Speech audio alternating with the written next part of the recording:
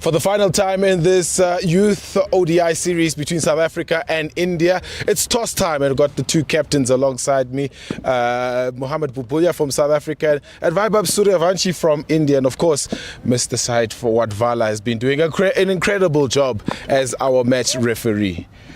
Mo, you've got the coin, please give it a spin for us. Call. Head. Heads is the call. It's a tail. And it's a tails. Mo, what are you going to do and why? We're going to bowl first. Yeah, we think we could hopefully flatten out late in the day and good chase for us. It's been a tough series, two very competitive games, obviously on and off with the weather. What are you trying to achieve with this last game? Yeah, I think the last game just as important as the other two, right? To go 2-1 up today is the goal, and to get into a bit of a winning streak, taking momentum into the World Cup. You've mentioned that the World Cup is around the corner. A couple of things that you want to improve on before you get to that. What are the key areas that you've identified as those ones that you need to make sure that you brush up on today? Yeah, I think there's very small areas in the game that we missed out on, a couple of big moments that we lost, and I think that's mostly what the chats have been about. Overall, I think we've been pretty decent. Any changes to your side? Yeah, a couple of changes. Cornet Botha comes in for the first time in the series, Paul James as well, and Sony returns to the side. All the best to play well today. Perfect, thank you so much. Vaibhav, yes. Happy to bat first? Yeah, we also want to bat first because looks the wicket, it's very hard and dry, and we also want bat first because of preparation of World Cup, so that's why we want bat. 2-0 up in the series. What are you trying to achieve with this final game of the series? Yeah, we want to finish this series with the high note and take lots of positive with this series. Any changes to your side then? Yeah, two changes. I think Deepesh Devendram out and Henil and Udav in. Okay, wonderful. Play well today. Thank you. Thank you. So the news from the toss is that South Africa have won it and they've decided to have a bowl first.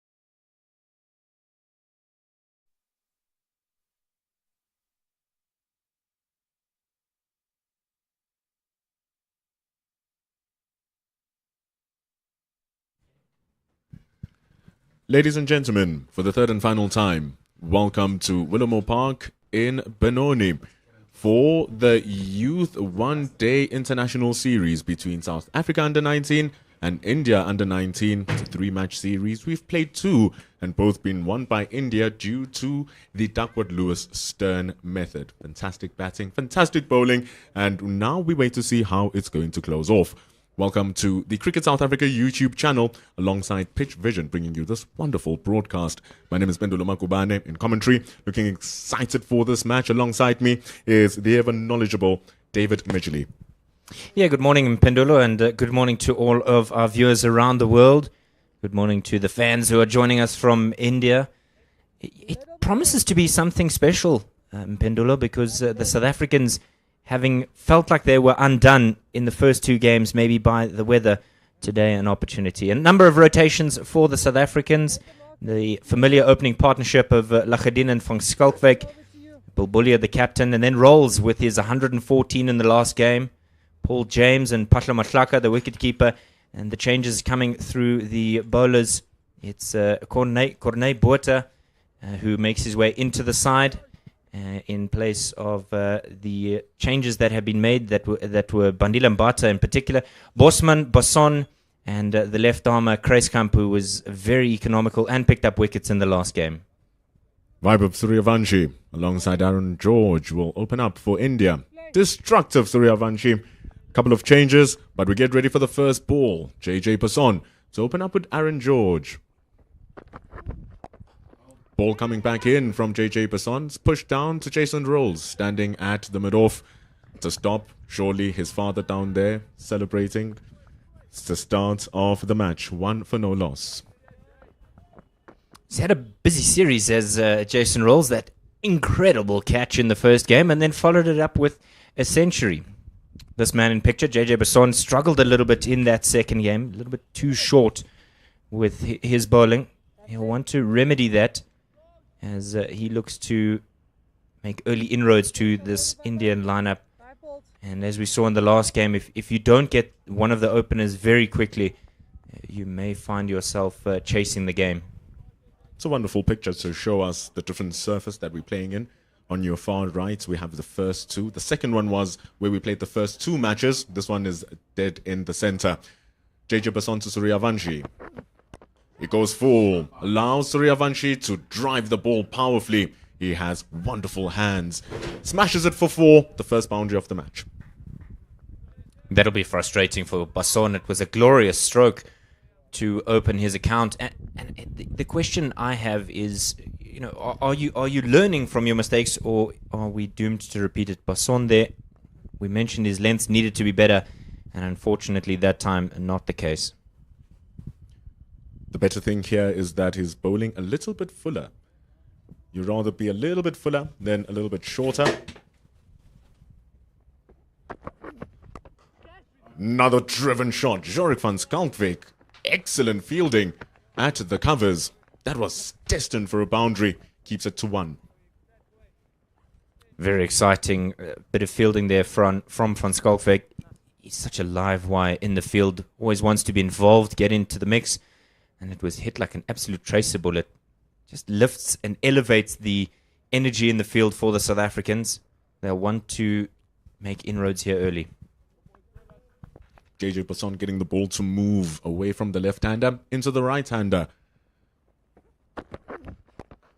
Can see the shape. The ball still a little bit to the short side. And in that first match where he bowled so well, went for 17 runs in his first 5 overs, he was hitting that back of a length with absolute accuracy. It's a very hard length. Difficult for the batters to get it around because his lines were also around that 4th stump. So it was difficult for the batters to free their arms. And in that second match, like you've said, David, a little bit too short. And he paid the price.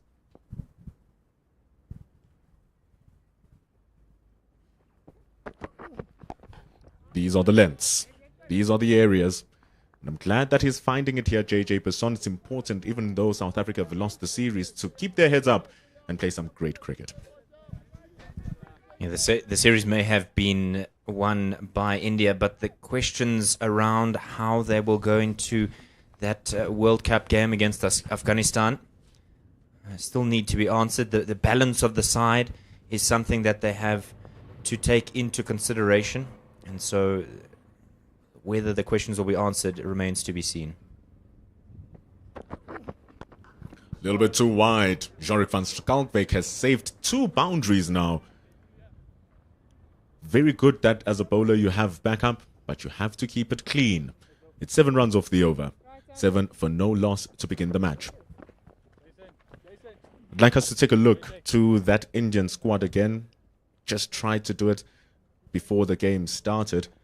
A couple of changes happening in the team. No Dipesh Devendran, no Keelan Patel.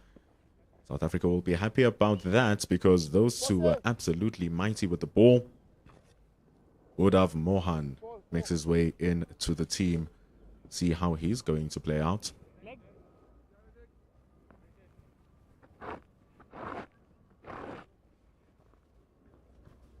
Yeah, somebody also struggled in that second game was Ntando Soni. Really didn't enjoy his time with ball in hand. So an opportunity to make a comeback, if you will. Was sent to all corners by Suryavanshi. He's going now to Aaron George.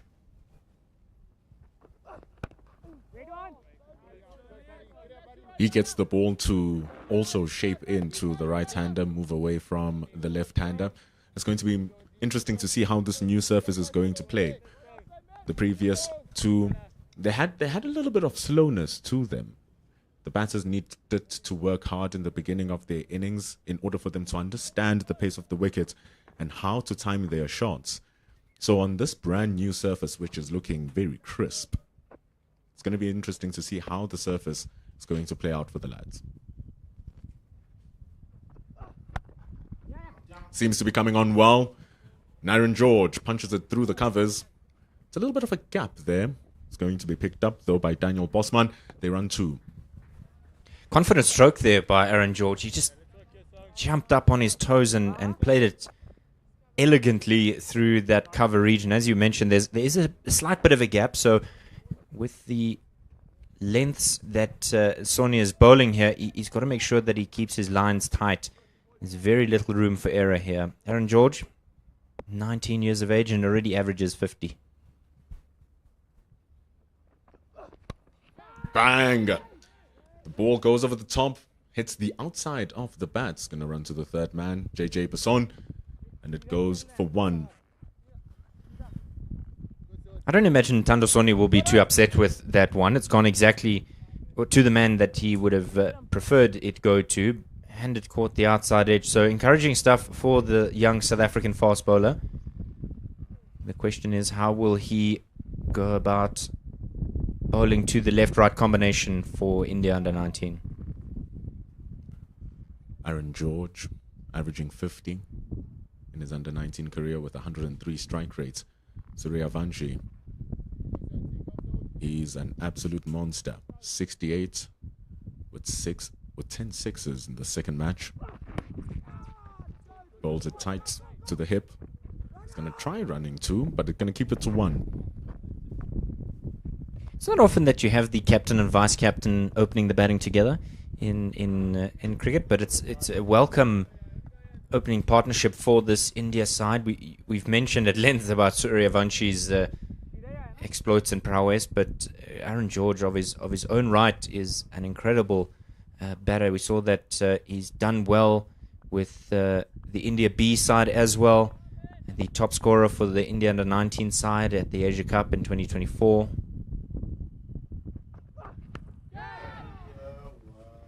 Yeah, just a top edge there. Really big swipe at that one. And it just sailed over the wicketkeeper. A couple of bounces and a boundary to Aaron George. Fortuitous, but they'll take them. Really looked to take on that short delivery. Tandosoni changing it up. Ball goes over. Patla Mutlara played it with a lot of intent as well. Sometimes luck goes your way and goes for 4. Aaron George, though, hasn't really sparked in this particular series.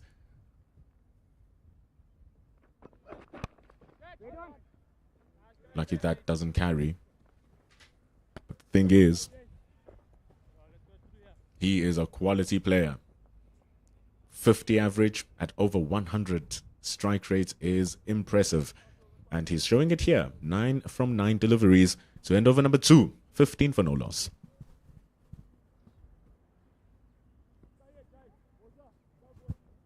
Very positive approach from the India under-19 side. The man in picture, Michael Kruiskamp, I'm sure is itching to get into the mix, picking up wickets in the last game and bowled at an economy, I think it was 3.8 in that game. So really itching to get going. He moves the ball with his left arm seam. But coming back to the Indian side, they really look to go after the South African bowlers early, go hard at them. And they went hard on JJ Passon, only 17 years old. Look at that conversion. Almost 2 wicket per innings. Wonderful average. Needs going to probably go down low as the ages go up. He's been involved in the South African under-19 setup for quite a while now, JJ Passon. You would think that he's actually 19 years old. But it shows how talented he is for him to be spotted at such a young age. And for him to be fast-tracked. And for him to actually play like he belonged, if you take a look at that first match, and even if you take a look at this record, it's absolutely phenomenal. Yeah, I think the selectors would look at it and see a tall left-arm fast bowler and recognize how important it is to wrap them in cotton wool. Goes big, Suryavanshi. There's questions for Jorik van Schalkwyk, but it's a little bit too much for the man standing at the covers. They're going to come back for 2 runs. Seems like Suryavanshi wants to continue from where he left off in that second match. Key here for India is that these wayward strokes are falling in safe areas, rather. And we saw that outside edge that flew away, the top edge over the wicketkeeper. Now this one, the mistimed stroke. It's the nature of going after the bowlers early. You have that luxury. Oh, beautiful from Suryavanshi. All the way. Drives it over the mid-off fielder. And it's the first 6. And indeed, he's continuing from where he left off. Well, the South Africans were being capped yesterday. I wonder if India went to the golf course. That looked straight off the first tee. Just stood and swung. There was very little footwork required. Just stands and throws his hands at it. A confident stroke. And 6 runs for it. It's a little bit of a hot stroke from Suryavanshi. That's more like it from JJ Passon.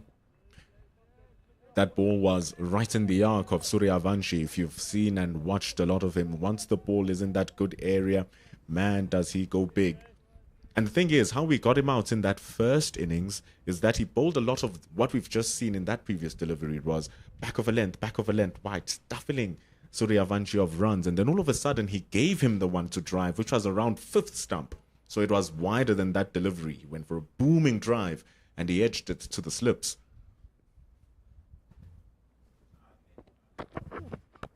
Hard lengths and a hard shot from Suryavanshi. That is a beautiful stroke and a strong stroke from the 15-year-old. Another 6 to close the over. Cracking shot there from Suryavanshi. It just sat up for him. Almost looked like he had all the time in the world. They got into a good position earlier and swatted it away. 2 6s in the over. This is expensive stuff from Passon, and almost a repeat of the second game. 10 6s in that instance from Suryavanshi, and you would swear that he hasn't stopped batting since then. That was so good. He's understanding now what needs to be done in these conditions, it seems. And this is smart. He's already taken 14 runs off the over. The first 2 runs, he hit the outside edge. There were questions, maybe he could have been caught, but there's no questions about the last 2 6s in the over. Goes for 14, 29 for no loss after 3. Let's get through here. Let's hustle around here. I wonder at what point will Mohamed Bobolia look to change with bowlers. Yes, it is only the third over, but they're going at nearly 10 to the over. There was 2 sixes in that last over. Certainly conversations that he'll be having with his wicketkeeper, Pashla Mahlaka. But Soni, with 7 from his first, has a real job ahead of him here.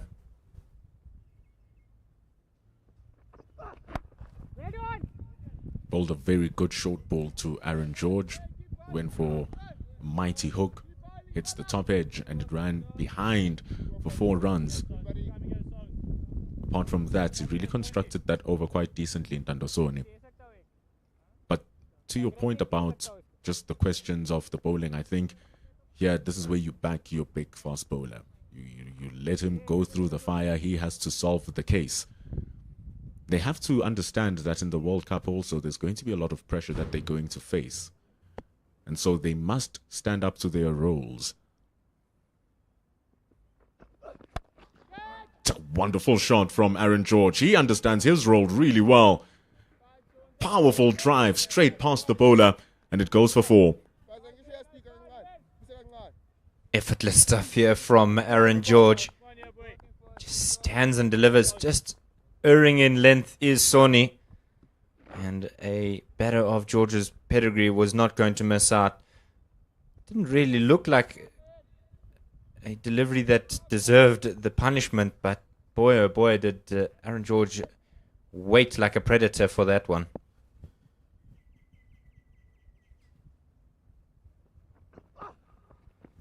It's going to be a wide delivery. Umpire Karen Cluster standing at the square leg. Umpire Mthokozi Sishezi currently standing at the chalet end. That men in picture, Mthokozi Sishezi, played in the 2006 World Cup for the under-19 side, South African under-19 side, with Dean Elgar in that side as well. A number of other names that really enjoyed their cricket and went on to play some good stuff. One of them ended up playing for Cambridge in the United Kingdom. Oh, that is superb from Aaron George. Both times he doesn't have to run, because why would you if you time it that sweetly? Back-to-back boundaries for the Indian opener. There's really concerning stuff here from Soni, and it is exhilarating from Aaron George. 17 off 12, his partner 19 off 9, and when they're getting deliveries like this, well, you can understand why they are one of the 2 most prolific under-19 cricketers in the world. To think there's still Vedant Trivedi, Abhigyan Kundu. And he smashes that to the square leg. Jason Rolls, though, standing very square at the fine leg. You would even say that he's standing at backward square in the deep. Keeps it to 1. It seems like India understand that they've won the series. And so they're playing very fearless cricket. They're playing with a lot of freedom. And it's South Africa who are under the pressure even coming into this final game. And now 3 overs in, you're tasting a run rate of 12 runs. It hurts. And this is the pressure that they are going to have to learn how to deal with. It's not going to be easy against one of the world's best under-19 teams. Change in the field. Square leg is sent out to the boundary with the slip going a little bit wider now as he decides he wants to come around the wicket to the left-handed Suryavanshi.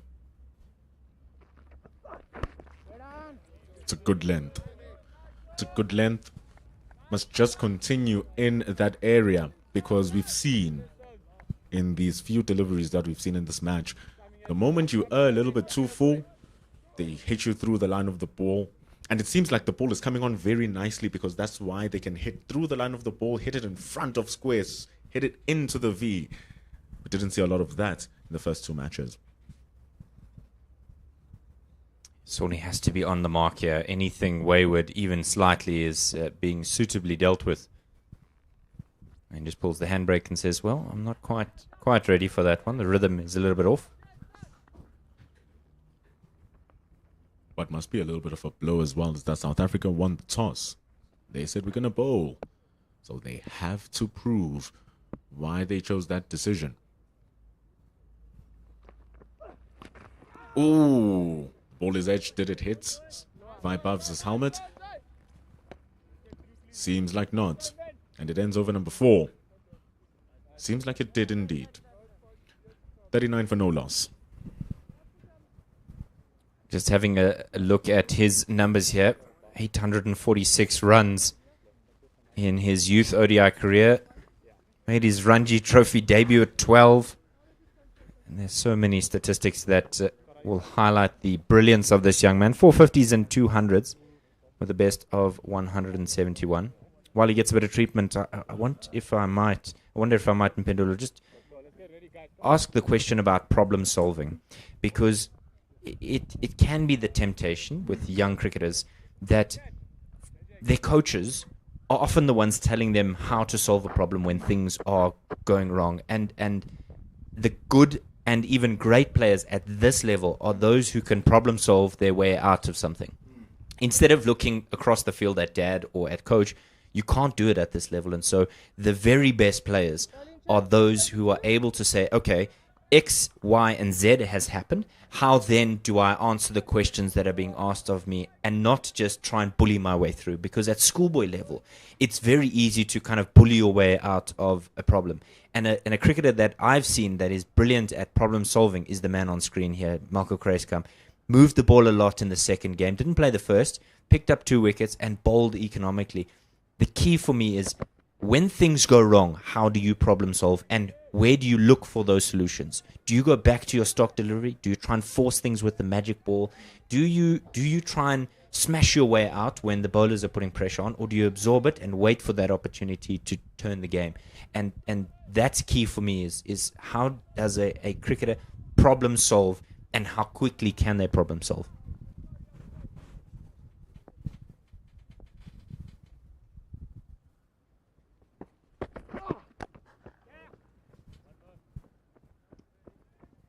On top of what you're saying, sometimes as players, you have an idea of how to solve the problem. I think Michael Kreiskamp has shown it with a couple of deliveries as well. We've seen it. The idea is to hit that hard length and keep that ball around the off stump on the 4th stump, because that's what has seemed to just curb the run scoring a little bit. I think the question goes beyond what the problem solving or what the solution is, and it becomes executing the solution that you know should be done. And so you saw a couple of deliveries where they just a touch too short and then they just a touch too full. It's never the line that's the issue. Currently, it's the length that's the issue. So I think it's the execution of the solutions that they are finding. Michael Kreiskamp is hitting it well. See, he didn't get that too good, Suryavanshi. Had to work to find the width and find the right area. That's why it doesn't carry to the boundary. Jorik van Schalkwyk saving more runs. What a fantastic fielder. Goes for 2. And you said it, Michael Kreiskamp, he solves the issues. And for 2 balls in a row, he's hit the exact area that needs to be hit. So the other bowlers have just not been able to execute at the level that is required to start the match. Michael Kreskamp's taken a bit of a journey across South Africa. Schooled here in Johannesburg at primary school level and then moved on to Grahamstown and then halfway through his high school career shifted over to Bishops in Cape Town. It's a lovely play, but still, because the areas are so good, it's tough for the batters to get pure timing on the ball. It's a wonderful demonstration of seam bowling here from Michael Kreiskamp. It's going to be 2 runs down the ground. The other thing it has allowed him to do, having schooled at almost 3 different provinces, 3 different surfaces, you learn to bowl in very different conditions. So obviously Johannesburg schools are traditionally slightly more flatter. They bounce a little bit more. Maybe they fly through, but more. They don't necessarily offer a lot off the surface, but certainly in the air, and that's where his strength is. But for somebody who moved to Grahamstown or Makanda and then to Cape Town, it has pushed his bowling to another level, because unfortunately bowlers struggle a little bit in Johannesburg's schools, but at the coast, that's where your bowlers start to shine. And Michael Kruiskamp, through his shift over to Bishop, struggled a little bit in the school's SA20 last year, but he's just matured and learned to solve those problems. Good change up, but he just overpitches the ball. He was looking for that Yorker. Suryavanshi is too fine and too touch for him to miss out. Glances that away for 4. Yes, confident stroke. You have to take those opportunities with the full pitched stuff. He just works it away tidily onto the onside. There's a bit of movement there, but over pitched. And just getting a bat on it really flies away. It's a glorious stroke here and a wonderful surface at Willowmoore Park. It's a very good shot. Drifts down to the leg side. It's crucially a dot ball. And it ends the over. They're on 48 after 5 overs. It's a blitz of a start here by the Indian under-19s. 5 of Suryavanshi on 27 from 16. Aaron George also going on a flyer, 19 from 14. And if we take a look at that boundary again, that Yorker that Michael Kruiskamp was trying to go to, I think it's 2 things here, David. It's again the execution of the shot, of the delivery. The ball is a bit overpitched. You understand the thought process. I've given you 4 stifling deliveries. Let me try and go for the stumps. But then you also question, is it the time to do that? Would you rather set it up a little bit further, make sure that you retain the run scoring? See, he also goes for a Yorker. And he also overpitches it here in Dandosoni. He's having a tough start. And India are having a blitz of a start. They reach 52 in just 5.1 overs. At 50 coming up at an absolute 10. Tandosoni, you can just see the body language from him there. This is, as you said, the difference between the two sides. Over pitches, hammered down the ground. And the difference this morning looks almost like it comes down to body language and where they mentally are basing themselves. Have South Africa just said, we're just trying to go through the motions? Maybe a bit of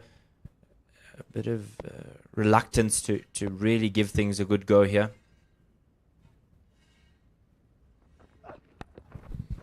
I also think it might be a case of trying too much. It's got a lot of work for Jason Rolls, who's standing at deep backward square, gets to the fine leg boundary to stop it. It's going to be 2. And I think that short pitch delivery just shows, I think they are trying a little bit too much to search, because they aren't finding that correct area. And if they do find the correct area, I don't think they've been able to back it up with the next delivery and the next delivery. And so you try your trump cards. Okay, let me go for a short one. This ball seems to be coming in well. Okay, let me go for a Yorker because the shorts and the good lengths are not working. But it's just hitting that hard length, which is very hard to execute because it's easier said than done.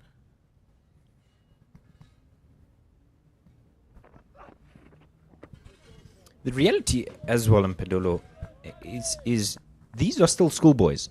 So their experience, particularly within the South African setup, their experience comes from school. And so when they bowl well, as they have 1 or 2 or 3 or 4 deliveries, looks like we've got some young Indian supporters in the crowd. When they bowl that delivery, that one that gets punished away from the Indian batters,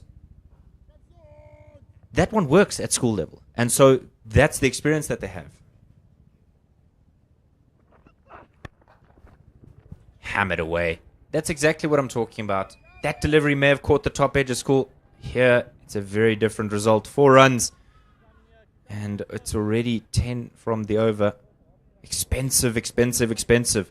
How does Ntandosoni solve this problem? Because India will dispatch these types of deliveries to every corner of the ground. Effortless, really. See, again, the search continues. You understand now they've put a deep backward square they've put a deep square leg rather And they've moved Jason Rose a little bit finer to the fine leg region, saying, okay, we're going to defend these short deliveries.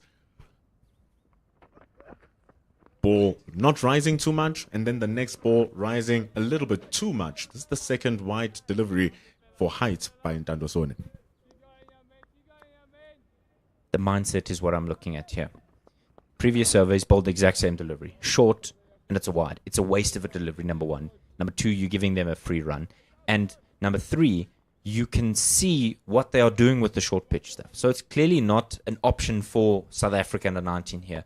You cannot blow them away as you would traditionally some of your teammates. A little bit better. Jason Rolls is going to go and cover it. It's been doing a lot of work coming down to the leg side. It's much better lengths. Man, India are hitting them out of their areas here. And then we go back to the conversation that you actually raised, David, about the concept of problem solving. And then tying it to the additional idea of them being schoolboys. The more you play, the more your match awareness improves. I mean, the more you play one of the world's best teams with their best setups, that too helps you develop your game to a higher level.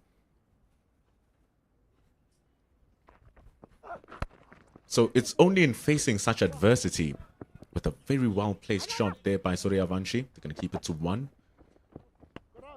It's in facing these adversity and being in the fire that you build up the resistance to it. And so they have to learn here, the South Africans, how to solve it in real time. And at a young age, that might take a longer time for it to develop. It's after 6, 61 for no loss. Some of the families coming to watch the cricket out here at Willowmoore Park in Benoni, Johannesburg's eastern region. And they've been spoiled with good weather today. Minimal cloud coverage. We've said that for 2 games and then it ended up being interrupted at the end. Typical Johannesburg afternoon thunder showers playing havoc, and particularly, as is common on the Highveld, the lightning. Michael Kruiskamp returns. Just that one wayward delivery, meaning that he conceded 9 in that first over. Mohamed Bulbulia just getting a bit of strapping from the South African physio. That's why there's a delay. Ms. Sheena Jordan. She is the physio for the under-19s, working on the under-19 captain. Pretty experienced management unit for the South African under-19s. And I think that too is very important in helping with this decision-making. The captain, the coach, and the whole team, they all have an idea of the type of cricket that they're trying to play. The coach has to send out and teach that idea to the players. And with that, you also learn how to work around certain adversities that you face in the game. And those are purely given to the captain. And if he has senior players, those senior players also have to learn and understand how to deal with the tough times. Another one that's a bit too full from Michael Kruiskamp. That delivery is just not working for him. Second time that he tries to bowl it, and it's the exact same result by Vaibhav Suryavanshi. 2 straight and a poor start to the over. What does South Africa need to do to get these 2 out? Because they look as though they are ready to fill their boots. A little bit of wayward bowling, but the hands, the wrist movement with which he's played that just made everything look so effortless. That's it. There's a chance here. There's a chance if it gets it in the boundary, but the chance is not good enough. Suryavanshi had his heart on his throat just for a moment, but over the boundary it sails, and it's 6 big ones for the young 14-year-old captain.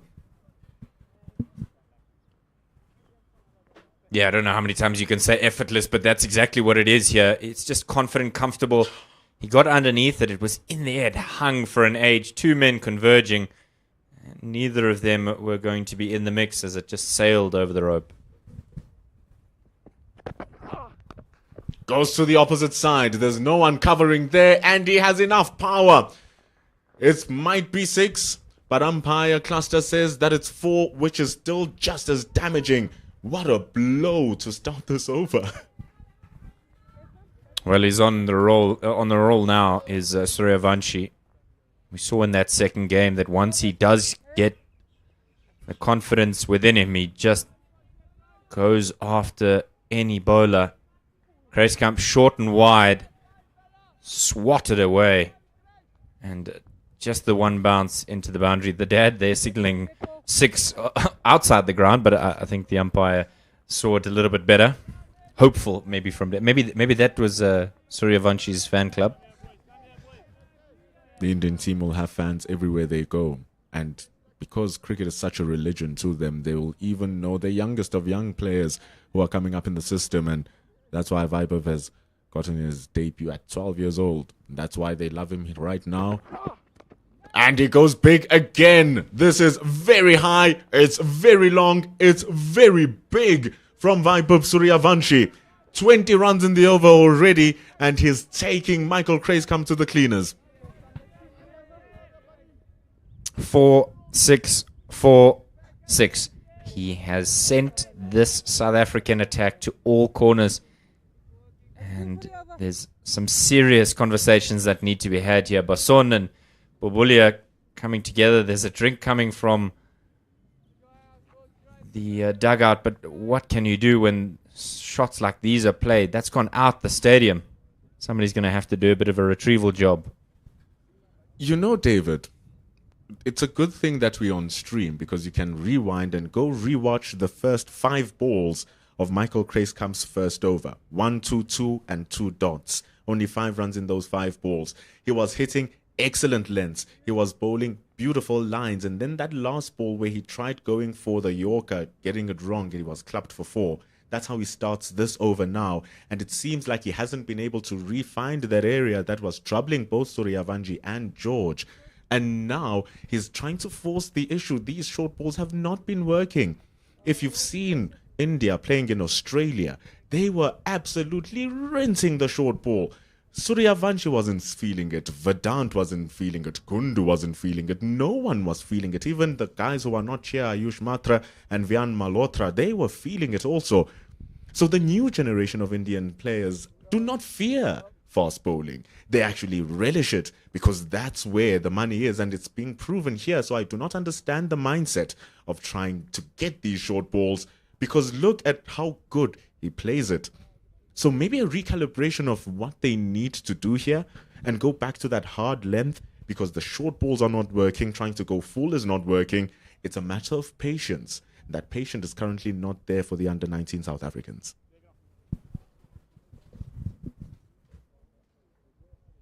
To answer them. And as you said, you have to be consistent and relentless at that back of a length type of delivery, because when you bowl the short stuff, it just sails away. It looked like there was a little bit of movement there through the wrist of Michael Kruiskamp, but he just has travelled time and time again. Hands on hips from him, and well, where is the solution? Because, as you said, if you do the same, you're going to get the same results. I'm just questioning on why. Why is this the type of bowling that you are producing? Because it's clearly intentional. It has not been working. It is difficult to hit a back of a length. It is very difficult. And that's why the best who can do it get paid the big bucks. But then if you are wanting to get into that higher level, you have to show within your peers that you are a level above everyone that is around you. And so you have to get into a mindset that, you know, I do not have to be a superstar. I do not have to try something that is X and Y. Just do what you are brought into the team to do. Michael Kruiskamp is to hit hard lengths and control the end, get the wickets as well. That's what he must try to do. They don't have leverage of moving the field. We're still within the power play, but they have a deep square leg and a deep fine leg.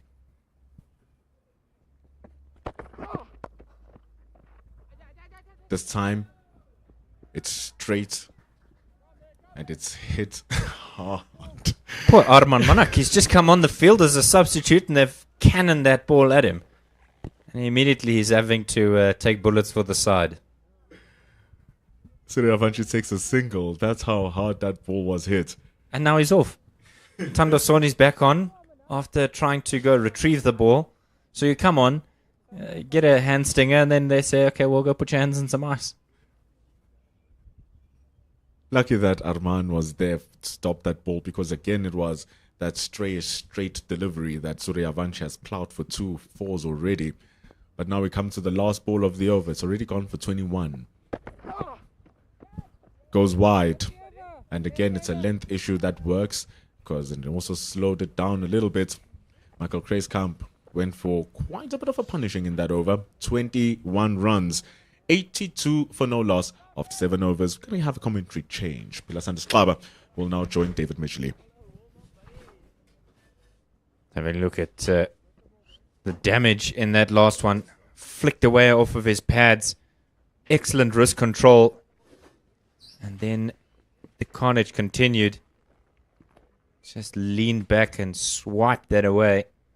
2 men trying to get to it, but it was a mere formality. This one from the opposite angle.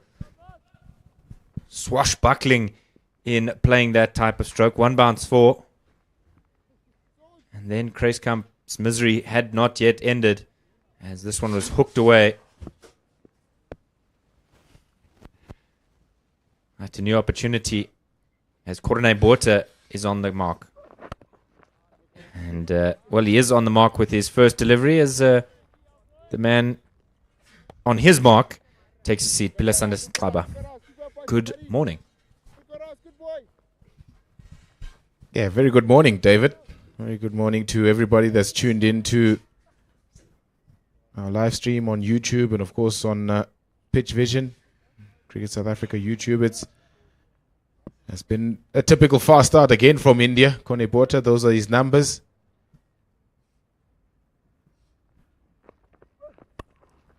Cut away. It's too easy. Change of bowling makes no difference. It's 4. And that's a well-worked 50 from Vaibhav Suryavanshi. 24 deliveries. When he goes, his strike rate is... It's either 0 or 100. Yeah, it's alarming, actually. 53 from 24, and he's played all the shots. You normally associate him with brute force and strength. That a little bit more touch and timing. Pick that gap between those 2 men stationed on the offside to perfection.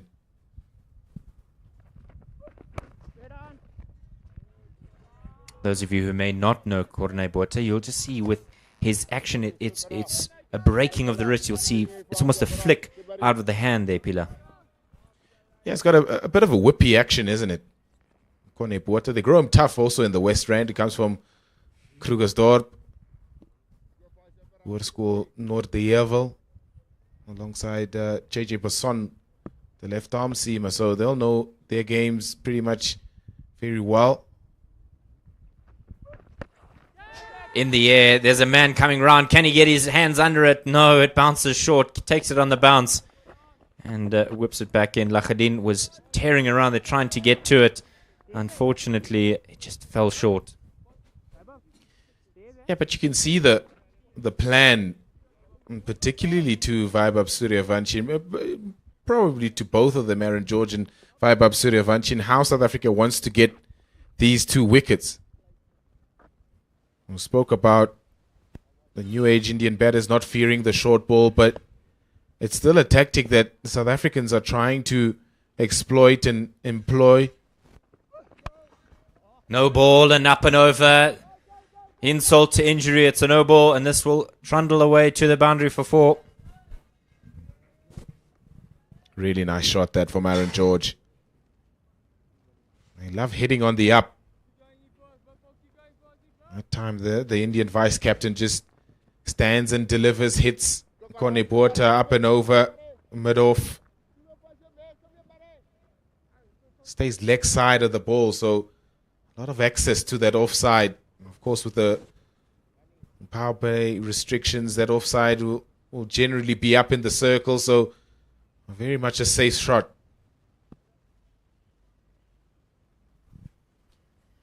And the free hit, they've not really struggled, so you wouldn't exactly say this was a release shot, but a freebie nevertheless. Oh, that was well bowled by Corne Bueta. Just didn't get anything on it, did George. Yeah, really good ball that followed. Aaron George knew that he was still targeting, hitting up and over that offside again with the ring field. And followed him because he gave himself room towards that leg side.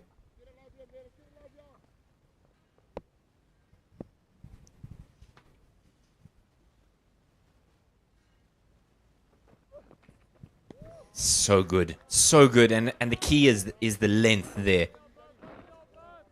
The way that you see the ball flying through to the wicketkeeper, good carry, good bounce, and a very good over, barring that no ball from Bueta. So at the end of 8, it's 92 without loss. I think you need a little bit more of that hard length, back of a length delivery from all the South African bowlers more consistently. And you and Bendulo were alluding to the fact that South Africa have been a little bit inconsistent in terms of their lines and their lengths. Just about there. That length is hard. The line is good as well because it doesn't give Aaron George room to free his arms. It tucks him up. A lot more of that. Kreskamp guilty of being a little bit wayward in his line. The length was all right in this previous over. In the air, it'll fall safely between mid-on and mid-off. It's much better from Kreskamp, much neater. Hands on hips, but I don't think they can be too upset with themselves. At least the South Africans will take some consolation in the fact that there are opportunities. They're just not going in their direction. Exactly that delivery also, David.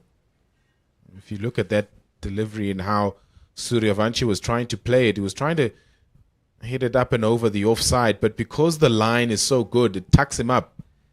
He doesn't have the freedom to be able to free those arms. Difficult to do that when the line is a lot straighter, not too straight where it drifts onto that leg side where he can play that pick-up pull shot over fine leg and square leg. Reinforcing the field now, Michael Kreskamp, the third fielder, comes into the circle, 2 points, and the third man up in the ring. Too much width. He's going to cross him with the left arm over the wicket. And, well, it's a veritable buffet here for the opening batters from India. They move ever closer to that 100 opening stand. Yeah, solid shot that from Aaron George. He's prolific in his own right, Aaron George. We often speak about the talent and the exploits of Vaibhav Suryavanshi. This guy, leadership, all the leadership qualities that you'd want from a youngster. Hyderabad-born player. He's made a bit of history also in his state of Hyderabad.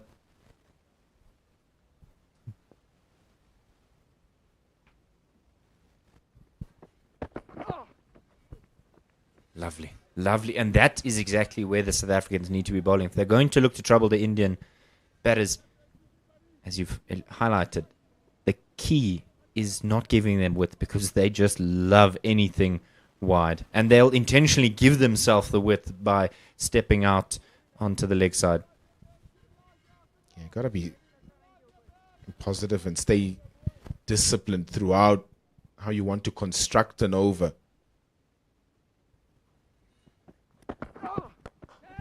In the air, on the bounce to Bulbulia.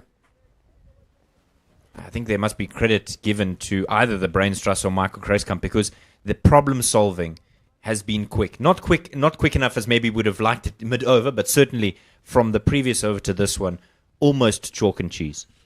And you got to learn on the go, really. You got to try and find solutions on the go. South Africa under pressure, 97 without loss, India. In the air, but there's nobody out there, and it'll fall comfortably into vacant land. 4 runs and 100 up for the Indian opening pair. They've batted so well together, almost riskless cricket, and that takes them to 100 opening stand. With again Look how far this is to the body of Aaron George. Any piece of bat, and because of the restrictions, it flies over to the boundary, one bounce and into the fence. 101 without loss inside the 9th over. It's good going. That's the bouncer that we've been begging for. The end of 9 rather. 101 without loss. George 42 from 28 and Suryavanshi 55 from 27. Yeah, Aaron George was alluding to the fact that he's made a bit of history playing for Hyderabad. Hyderabad, in its entire existence, had only won 2 domestic titles. The Ranji Trophy twice in 1937-38, 1986 and 87. And after 38 years, they added another domestic title. That's the Vinu Mankad Trophy. And who was captain of their side? Aaron George.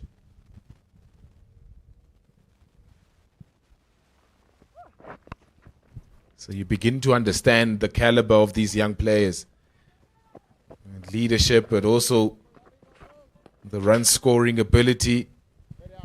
And when you look at how he's done in that Vinu Mankad Trophy over the years, 341 runs and 373 runs in the last 2 seasons of the Vinu Mankad Trophy. You begin to understand the quality and the caliber because they play at a higher level also. When they come down here, they look to dominate. Big heave-ho there from Aaron George. He was listening to you and getting in his own head, but you've highlighted such a contrast between the South African team and this Indian side. 62 average 200s in that tournament, the Vinu Mankad Trophy. Having played at that level, at the age that he's playing at, and then comparing the game experience that the South Africans have, you can see why there is a gap between the two sides. But importantly for the South Africans, Pila, they then learn and learn quickly. Hard lessons, but valuable lessons when going to a World Cup. Because, as we said earlier, how do you problem solve? And if you can draw on that experience that you have gone through in this series, you then say, okay, now I know how to get myself out of that mire. The one that George isn't able to get away. Tidy stuff from the South African, from, as you said, Krugersdorp. It's one of the things that whenever you look at a South African under-19 side, whether they're going to a World Cup or not, how do you get enough playing experience at a higher level, at a higher intensity? In the air! Desperate dive there to try and get a hand on it. He may have got just the fingertips, and it races away to the boundary. All day, it's been that way for Jurg van Schalkwyk, just out of reach. He saved 2 boundaries before this, Jurg van Schalkwyk. It was perilously close to that outstretched right hand. And hit it with enough power from Aaron George to take it past him. Another beautiful shot. What a superb player this guy is. Once it pierces the inner ring here, it often goes to the boundary. Well manicured field here at Willowmoore Park in Benoni. Outside edge. They dispensed with the slip a few overs ago, and the frustration and misery continues. The outside edge carved away, and it brings him 50 runs. And toying with the field now, Aaron George. It's a well-played 50 also. 50 from 32 deliveries. He hasn't been left behind in terms of intensity and a positive mindset from his batting partner, Vaibhav Suryavanshi. He's going toe-to-toe with his batting partner at the other end. Just gets inside that one. nurdles it away onto the onside. Basson doing the fielding. And they've not let up as Nelson comes up on the board after the conclusion of the 10th over. 1-1 without loss. And there's an indication, as you saw Patla Mahlaka there requesting the helmet, that there'd be a change in bowling. Kruiskamp will have a break and we'll get some spin. Yeah, it'll be interesting how the spin will play. End of the power play also. This will give South Africa a little bit of relief in terms of fielding restrictions. They've been blown away inside this first 10 over power play. 111 the Indians have put together without any wicket to fall. So it'll be interesting how the spin plays in trying to stem the run flow. It's important to string a few good overs together. India going at a rapid rate of 11.1 to the over. So these overs from Bosman, very important. And of course, Jason Rolls with his left arm spin. And how do they navigate through these middle overs and trying to keep both Aaron George and Vaibhav Suryavanshi quiet? Difficult task.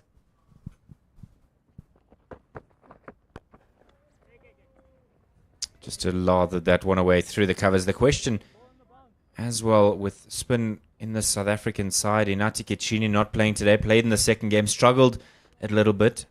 And while the Windhoek surface is similar to South Africa, it's a newer surface, and so how the spinners will play there is remains to be seen, and how the South Africans who are playing all three games at Windhoek, how will they be able to assess conditions and adjust the way that they bowl, the pace out of the hand, the lengths that they bowl, the flight that they offer.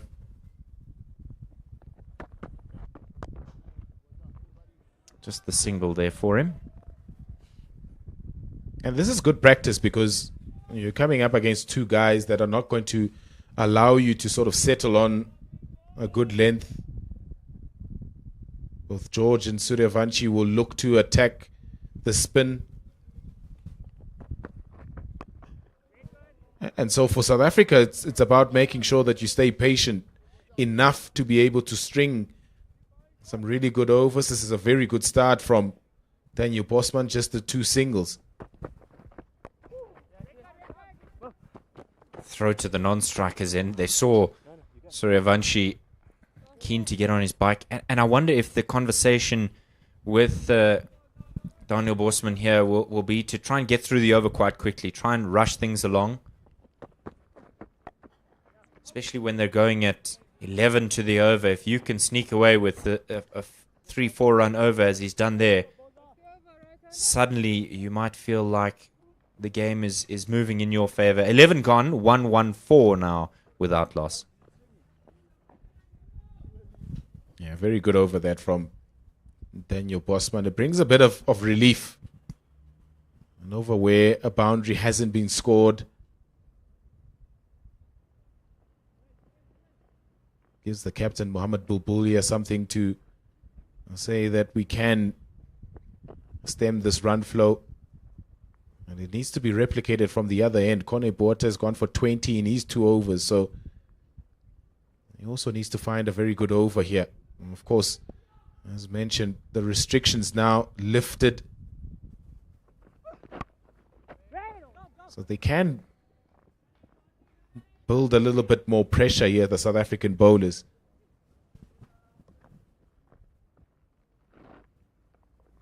The key is where do they now look to go? They've bowled short and it's been punished. They've bowled straight and it's been punished. They've offered width, it's been punished. And so over the next 10, 15, 20 overs, how do these South African youngsters find a way to try and contain?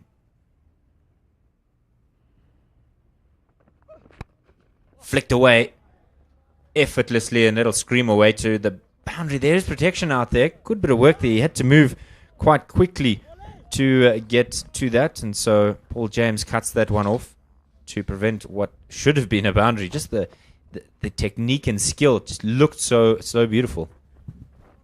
You got to be careful, Kone Bota, not to stray too straight, because he's got protection square of the wicket. In front of the wicket, if you get it up and over mid-wicket, you can get a boundary, especially for Aaron George, who has been really prolific either side of the wicket, so has Suryavanshi.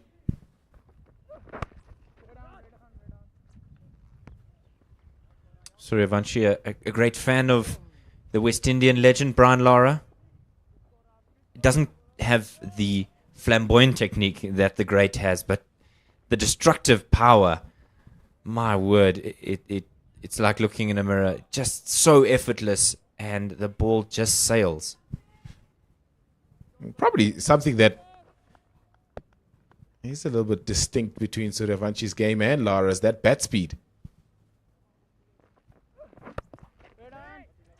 It's got a fast bat speed.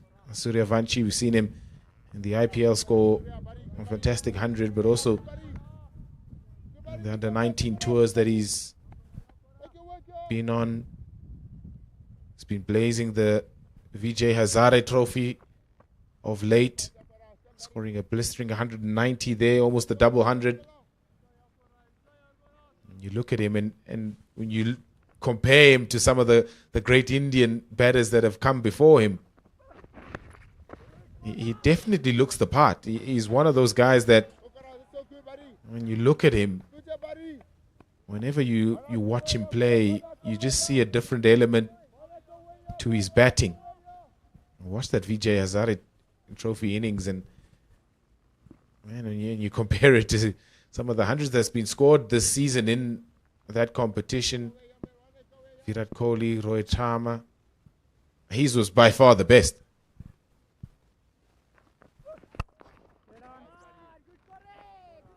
It's good stuff here from Corne Bota. It was key that following that over from Daniel Bosman, that he followed up with that complimentary performance, and he's done exactly that. 12 overs gone, 115 without loss. This is much better from the South Africans, much more reserved. If wickets aren't coming, you have to put the brakes on the run scoring, and they've done exactly that for at least the last 2 overs. Yeah, good follow-up from Connie Porter. Just one off that over. And I guess the challenge was always going to be the power play, especially the opening power play in this series. Knowing how fast this opening pair scores, that was always going to be the challenge for these young South Africans. How do they pick up wickets in the power play in order to stem the run flow throughout the innings? Wickets in the power play are always a prerequisite to be able to do well in the middle overs. To be able to boss the middle overs, you have to pick up 2 or 3 wickets in that first 10 over power play. And that's proven to be the biggest challenge for them in this series.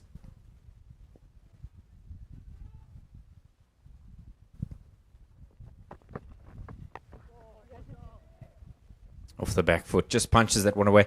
Credit to the South Africans, Pila, because they had India at 67 for 4. And then it went very wrong with the 137-run partnership. And you've highlighted that, because when you get those wickets early, then you can feel like you're moving the game in the direction that you want. Unfortunately, it's just been the opposite today. Not a single wicket yet to fall. Stands it in the air. There's a man under it. Will he take it? No, he's dropped it. It went straight to him. Jason Rolls. A fairly regulation catch at knee height. And one of the rare opportunities for South Africa goes a-begging. Yeah, we don't want to heap too much negativity on this side. It's a regulation catch that previous match as well dropped a couple of catches. It makes it so much tougher when you put simple opportunities down like that. They've got a really good fielding coach in Tabang. We'll be looking at this and saying, well, we're letting ourselves down here a little bit. Regulation, it's gone in and it's gone straight out.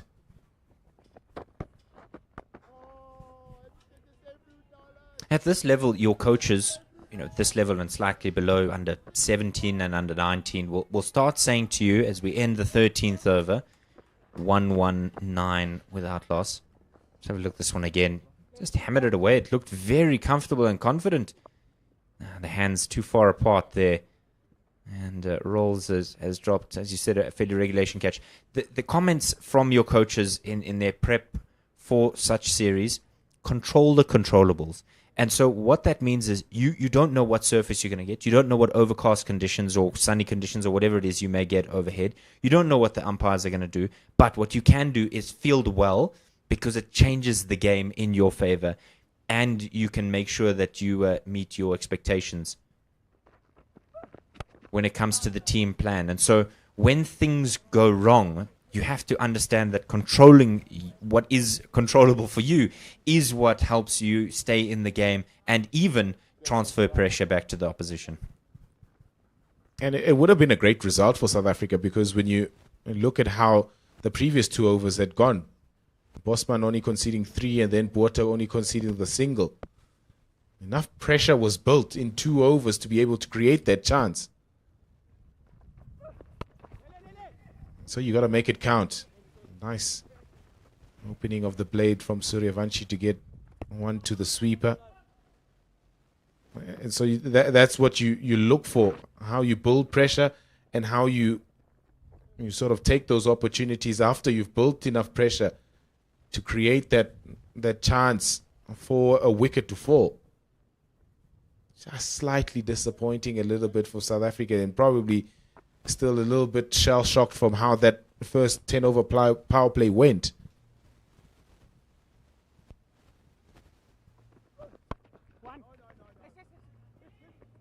And the crucial lesson that the South Africans will learn from that power play is, how do you recognize when things are getting away from you, and then how do you try and stem it? Because the temptation is, well, we'll just push through it. It'll eventually, abate. And in reality, it never really did. For 10 overs, South Africa were carted all around the ground, and so you have to be able to see that there's severe hemorrhaging. How do you stop the bleeding?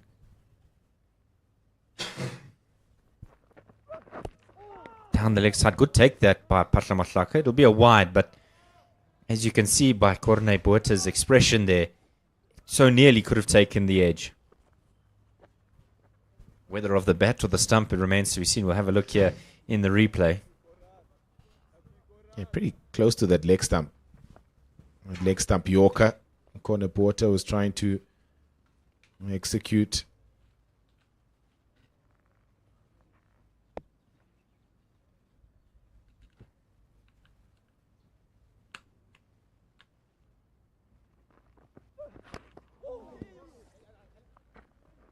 His first 2 overs were mightily expensive, but this return, if you will, to that which has worked for him, Corne Botha, means that he's getting the dividends that got him to this level. That's such an important thing that Mpendulo raised, was something that got you to this level is something that can help you succeed at that next step.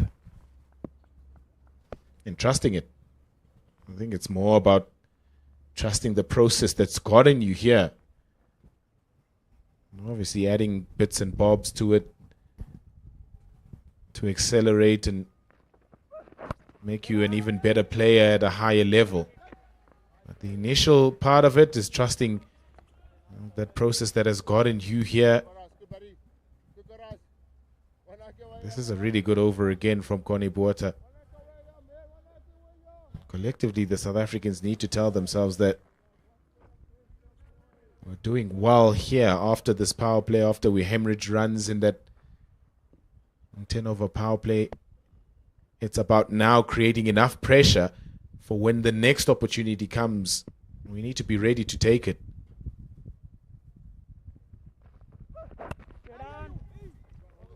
Tidy stuff from the young man. 14 overs have been completed. It's 122 without loss, and time for a change as I make way for Mpendulo Magubane.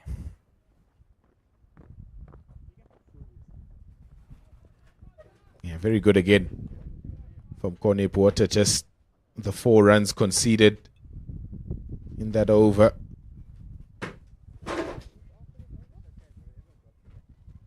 Africa in the last 4 overs have only conceded just the 10 runs and have created an opportunity for a wicket to fall. Bosman with his 3rd over.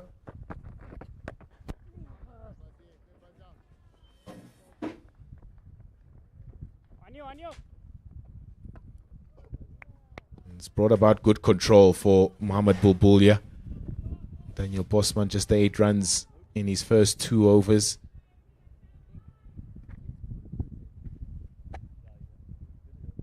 It'll be interesting how George and Suryavanshi also navigate through this period. Suryavanshi has shown that he wants to predominantly deal in boundaries and doesn't like the monotony of just scoring in singles. Benoni Mokubani just settles in nicely alongside me. After the power play, South Africa looks good. Really helps a lot that they can now defend a bit more of the boundary. And India must be praised on how they took on that power play.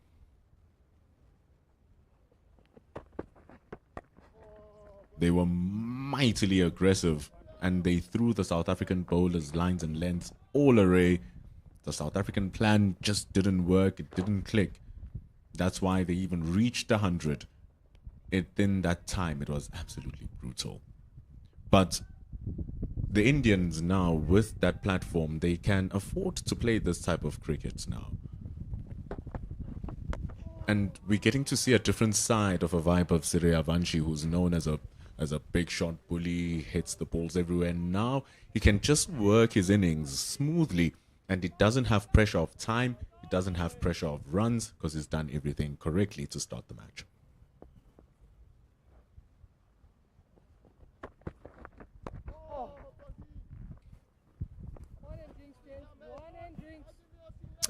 A lot of the heavy lifting inside that 10 over power play, really, and that's what you want. Your team batting first, control and go hard at the power play so that you are able to have a bit of time to settle into the middle overs. Another good over from Daniel Bosman. 15 done. It's 126 without loss, and time for our first drinks break.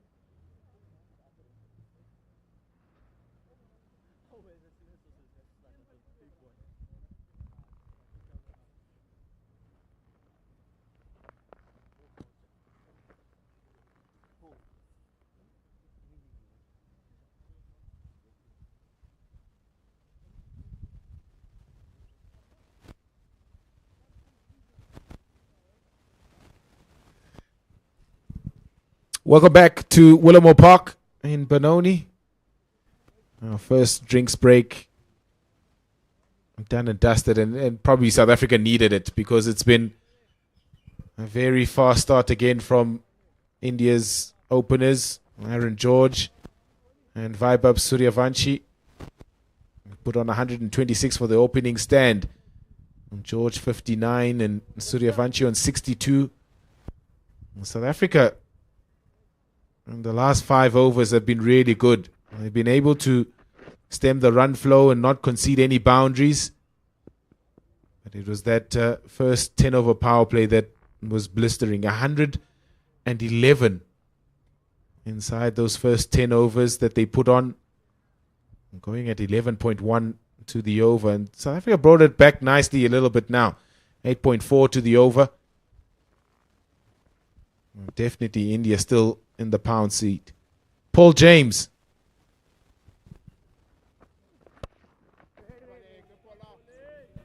Crafty little medium pacer.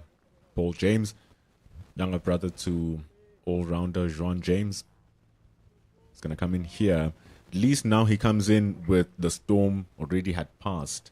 It's just that the damage from the storm lays all around the scoreboard. And now it's navigation for the next couple of overs on how to continue limiting that scoring. And it's hard not to feel like both Aaron George and Vaibhav Suryavanshi will feel like they can take on Paul James here. Lack of pace. They've been bogged down to just 15 runs in the past 5 overs after the power play. And so they might sense an opportunity to take him on.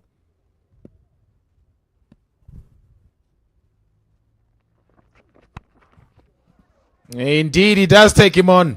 It's Suryavanshi to the long boundary.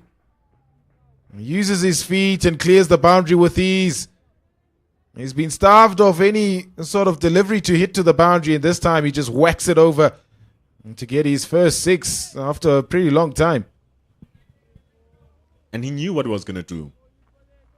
He didn't even question it. He didn't even think about it. A shimmy down the ground makes the ball perfectly be in his arc.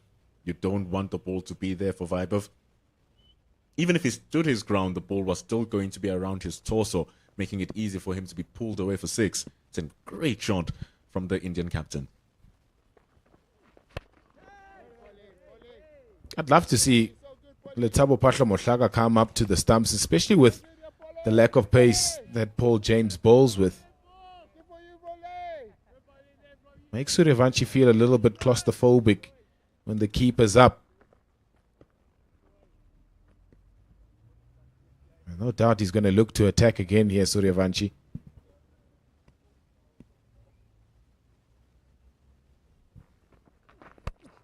Wide outside off stump this time and blazed over, extra cover for 6. 2 6s in this over and they belong to Vaibhav Suryavanshi.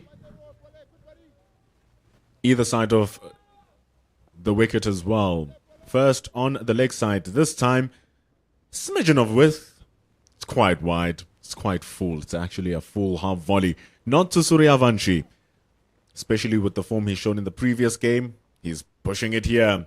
Even JJ Basson, if he was there, was never going to catch it. He was the tallest fielder. That time it was Gracekamp who had no chance.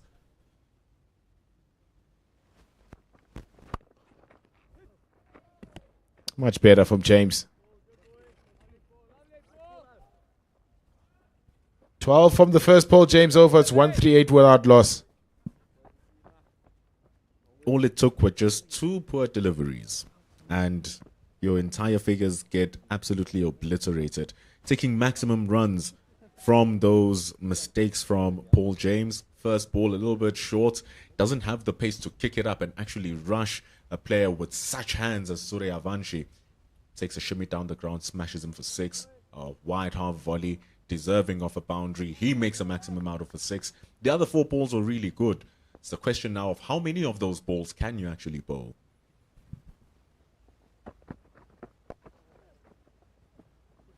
And on the other side of the picture, you have here Daniel Bosman, who understands exactly what needs to be done which then begs the question of when we're going to see Jason Rolls takes the ball, because he provides similar kinds of spinning. They can both try to hold down the end and then force the mistakes out of the Indian team.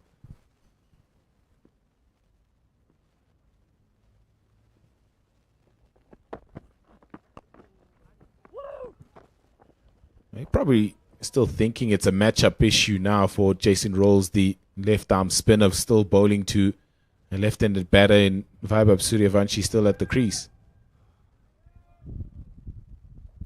Need to get a wicket here, South Africa.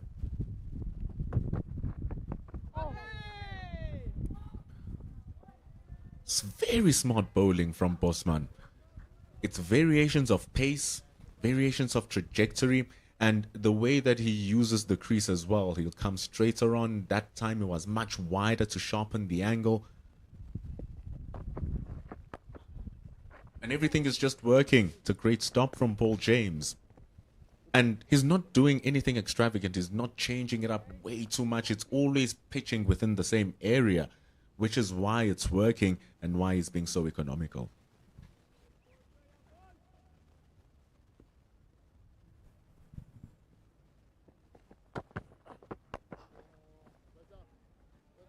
We've looked to attack him once. Vaibhav Suryavanshi just putting away that attacking shot.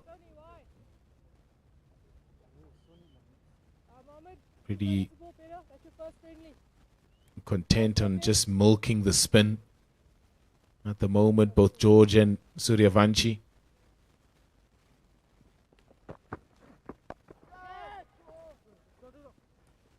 Try and push for two here, but it's gone quickly to Jorik van Schalkwyk. Another good Daniel Bosman over, 143 without loss. David earlier on in our commentary was talking about problem solving. The parents are also watching, seeing how the boys will solve this issue. The ball bullies at the back, beards right next to the door. When they're green is the Jason Rolls family. And your far left have Daniel Bosman's family. So a whole slew of parents coming up. We even saw some Indian families there as well. It's great support here at Willowmoore Park.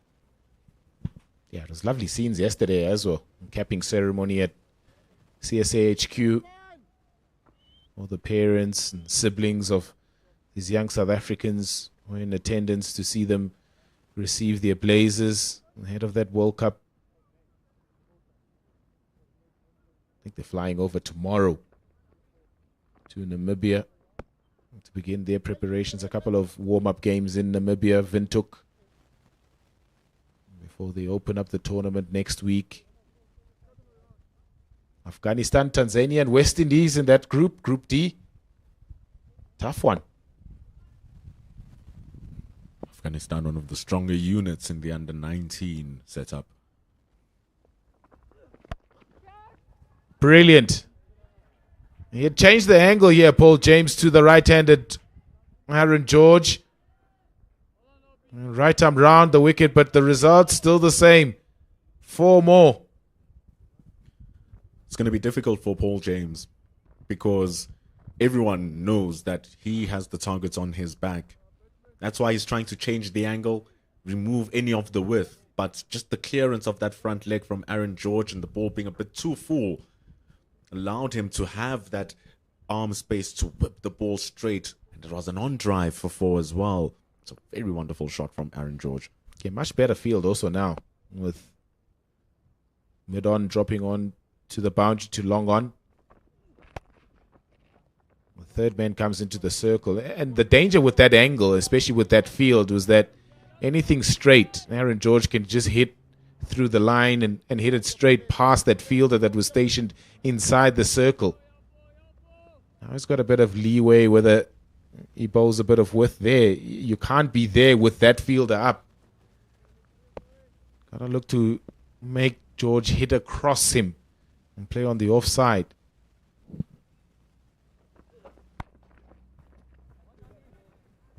Much better length as well. It's ever when you're just a little bit too full or a little bit too short. Those are the two errors he made, and even in that delivery, a poor delivery for the field that he had set. And this is what he needs to understand now, that you just have to be grindy, just have to be boring. These are the overs where you're looking to reconcile that powerful power play. The first 5 overs after the power play were perfect. And so now, have to use a little bit more variation, have to try something different, but pitching the ball in the correct areas is key. Bang from Suryavanshi. It's a flick of the wrist, really. And it's gone over the boundary for 6. Reigniting that fire that we saw in that first over, performed that first power play. Another one that is a bit too full from Paul James. But it's nothing away from vibe of Suryavanshi and those amazing hands. It's right in his arc. He didn't even have to move. Just hit through the line of the ball. And it's the 150-run partnership as well between vibe of Suryavanshi and Aaron George. It's a great start. Another chance, a chance. No, it's gone over that man. It's just brute power and force now from Vaibhav Suryavanshi. This is tough for South Africa. Back-to-back 6s from Vaibhav Suryavanshi. Goodness me, Pilasande. Where do you bowl? What do you do? Everything is flying away for Paul James. He's not having a good outing with his first couple of overs. Straight into the fire.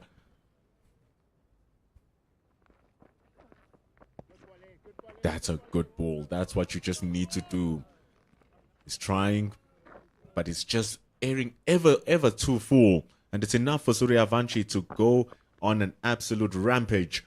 That ball was wide. He had no reason to hit it over the long on, but he did because he has the skill. He has the hands. And man, does he have the runs right now. 88 from 53. Yeah, 160 without loss now, India. This partnership is hurting South Africa.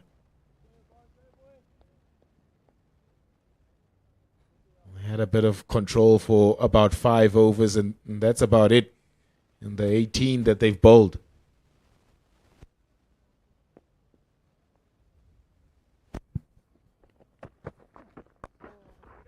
Bosman's been the pick of them because he's been the one that has hardly conceded a boundary so far.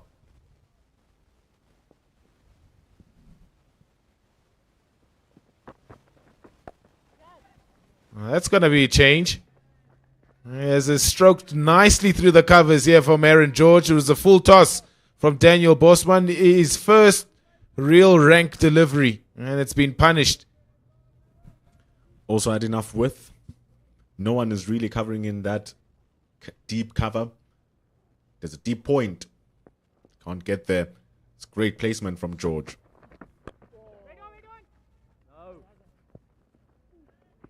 See that man, Michael Kreiskamp, was standing at sweep, has now come a little bit squarer as well, just to cover up his cover fielder. But it's a brutal shot for a poor ball by Daniel Bosman.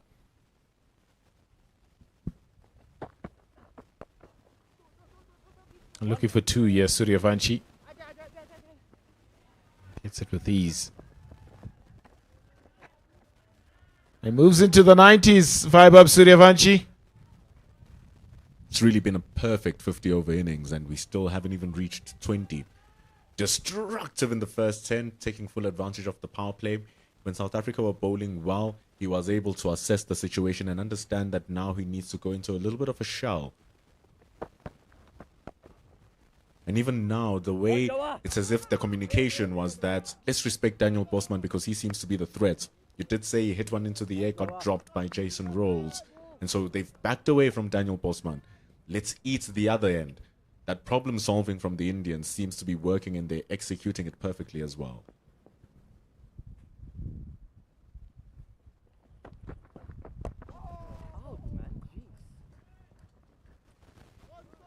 Still content on just milking George.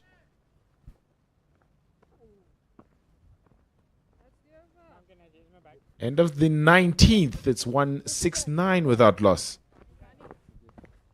Gloves coming with probable messages on what needs to be done by the Indian team. Right now, so far, so brilliant. 9 runs to the over. Projected score of nearly 440. And the thing is, after Vaibhav and Aaron George, you still have Vedant Trivedi. It's going to come in. Made wonders in Australia. You could say conditions akin to what we're experiencing here. Still have Abhigyan Kundu, whom, from what I've seen, might be one of the best of the lot in terms of the bat. Talented left-hander. So there's a lot of threats for South Africa if they aren't able to sort the issues. And so they call back their strike bowler, who only had 2 overs at the start. JJ Passon. Yeah, projected total is what you look at now. South Africa staring down the barrel of conceding possible 400 runs in this first 50 overs that they're going to send. Passon. He's straight into the attack and straight over his head. A couple of bounces and into the fence. Aaron George this time. Have to try and get a strike. Have to try and get a wicket. Full and wide from JJ Passon. There's no one in the deep on the offside. And so, intentionally going lofty. Look at that wide green acreage. Full advantage, and Mohammad Butbulia still inside the ring.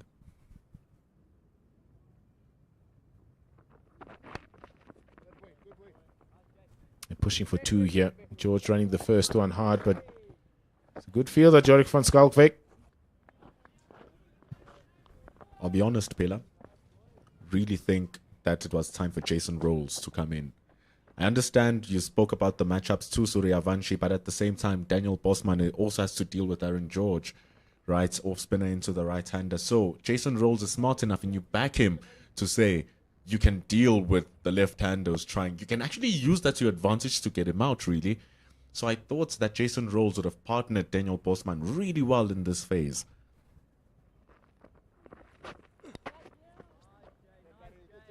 We take nothing away on JJ Passon. But the match situation, you've seen Daniel Bosman, it's working. So you try and just extrapolate as much of that as you possibly can. Yeah, because the spin has been the hardest to hit. And pace on has been much easier to get away on the surface here at Willowmoore Park.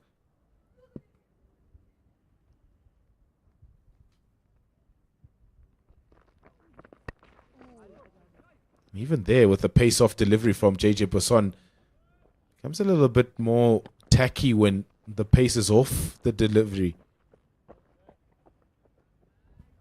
It's important for South Africa to try and realize what is working best on a surface like this, and try and stick to it as best as possible to give themselves an opportunity to pick up this wicket.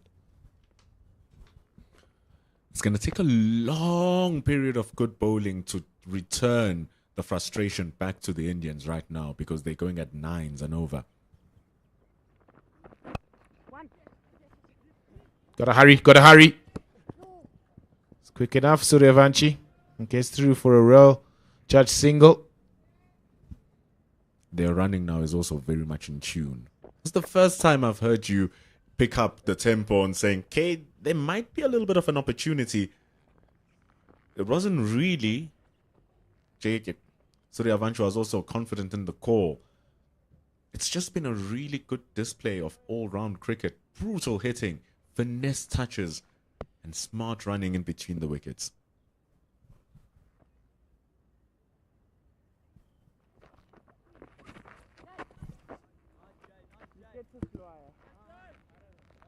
Seven off the JJ Passon over. It's 176 without loss. Slower delivery is really doing the trick here for JJ Passon. And he solved that issue very, very quickly. Saw that pace on delivery got smashed over the top for 4. And then he started rolling his fingers over the ball. Even that short ball gave Suryavanshi a little bit of an issue because it just didn't reach him. And so It works for JJ Basson. Hope when he comes back for his next over, hopefully he keeps that same attitude and doesn't try to chase the wickets as fast bowlers go for quick balls. Jason Rolls. They've been asking for his left arm spin.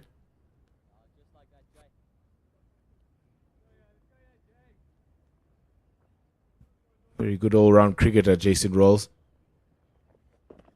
A ball more round arm than straight over the top of the ear. Slightly shorter in stature, so I won't get a lot of bounce from his left arm spin. Jason Rolls, he will get a little bit more in terms of side spin.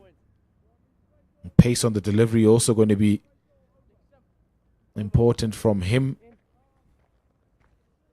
9 wickets in his 13 matches at youth ODI level. Can still improve those numbers, an average of 36. Dependable. The key here for Rolls is that 4.5 runs to the over 2. Really knows how to keep it tight. And the more he grows into the role, he really can become a full-blown all-rounder who can be a threat. Saw him in Namibia taking 5 for 7 in the T20 game.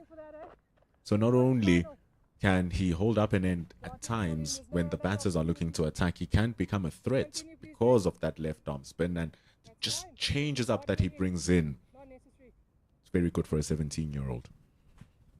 Yeah, umpire Karen Cluster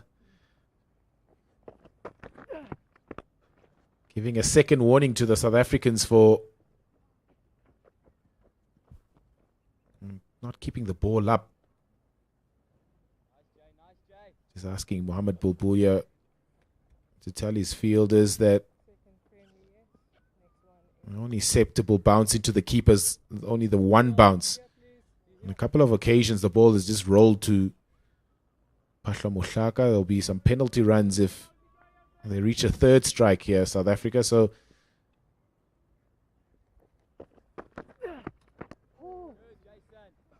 and it rains, it pours a little bit. And you understand the tactic. They want to get that ball as soft as possible. Both balls on either side. Try to get them as soft as possible. Make it difficult for George and Suryavanshi to hit through the line. Outside edge. There's no slip. It'll run away to the third boundary for 4.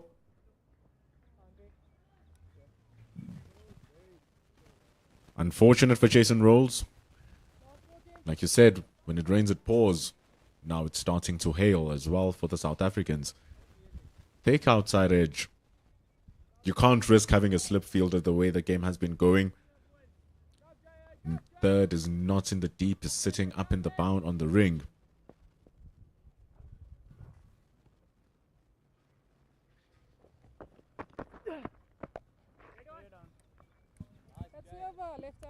Decent enough start though from Jason Rolls. Just the 8 from that over. 184 without loss after 21.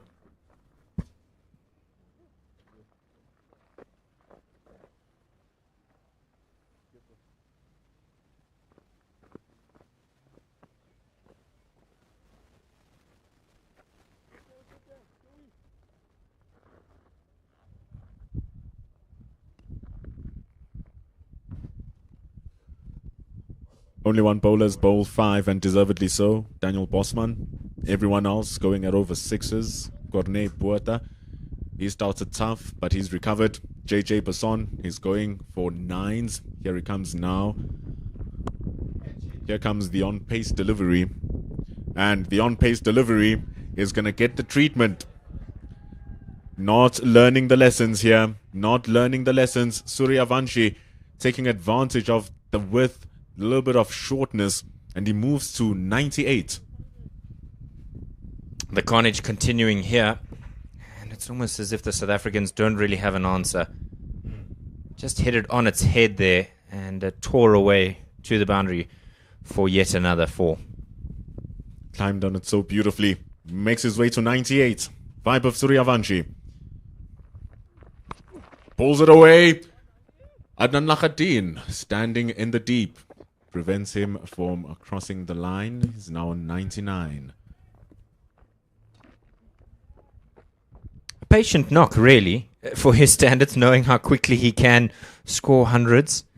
Suryavanshi, he's, you could argue that he's held back a little bit here. The South Africans wouldn't feel it at 189 without loss, though. Immense strike rate. Even Aaron George on the other side, he averages 50 at 103 strike rate. It's a good ball from JJ Basson. Much favor bowling to George here, pushing the ball across the line. Plays around it, Aaron George.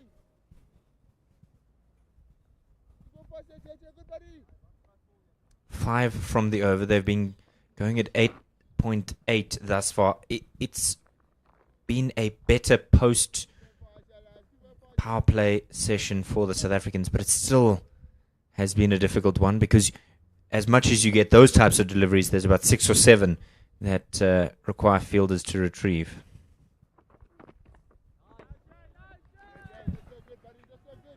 And so what that means is, in terms of India's prowess, it's just been all India today. The skies are blue, and the game is blue at the moment as well.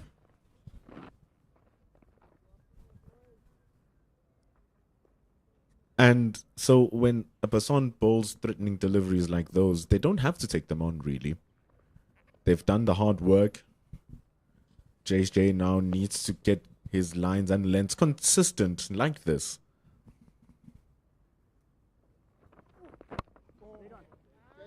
Like you said, making it a little bit tough for the right-hander. And he's getting it in that hard length that we were talking about to start the innings. When last did we see 3 consecutive dot balls? Yeah, it's been a while.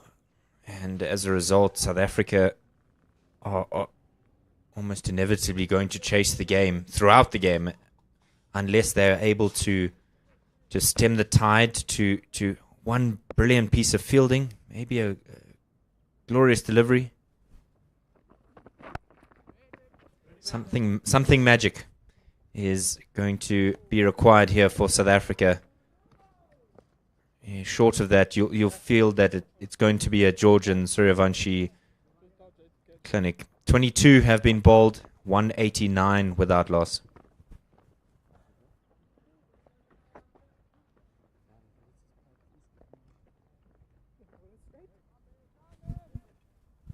Families enjoying. They normally travel around. Some enjoying the sunshine, some not. Oh, no, wait, he's changed his mind on the sunshine. Got to put the umbrella away. Youngster's got a ball in his hand by the looks of it. Give him a chance. Give him a shout. He wants to partner with Rolls. Just 8 from his first over. Tidy in the context of the game. Going round the wicket.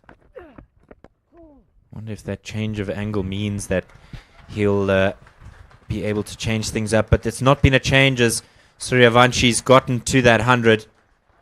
He's just carved the South Africans to all corners of the ground. Absolutely brilliant 100 for him. And effortless all the way. It's a beautiful knock from Vibe of Suryavanshi. Captain standing up at the top. Doing what he needs to do. He's played all around the ground.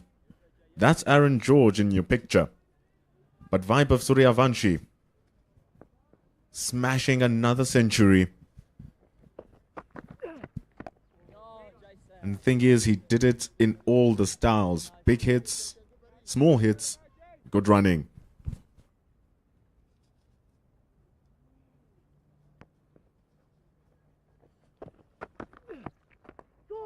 Miscued. Tried to play that away through the covers. It's taken the inside half of the bat and squeezed away to deep square leg.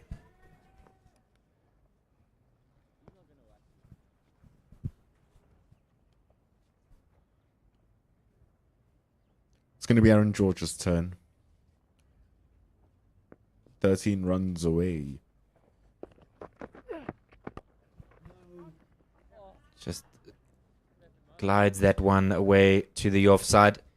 Are you trying to put the markers on him? Are you trying to buy a wicket here for the South Africans by a commentator's curse? I mean, times may be desperate, but I don't know if they're that desperate.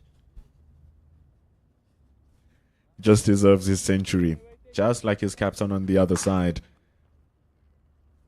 Did it in no time, and George will also do it at over a strike rate of 100.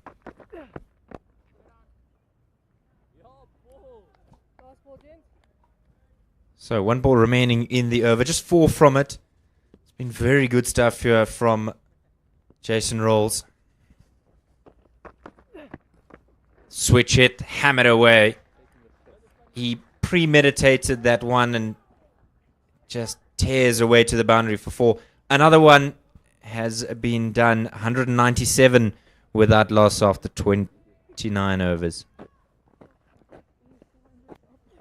Was tight, Jason Rolls. Thing is, seems like he didn't even premeditate it. He played it as the ball was about to be released. Got it right on the money. Such quick feet, quick hands, quick judgment. The ball is running in all corners of Willowmoore Park, courtesy of the captain. Done 197 runs after 23. I think credit must be given here to Vaibhav Suryavanshi. He struggled in the first game, got out fairly cheaply, a massive wicket for the South Africans, but he's just built on that momentum. Swatted away. Down to third man. Sony picks up for the single. I think the reason for the muted response is it seems so effortless and therefore ends up being almost inevitable that Suryavanshi will find his way to a milestone.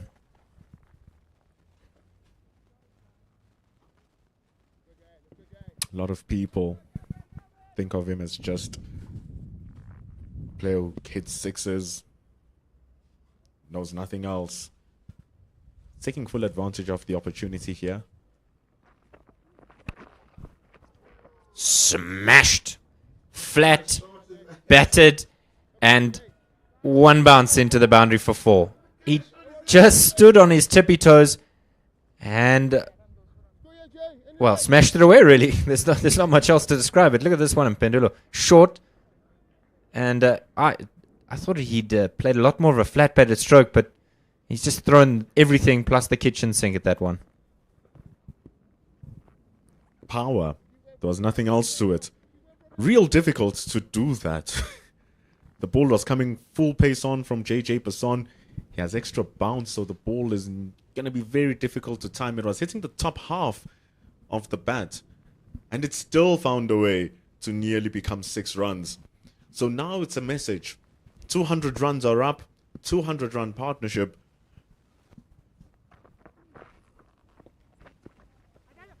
Insult to injury here for South Africa under 19. That one's wide and they scamper through for an extra run. And the genuine question for the South African under 19 side is, well, where is the wicket going to come from? I wonder if there's an argument, Mpendulo, for something similar to what Australia employed by bringing in Marnus Labuschagne. He bought a wicket in that game, and so do you look to maybe some of your part-timers to get the job done for you? Off the back foot, just through the offside for 1. They used Jorik van Schalkwyk in that first game. Didn't kind of work. Tried Paul James. Didn't really work. Daniel Bosman is one of the designated spinners, so he was able to hold it out. If you're running away from your responsibility as the main bowler of the team, then what else are you supposed to do in the match? Have to solve the issue. Have to solve the problem.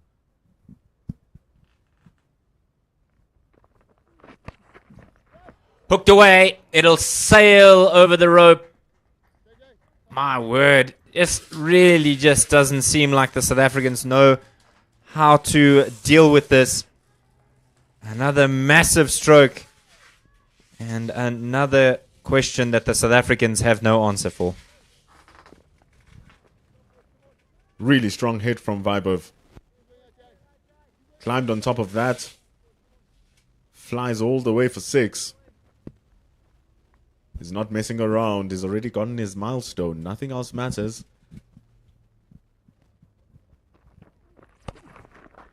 Again, copy and paste. This one, 2 sails, and it goes even further. Back-to-back 6s, and an expensive over thus far as Suryavanshi gets to 120.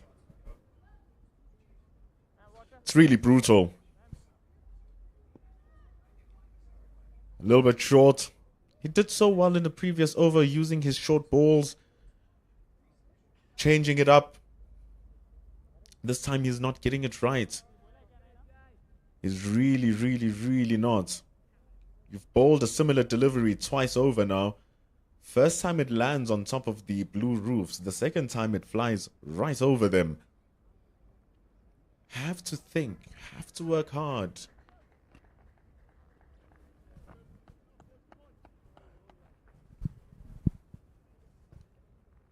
It's going to be 8 overs. At least 7 overs you're going to want from your opening bowlers. Basson is on his 5th. He's going for over 10.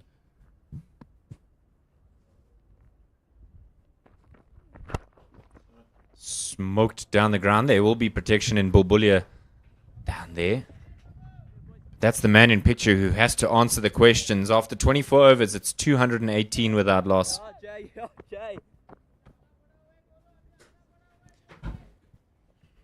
Over 440 runs may be scored if they continue in this vein. Actually, 450. It doesn't matter how the ball comes.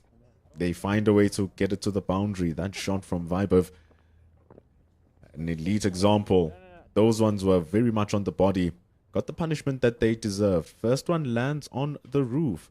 Then JJ Basson says, maybe it's going to work differently.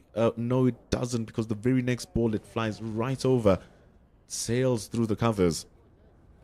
Jason Rolls has to work hard to mitigate most of this run scoring, but he too is finding it difficult, having gone for 16 in his first 2.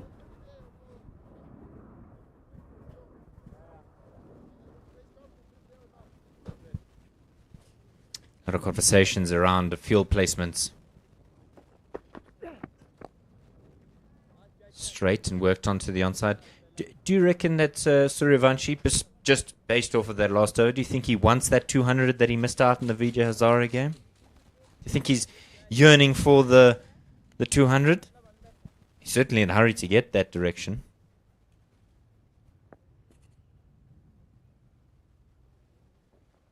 A little bit over pitch, but he's saved in that instance. Some good field placement.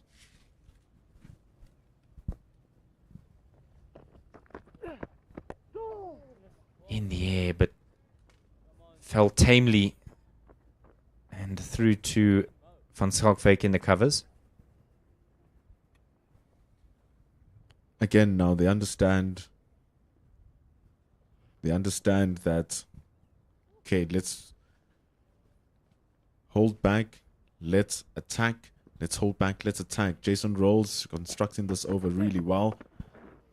There's a reverse switch hit. Well, the switch hit comes, and again, it's the exact same result. South Africa under 19 not putting anybody there in the point region. And Suryavanshi says, well, if you're going to bowl that delivery, it's going to go and find its way to the boundary. Again, he goes for the switch shot. This time a little bit fuller from Jason Rolls. Ably dealt with from Vaibhav Suryavanshi.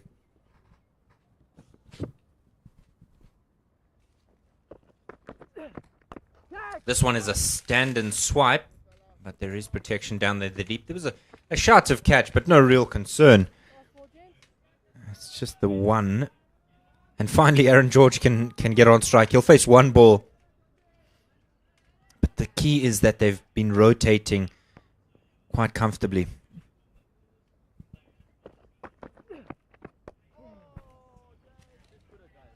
carved a way through. And the end of the over. 3 overs bowled from Rolls. 25 have been completed, and at the halfway mark, it's 226 without loss. The main issue is the wickets. The wickets are just simply not coming here for the South African under-19 team. They've dropped Vaibhav Suryavanshi. Here's the Makumalo, our photographer, alongside the South African dugout. The Indians seem very relaxed. Why wouldn't you be? Sitting on 226 for no loss. 10 runs to the over is what Tando Nkosi Soni was going at. Will want to bring that back as the team of India going at 9s to the over. Man, what a great start. You cannot script it any better.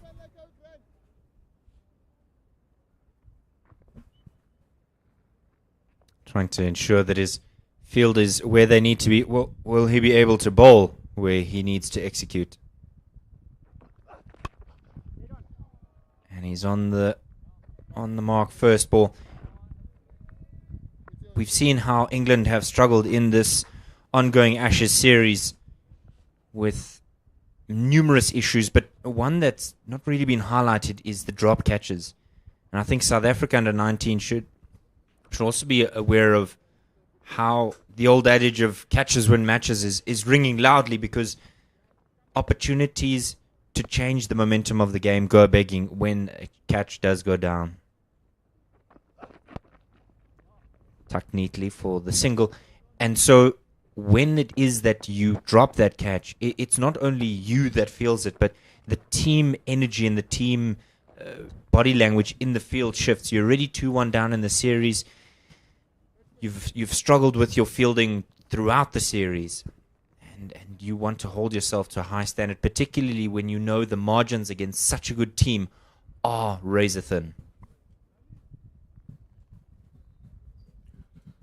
It also just creates a little bit of doubt on the batters.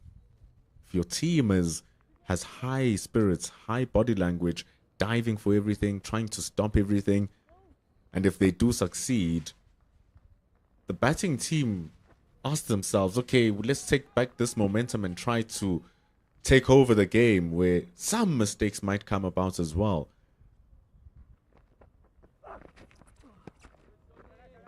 He gave that an almighty heave. He certainly wanted to see if he could hit it onto the B field here.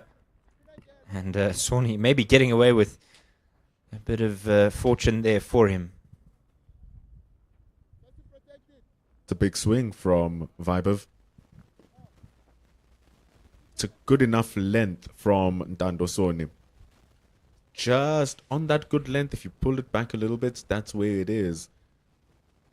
But the issue is just that it's a difficult area to bowl at over and over again, which is why the story is the way it is. But Ntando Soni, normally later on in the innings, he becomes a very, very threatening bowler. Gets inside this one. It's in the air. There's a man coming around. And yes, the catch is taken. Jubilation for the South Africans. A long, hard graft finally comes to an end. A magical innings. 127 runs from 73 deliveries. Well battered, young man. Very well done. Excellent innings from Vaibhav Suryavanshi. Only 14 years old, turning 15 in March, but you would swear that is a touch above everybody else. These shots he's been having for breakfast, lunch and dinner. And for the first time, he just does not get it right. Ntando Soni becomes a threat in the second part of his spell, and he shows. Couple of dot balls, gets the breakthrough. Good catch from Adnan Lakhadin. Had to run to his left and breaks the 227-run partnership.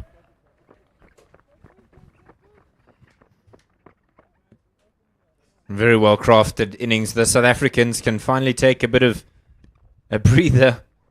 It has been a hard graft here, and that young man in the images has certainly made it so for the South Africans.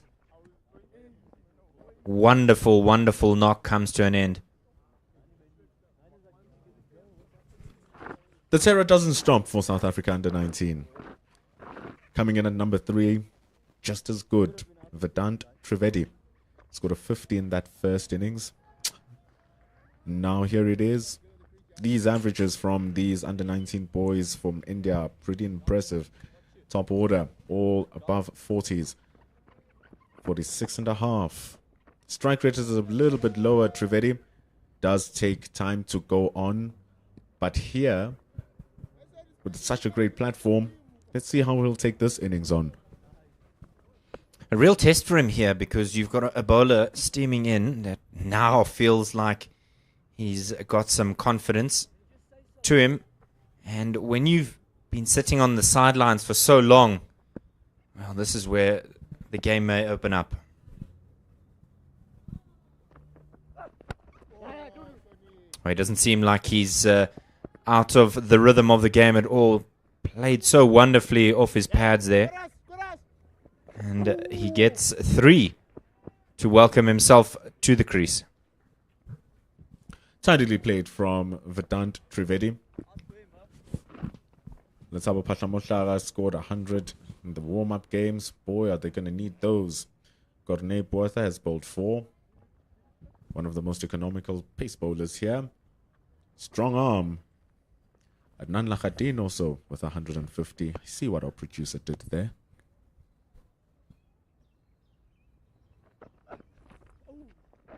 George going after that one, and a rare error from Patla Mahlaka means they'll go through for a bye. He's normally on top of his game when it comes to wicket keeping, is Patla Mahlaka. A rare error means that the misery in errors continues for South Africa. 26 overs have been bowled. 2-3-1 for 1. It's going to slow down here just a little bit. Just a little bit. Aaron George will be a little bit cautious going into his 100. And it's going to be because of this reason. Vibe of Suryavanshi going for another big one into Adnan Lakhadin. The shot was very much on. He's been playing those every single time there's been an opportunity. For the first time, he just doesn't get it correct.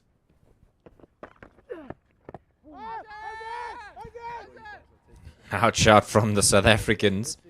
No real interest from Patla Mahlaka behind. Last over from Jason Rolls was pretty decent. Starting off well here. He's really making the batters bat. Making them work hard. Aaron George now opening the offside, trying to get runs out of Jason Rolls. Yeah, he certainly favours the offside, does Aaron George. Likes to give himself room by stepping away. Rolls will see an opportunity in that. Will he beat the man in the ring? No, but he'll get a single for it. And so, why Rolls will feel as though there's something in it. Just a mistimed shot. Maybe he comes down the wicket, misses it. Caught behind. Stumped. And that's exactly why they've brought in Mohamed Bulbulia as a slip fielder, because they know that early on here there may be an opportunity as long on comes into the ring. It's good bowling from Rolls. This is very tidy stuff from the young man from St. David's. I like this. I like this from Mohamed Bulbulia. Putting in a slip fielder for Vedant Trivedi.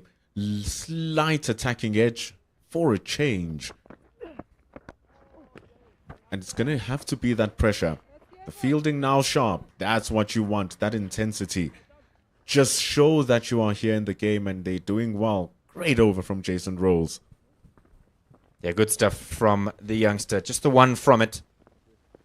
27 gone, 2-3-2 for 1. And as you said, the intensity with which he's not only stopped that off of his own bowling, but whipped it back to the keeper, showing how the South Africans' mindset has shifted towards one where they feel as though they're able to claw their way back into this game. Sony getting the breakthrough, 227-run partnership. He was the golden arm.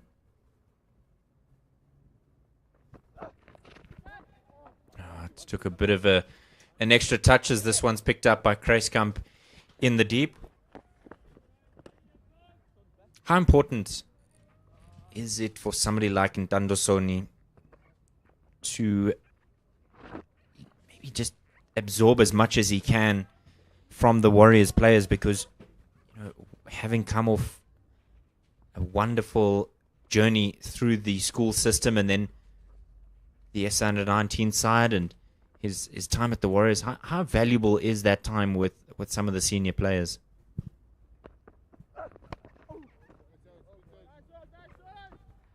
In learning to understand his game and that game in the context of the team performance.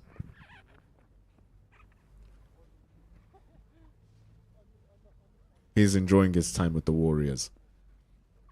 The biggest thing for him, having had the conversation in the first game and even this morning,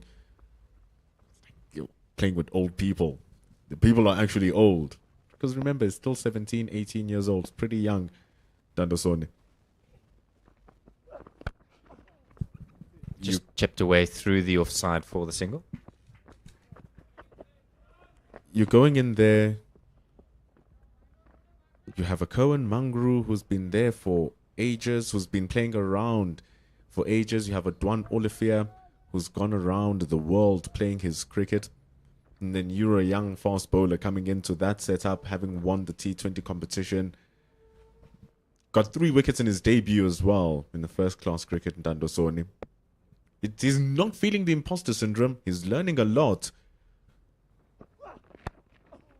But surely, for him, it was a little bit of a shock being in that environment. As coming from the under-19s, coming from school and being thrust into the big boys. But he seemed to be handling pretty well. And the way that he's bowling, he's solved the issue that he had problems with in the start of his spell. And every time in his second and his third spell, it becomes the reason why the Warriors bought him. So he is learning a lot. We are seeing it. He's much, much stronger.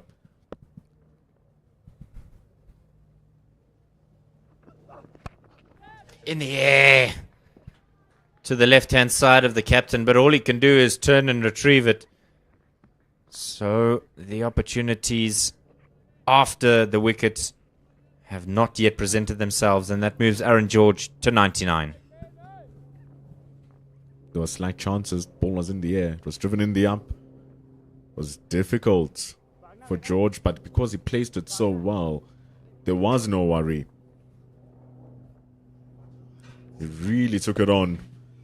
He's a single away from a well-earned century.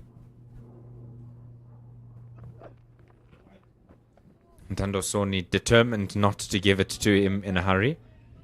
That's another wide, another short pitch delivery. It's a concern for the South Africans. They've bowled numerous extras, giving a side that is so good anything extra. It's not only salt in the wounds, it's sanitizer in the paper cuts. Really, it's just Christmas all over again.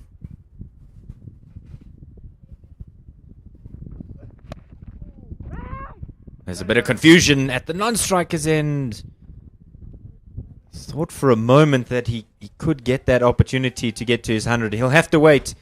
28 overs have been completed. It's 239 for 1. Maybe a quick change in commentary, as I'm joined by the indomitable Pilasande Sitkaba. Pendulo Magobane makes his way away from us. 2 umpires today, the same from the first game. And they've been very quiet in terms of decisions available to them. Sony, the lone wicket, but as you look at those economy rates, nearly 11 for Basson, 13 for Kruiskamp, 14.5 for Paul James. It has been a demolition job of the greatest proportions. Sweep shot, not able to beat the man in the ring, as I welcome back Pilasande.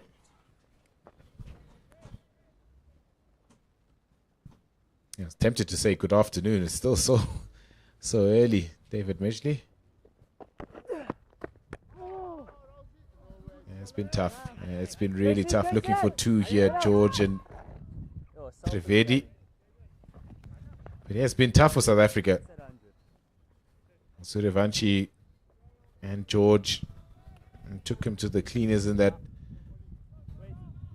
10-over power play, and then South Africa tried to bring things back for about a period of 30 minutes, 5 to 6, 7 overs where they didn't concede a boundary, and then they picked it up again, the Indians. Going to a wonderful century again, Vaibhav Suryavanshi, and now Aaron George staring down the barrel of another really good 100. And there it is. A wonderful century for the young man from Hyderabad.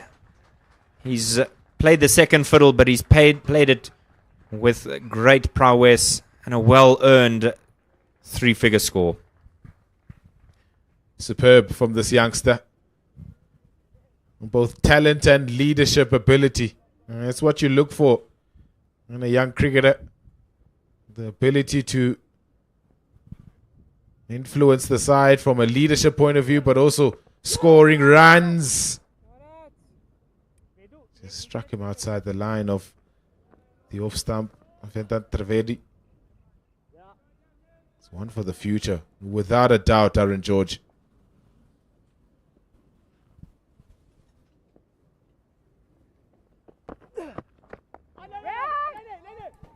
He's very eager to get himself to the other end of 22 yards is Trivedi. And we'll tell you a little bit of interesting conversation we heard on the stump mic there when that first single was scored off the second delivery. Straight to him. That's the second drop catch from Rolls. There's a shot. The striker's in. They're questioning, and Thokozisi Shezi is saying not out. And, well, a contentious over has come to an end as 29 overs have been bowled, 242 for 1.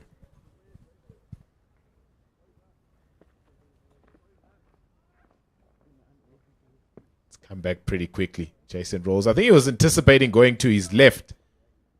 He just overran it. And then the Indians, the presence of mind to pinch the single, which Jason Rolls, if you heard on your stump mic, took a bit of an exception to. Because he says that he was still writhing in pain on the floor and probably expected a little bit more of a sportsmanship edge from the Indians, but not to be. Karen Cluster very quickly to intervene. Daniel Bosman will begin his sixth. I don't think Jason Rolls has a leg to stand on, because the second ball of the over, he's trying to get in the head of the Indian batters. Aaron George declines the second. He says, "Oh, why are you being selfish? You want that 100 for yourself." So you got to take what you dish out. Down the ground, too long on. So trying to get into the head of these Indian batters, but this is big boy cricket. This is not your schoolboy game where you can get away with everything. Composure. It's all about composure now for South Africa at this point of the game. 243 for 1. They under the pump severely. A little bit of a quicker one there from Bosman. Look for 2, and they're going to get it without much hesitation.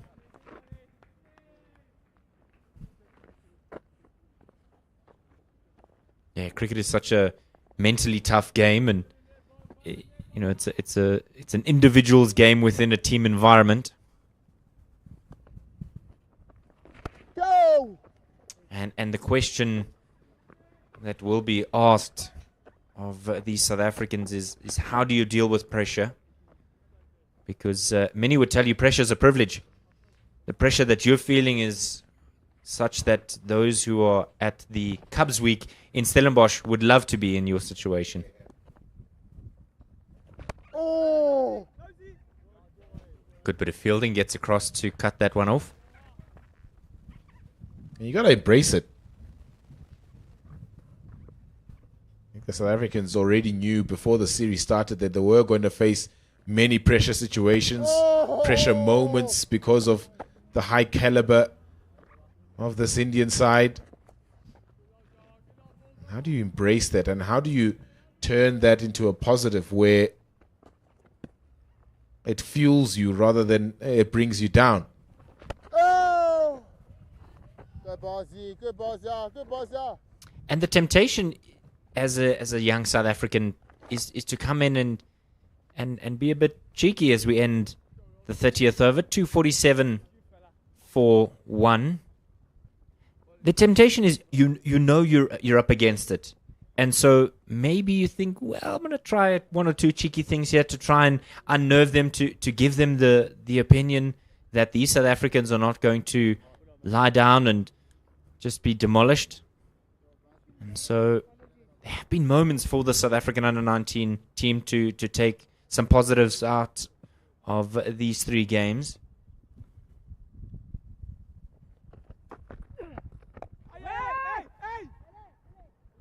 And the exciting thing is the first 2 games weren't really a blowout. They were good performances in Game 1 and 2. Game 1, you might have felt that the honours were even before the rain.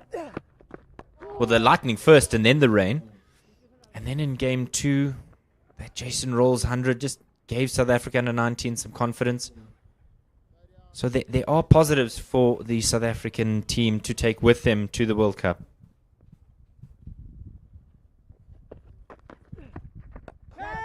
In the air, but it was over his head. It'll tear away to the boundary for 4. Kruiskamp tried to get a hand to it. But another one for Aaron George. Superb shot. It's an inside-out cover drive, and it's a sign of a really good player when you're able to execute a shot like that. Van Schalkwyk was lurking, but the placement was so beautiful from Aaron George.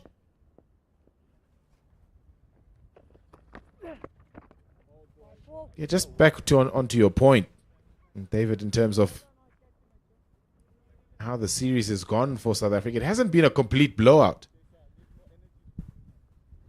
You mentioned that first game was much closer than what the eye meets and what the result was. The second game fueled by a really good 100 from Jason Rolls. A few things could have gone their way. They could have posted something beyond just the 240 that they got. You can go 260, 280. Now you're pushing this Indian side to really go and put pressure on them. Again, it's hit him. It's been straight to him. He took his time getting through that delivery, pulled the handbrake, and then did his shoelace. And that came back at him with some pace. He's in a battle here, Jason Rolls. That's gone really quickly low. It hit him on the fingers, the tip of the fingers, and onto the knee.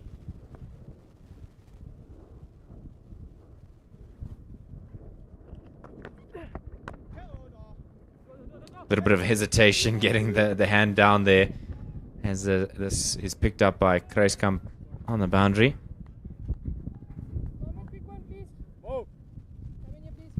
And now Karen Kloster's having to have a word with the South African captain Mohamed Bobulia. We're going to have to see if we can listen into this conversation.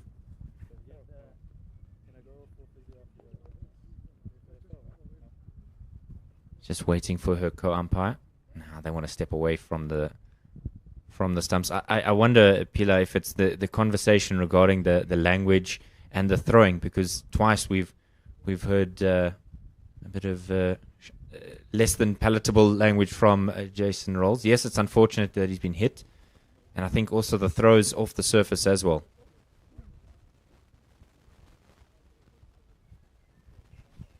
Yeah, and I think it's good umpiring also, just making sure that roles and the South Africans understand that yes, you might be frustrated, but don't let it boil over to something unsavory on the game. It's been played in really good spirit this whole series.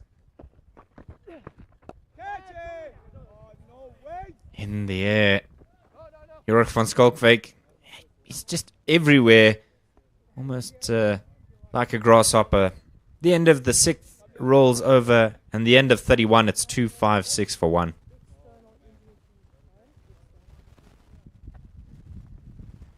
Comes back to the conversation we were having about mental toughness.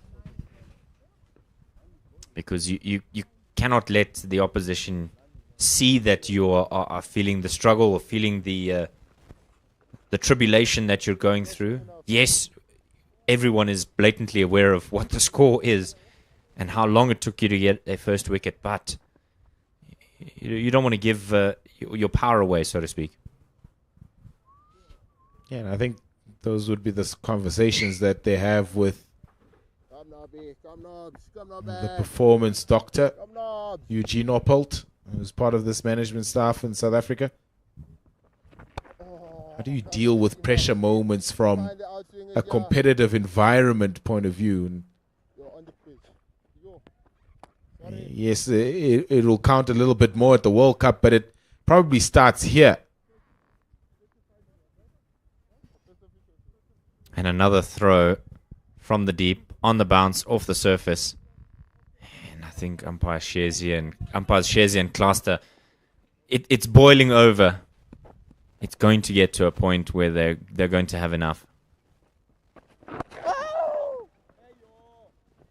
I suppose not helped by the fact that Patla Matlaka said, oh no, the throw, and then it's off the surface as well. You almost want him to just zip the lip there, friend. You're not helping your side. Not at all.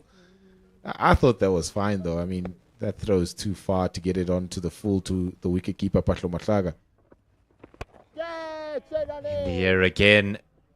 Man coming around to collect it. They're screaming back for the second. Such good running means that they are very comfortable getting home. Aaron George will retain the strike. Just sensible stuff from India. They know that the South Africans are flat. They know that it's a little bit casual from them. And so they capitalize on that.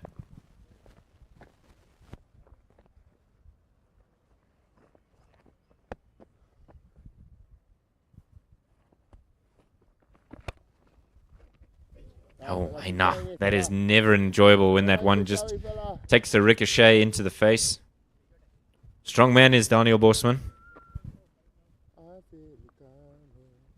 And a bit of karaoke from Patla Matlaka. Oh, no. Wicket keepers are characters, Pila. Can't live with them, can't live without them. And he's tried his best, Letabo Patla Matlaka, to keep the spirits up in the field. He shared a joke or two.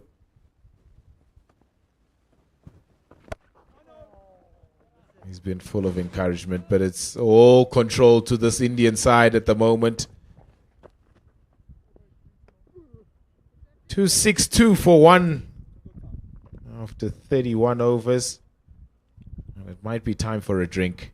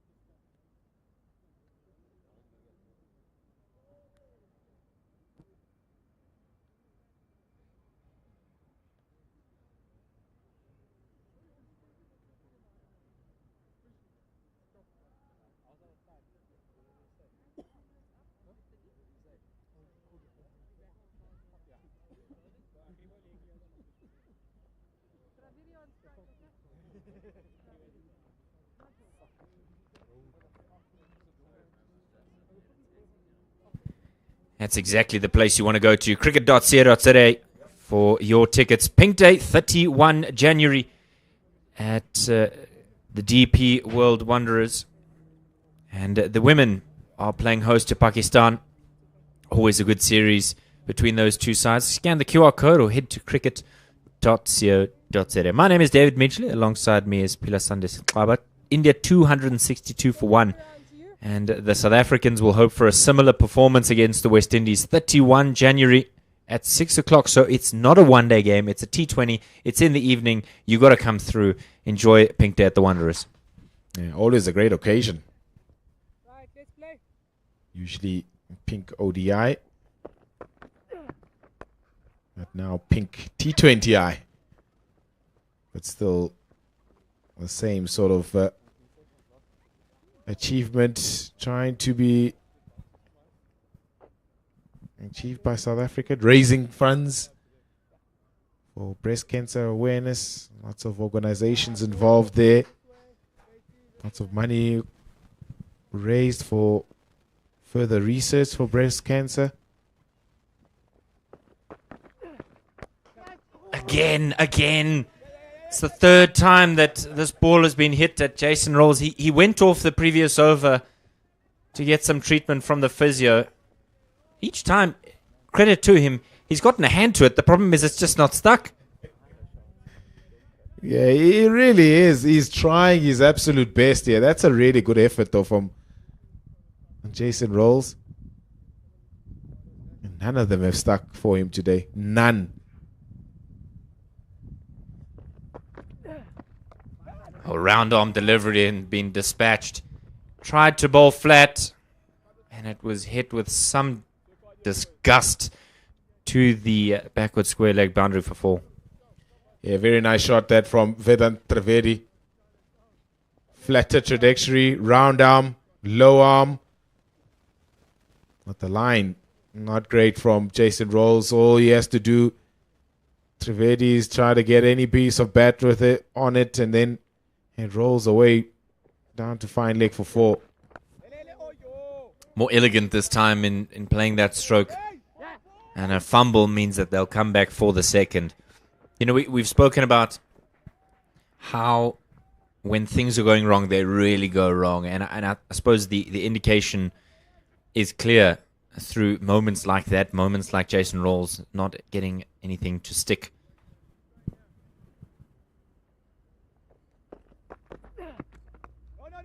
Hits this one on its head, but only finds Bulbulia.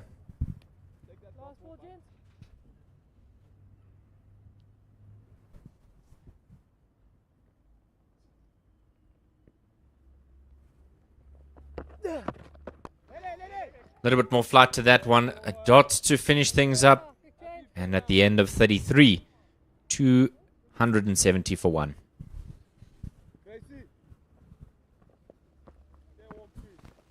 Yeah, alarming stat now for South Africa is that they still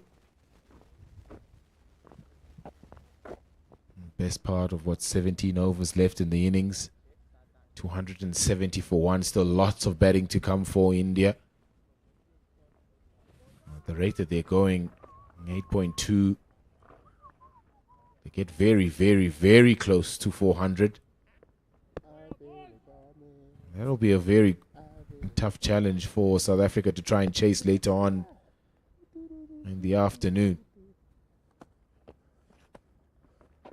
It rushed him a little bit there to George. He was hoping for it to maybe sit up a little bit more, and it was on him like a flash. That's why you see that unconvincing stroke to start the over. It's been good, Bossman. Really enjoyed how he's operated. Oh, down. He's been good off his bowling too. Very good fielder. Very good cricketer, Daniel Bossman. You go, boy. Woo. Essentially, for his captain, he's also been miserly in the context of the game. Get you. When you look at what he's done, he hasn't really left the stumps too much. He's attacked the stumps. He didn't give Farron George and Vaibhav Suryavanshi too much width to be able to get the ball to the boundary. He's been there. It's been really good there. Flatter. Made it tough for the batters to try and get underneath the delivery. And by far the pick of South Africa's bowlers on display this afternoon and this morning.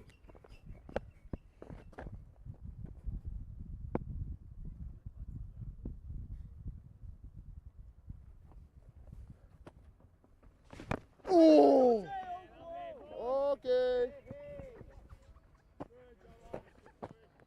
A nuisance inconsistency. That's the word I want to use for Daniel Bosman.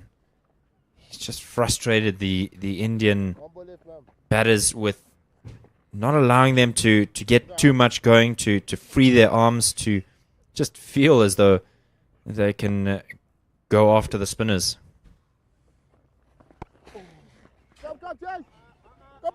Chase here out in the deep, but the running has just been so good from these two. Since they came together, it's been effortless, really.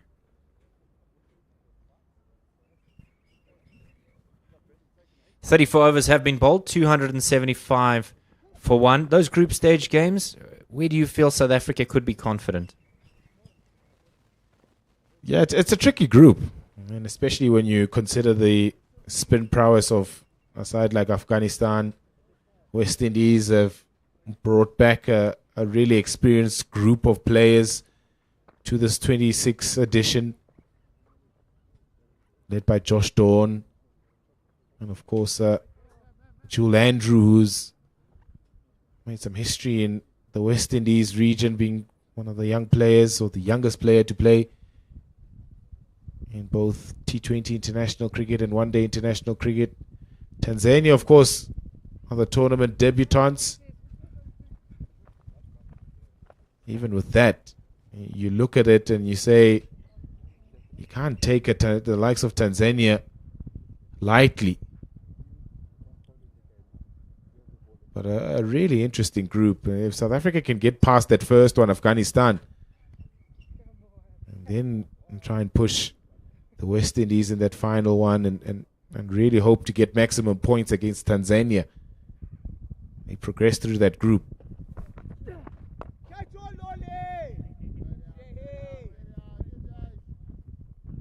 What do you think will be key for sides to succeed in this World Cup? Because the nature of this World Cup is it's essentially foreign to most sides because of where it is being held. Swept very well. That'll race away. Will there be anybody to reel it in? It's a team effort that keeps it from going to the boundary. Good bit of fielding there in the deep.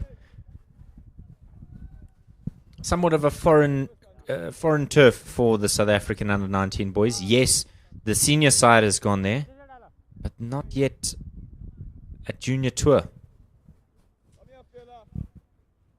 Yeah, they've been speaking about conditions being similar to what they get here in South Africa. And I guess when you have good spin options, that's going to be really key. But also wickets in the power play, what we've been stressing throughout this series, where South Africa have sort of done reasonably well. Wickets in that first game in the power play, and then struggled in the next two in terms of being penetrative in that first 10 over power play. So that's going to be very key in conditions where they might find similar to what they get here in South Africa.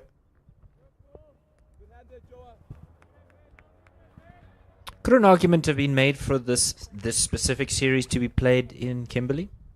Just because I suspect that the conditions may be somewhat similar, a little bit closer to Namibia. In the air, he's hit it down the ground. There's a man coming under it. Good catch! Lovely, moving to his left-hand side.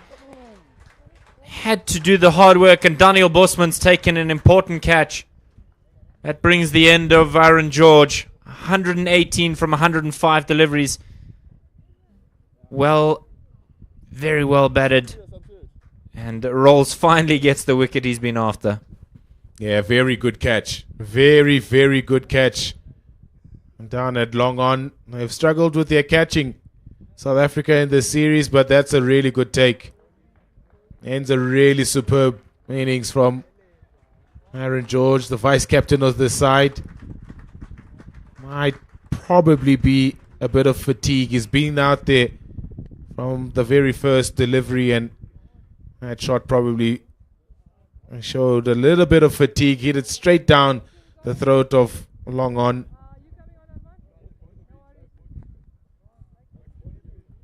And it ends a fantastic innings. An innings of brute force, but also control. The way that they batted together with Vaibhav Suryavanshi, especially in that 10-over power play, was so impressive. I mean, never let the South Africans settle on any particular line or length, and then bossed the middle overs together with Suryavanshi and Vedant Trivedi. This is the end of him. A reward finally for Jason Rolls.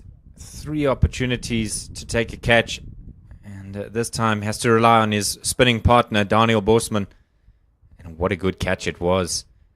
Just fading away as it came to him. He was on the move. And South Africa have their second. Abhigyan Kundu now has to partner Vedant Trivedi. Would you say that there's an opportunity for a bit of license for these two? There's not that, not that shortage of acceleration. Shortage of acceleration. What I mean by that is you're not in a space where it's 45 overs. 45 overs. You're now at almost 35 overs. You've still got some time to really go, but you have a wonderful platform of 279. And I think umpire Shezi's, or not umpire Shezi, rather Cluster is at the boundary. I think maybe there's a discussion around ball, because at the end of the 34th over, they select one of 2. So we're just keeping an eye on things there down in the deep. What do you make of it, Pila?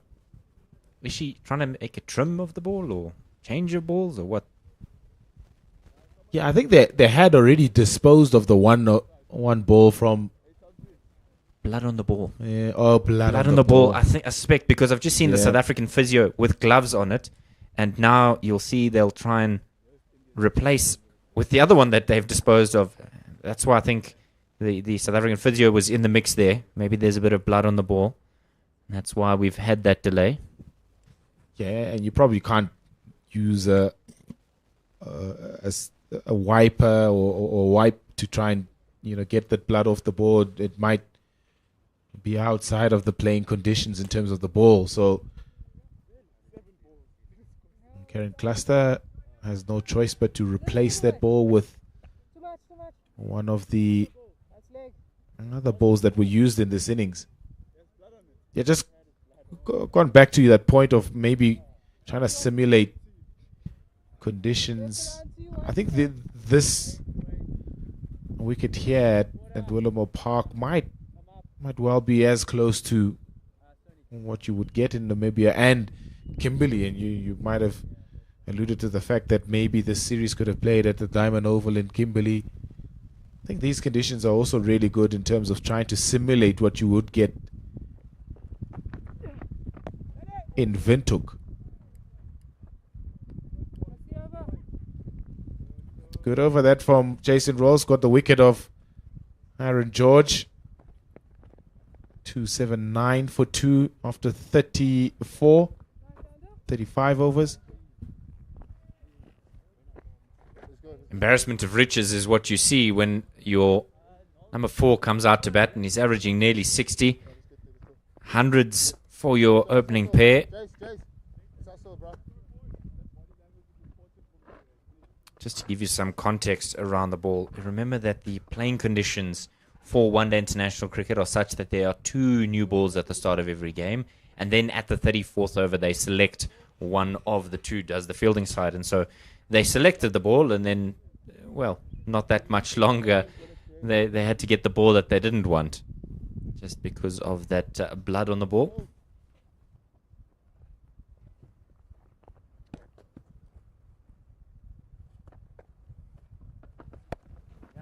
Bosman in again, played out square. They ran really urgently for that first, wanting to put some pressure on the South Africans.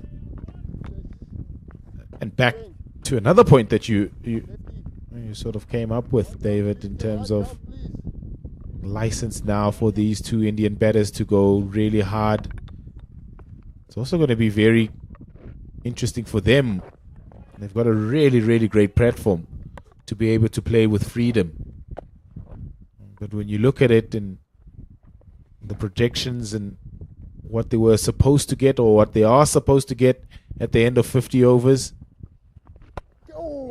the coaching staff might look at the target board, the whiteboard in the changing room, and say, make sure between yourself, Trivedi and Kundu, that you don't lose the momentum by losing your wickets.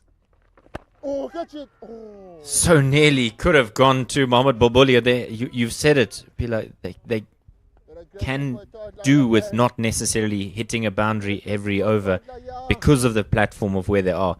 Aggressive as a toddler, yeah, man. Definitely don't want to give their wickets away. And you don't want to capitulate from a very strong position. Clear from that very aggressive sweep shot from Kundu that they want to go hard. Oh, no way you're getting two, fella. I know you're closer to the ground, but no way you're getting two, fella. Gotta love wicket keepers. Full of energy, full of encouragement, and never short of a chirp.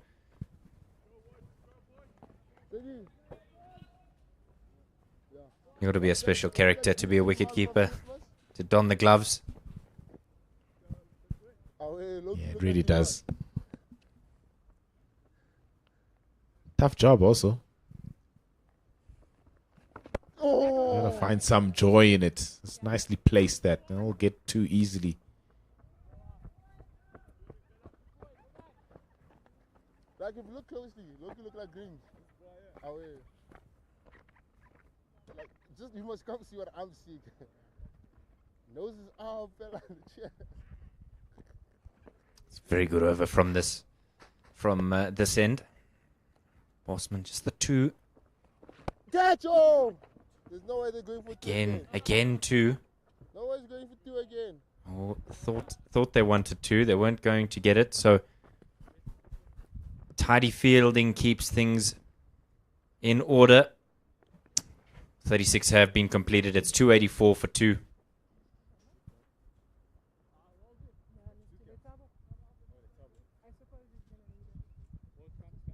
Looks like the return of Kruiskamp and the exit of myself as Mpendulo Magobane takes over from me.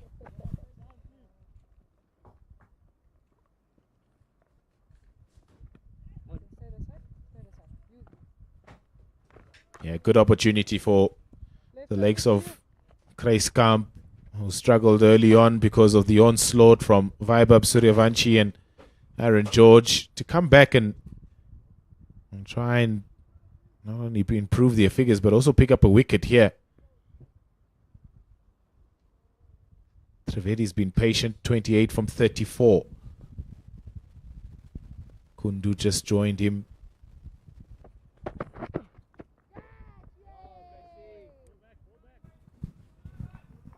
Really now it's about South Africa trying to limit the damage of possibly getting or staring down the barrel of 400 runs in 50 overs. And they'll really do well to be able to restrict India from not getting to that target.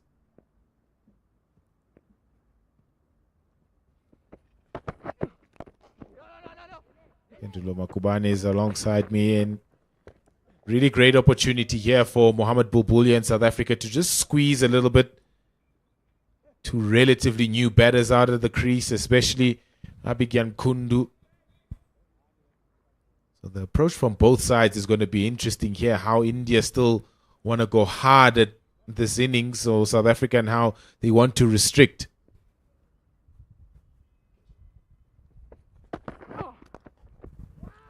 Thing is, these two put on a 127-run partnership in that first match. Both Vedant Trivedi and Nabigyan Kundu scoring respective half centuries. And like I said, when Kundu might be one of the finest of the lot, Vedant Trivedi also superb, leading run scorer in the Australian series for both the 50 overs and the test matches.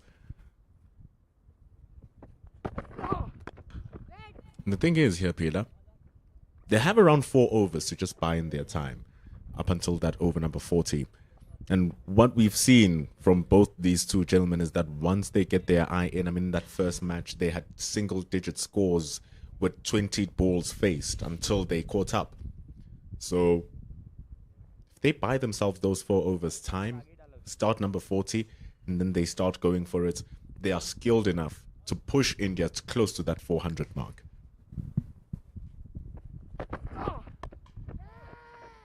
Pulled away in front of square.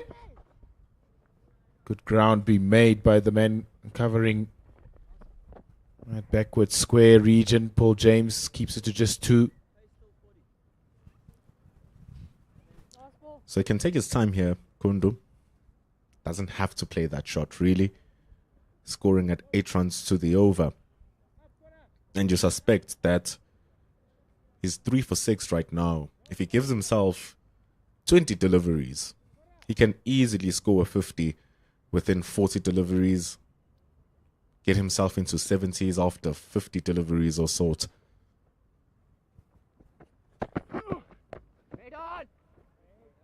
So you mustn't look to think that his first 2 innings where he scored the half century, undefeated on 48 in the last match, you mustn't believe that this match has the same cadence and is the same surface, is the same ground, same conditions. He must work his time to get in. He's 3 from 7. The score is actually 287 after 37. We're just catching up with the scores.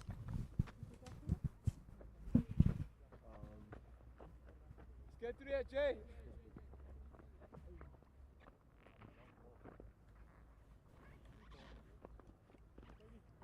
Yeah, those last 10 overs are going to be so crucial from an Indian point of view.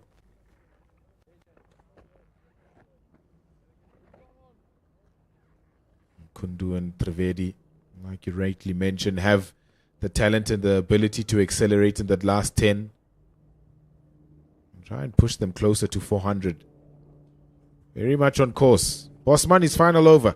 Oh, what's up? Starts with a dot ball. It's been really good, Daniel Bosman. A wicket here in his final over would really sort of put the icing on the cake. It's been a good bowling performance from him.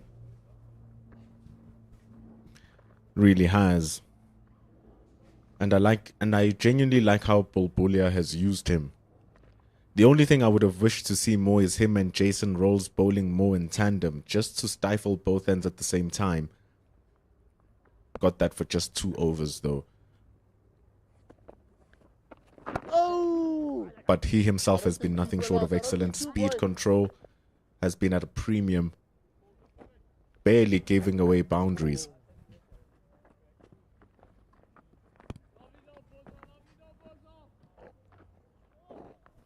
Bowled flatter. He's bowled at the stumps.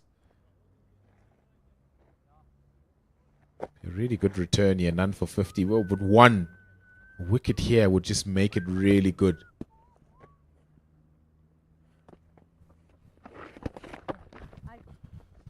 And actually might have made a mistake in my stats. That 127-run partnership between these two was in Australia. And then it's the next 2 who are coming in after these guys who put in that 130-odd run partnership in that first match. Aras Ambrish and Havansh Singh Pangalia. So even that, Pilasante tells you that another wicket here brings in danger. And then a wicket after that brings in more danger. And then there's also Kanishk Chauhan who can also bat as well. So 3 wickets still bring in 3 quality batters for India. It's really good depth.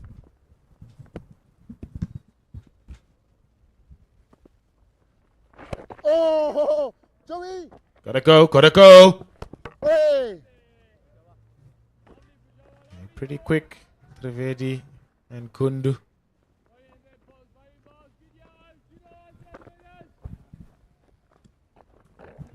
Had to work up. Had to get there. Just played it straight at the man. The fact that you'd think naturally it'd just come to the non-striker's ends throw. But he rather went to the longer throw. And in such good control here. This is what I want to see Kundu do. And Trivedi just work themselves into a steady partnership and then start going from around over number 40. They still have 2 more overs to go to just work themselves in. Seems like we've been here forever based on 292 for 2 with just 38 overs. Yeah, good spell from Daniel Bosman comes to an end. 10 overs, none for 50. In the context of what has happened today, those are really good numbers.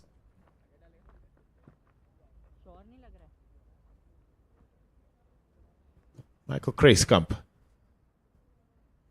to continue. Up and over. It's going to be a bit of a chase and a teaser here. It's very quick. Daniel Bosman holds it in before it gets to the boundary rope. Good relay with Dando Soni to keep it to just 2. Real test here for the lads. Unless if the team declares, you just have to face every single delivery. You have to field every single ball. You have to bowl every single ball.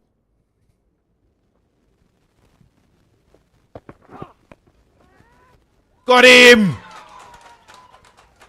Now the South Africans are pulling this back. It's another good catch from Daniel Bosman. And Vedant Trivedi hits it straight to mid-wicket, gives Michael Kreiskamp his first wicket. Really good breakthrough. Trivedi had no room to play that shot. He really tried to force it. First, it's a good ball from Michael Kreiskamp. Just rushed him a little bit. Then he was trying to really pull it, but just got to him much quicker than what he anticipated. Took a shimmy down, and that might have cost him more time to time the shot. Really didn't get into it. And then Daniel Bosman with a nice catch is out for 34 after 42 deliveries.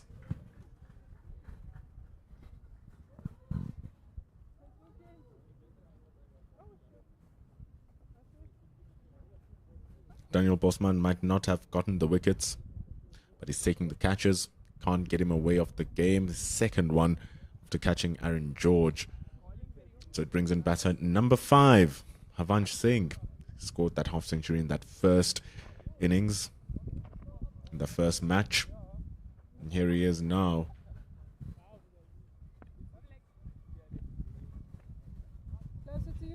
Havansh Singh, best of 93 to his name. Pretty good strike rate there. If you're striking at 89, you're a dangerous player when you're coming in. And the middle over of a 50-over game. Just the 150 to his name, so I can go and accelerate here, Havansh Singh. Good start from Kreiskamp. Nothing in his half of the pitch, Havansh Singh. That best score of 93 from Havansh Singh Pangalia coming in that first match. Getting 93 from 95 deliveries. Really took his time with it. And then when it was time to let loose, he did. Got a little bit too aggressive in the 90s. Found himself caught. Was going to be a well-deserved century. How is he going to perform here?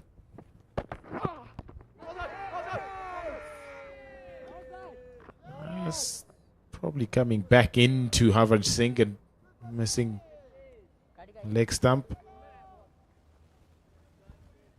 It's a good area, though, from Michael Kreiskamp. Definitely going down the leg side. The feet's a little bit stuck still from Havansh Singh Pangalia. The feet were the undoing of Vedant Trivedi. Just taking a little bit of a shuffle. Ball got big on him.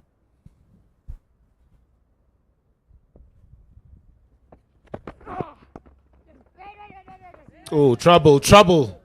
Oh, did well, Chris Camp, to just prevent the single from being taken. Havan Singh Pangalia was really interested in taking that single. Not his partner on the other end, Kundu.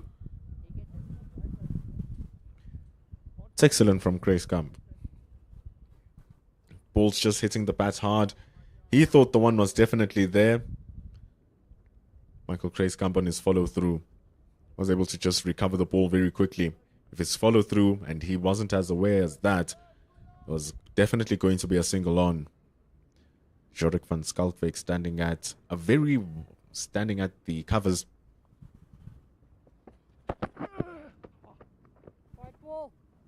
He's lost that in Grace Camp.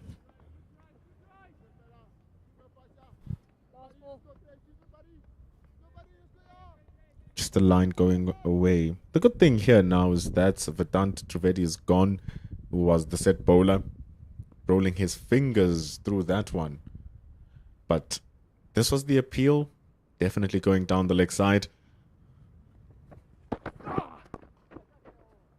And it's getting some good bounce here. Hitting the back of the length area where Vaibhav, whilst he was smashing the ball, couldn't get him away. And it seems like he's worked himself back to those good areas after 39, 296 for 3. A good over from Grace Camp. Got the big wicket of Trivedi.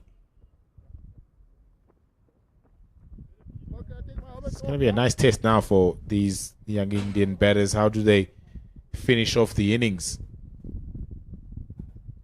Very new at the creases. Abhigyan Kundu and Havan Singh Trivedi. 296 for 3 with 11 overs to still go.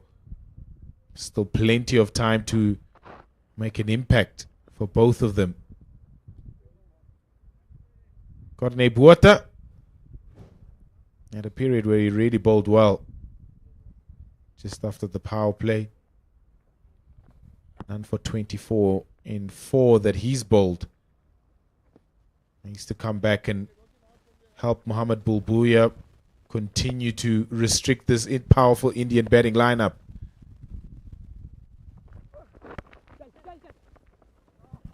Well judged. Well judged.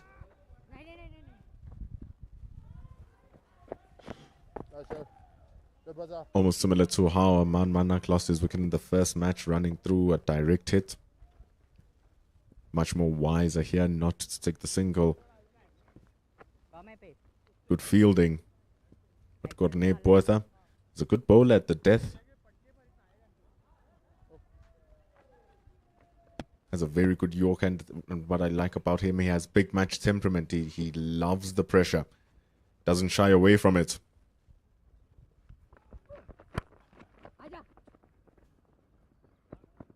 Does well, does well. They pick up this. Gets the run out. That is fantastic from Dandosoni. They were going for a single, and it seemed as if Havansh Singh was a little bit lazy on his run. Wasn't expecting the throw to be that good, but it's Sony, the fast bowler. It's going to be a fast throw. It's going to be a straight throw, and it gets wicket number 4 for South Africa. I might think that Sony wanted them to go for the second because he got to that ball pretty easily. Then took a bit of time to release it. Nice shot. Beats recover, then Sony gets there. Oh, bit of a fumble, and then the recovery is so good, and the throw is excellent. Easy decision for umpire Mtokosi Zishezi. And just as India was about to put on the accelerator pedal, they keep on losing wickets. This time, it's Havansh Singh Pangalia. Decided to run in the misfield. Just spoke about it the ball before. South Africa ran on the misfield in the first match. Cost Aman Manak his wicket. Dandosoni was trying to recover the ball. It was right under his hip. They decided to go for run number 2. That is the end of Havansh Singh Pangalia. RS Ambrish Here's the new man in. But Abigyan Kundu continues with the strike. Very good numbers also for Ambarish. 250s, a strike rate of 83. It's been a good period though from South Africa. They've been able to pick up 3 wickets.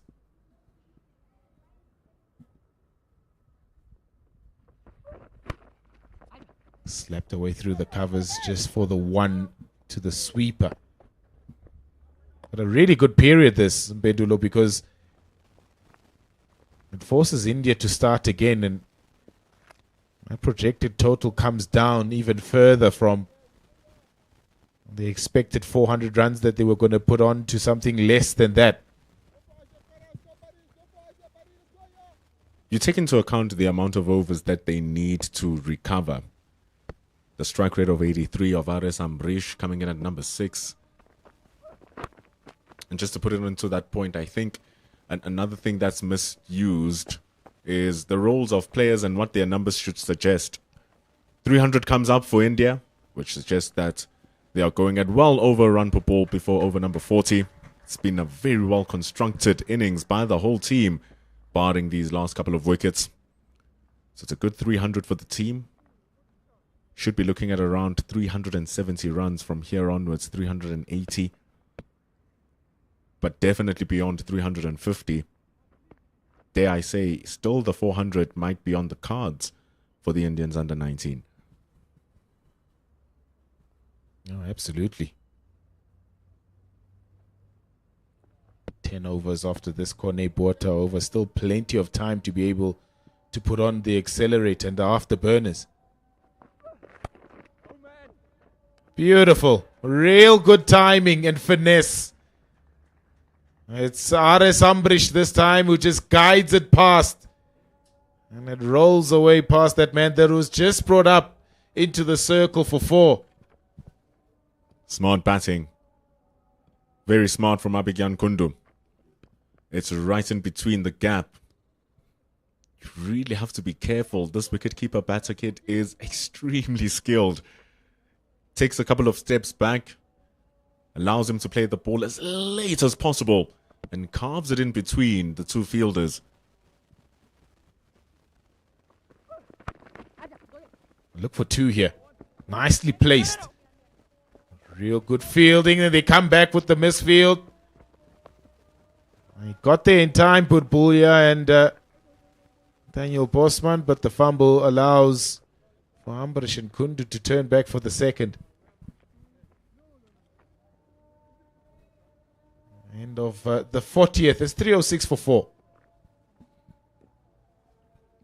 You'd expect that after a run out, you'll have higher body language, a higher response. Everything is just a little bit tuned up. But balls running through fielders, misfield, and just a general lack of chatter. It seems as if the 300 being on the board before over number 40 just let everything sink in for the South African bowlers and the South African batters of the weight of what is to come once they start batting. But you can't think that far. What's most important are these next 10 overs. Damage control. Pila, we all know wickets will reduce the projected run score as lesser quality batters come in. 2 wickets here for South Africa might send that score to a 370, 360. 3 wickets, you limit them to around 350, and each wicket you get that score lower and lower. So they can't give up now, because if India can score 340 overs, South Africa should believe that they could get at least 350 in 50.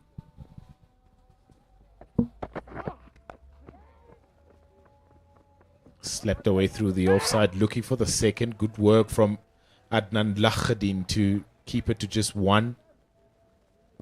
And it is a good opportunity for South Africa to try and squeeze. We've been mentioning the fact that 50 overs is a long time. You might be under pressure in the first 10 overs of the game, but it's how you respond later on that defines the outcome of an innings and a game.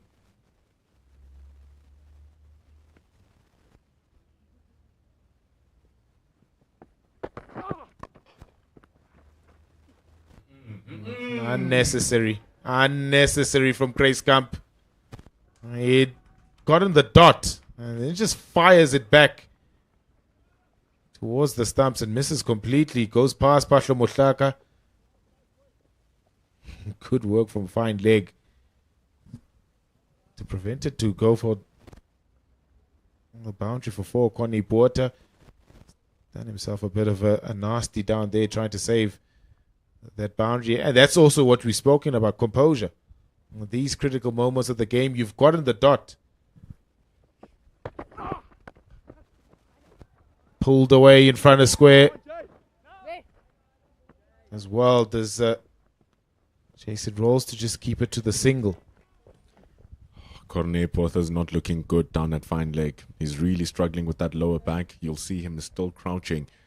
So now not only did that lack of composure from Kreiskamp cost an extra run, it might have cost South Africa their main strike bowler here because he's looking a little bit gingerly. He already has his right elbow strapped up, Cornet Porter. On the bounce to mid-off.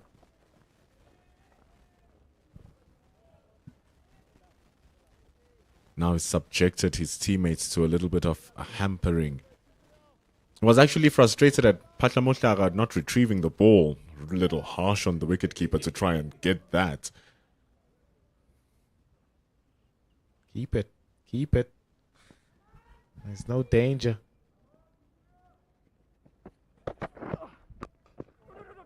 That's kept low. Really, really low. He's lost his bat in the process as a tall figure of Ares Ambrish.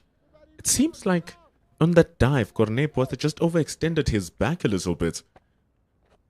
You'll see the throw come in from Kreiskamp, and it's a great chase from Cornet Porter, but you'll see the dive, it just overextends the back, and it's like, oh, onto the left-hand side, onto his right-hand side, rather.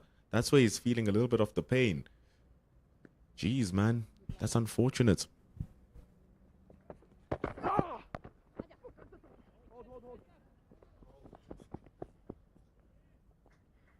You can say it on the mic, Pela, because that's exactly what they should be doing.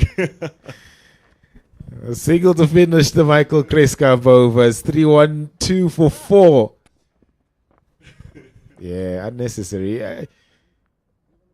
You gotta try and especially at these death overs where they're gonna try and run for everything here, the Indians. If you get your hands on the ball, keep it. No point trying to go for the run out when there isn't an opportunity to get the wicket. Hold on to it, because the ricochet might be the one that costs you more runs. Composure. The first 10 overs are very vital. The last 10 even more important. For the people who are saying that the 30 overs in between over number 11 and over number 40 are not good overs, and that's why 50 overs should be abolished.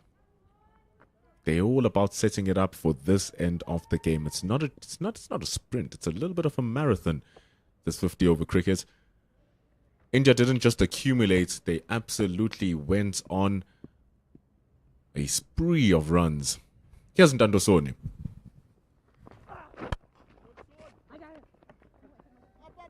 Half stop from Sony.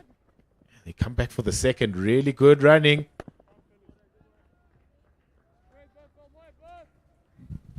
It's excellent stuff.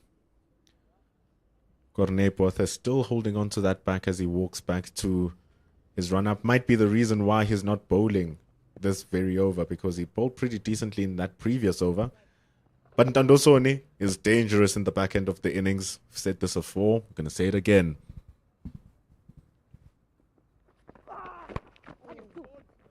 Again, looking for 2. Well placed.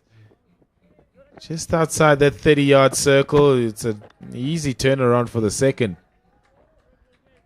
They might not be getting the boundaries here, Kundu and Ambrish, but they're certainly running well. And the thing is, it seems as if they are giving away these ones. I mean, you look at the leg side. There's no one in the inner circle on the leg side. So Abhigyan Kundu, the left-hander, has free runs on the leg side.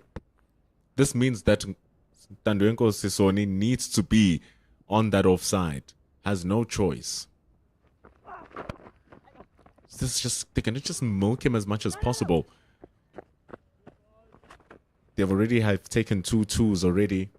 There's no need to risk another 2. So if they snatch singles over every ball that's left now in this over, they still get themselves 8 runs in the over. Yeah, keep on accumulating.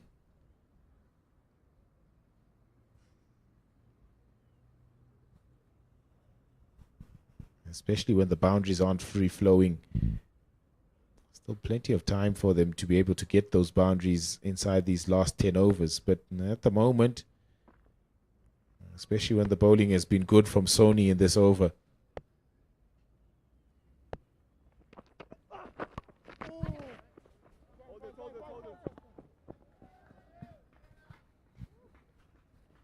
starting to communicate now. Let's have a Phahla Mohlala, the wicket keeper. Even Tandoenko Soni's telling JJ Basson to just hold it. It was very much on his strong arm. It was on his left hand. He has a rocket. But because also there's no backup on the leg side, everyone is on the boundary. You're giving away free runs. Just look at that leg side. So wide open for free runs.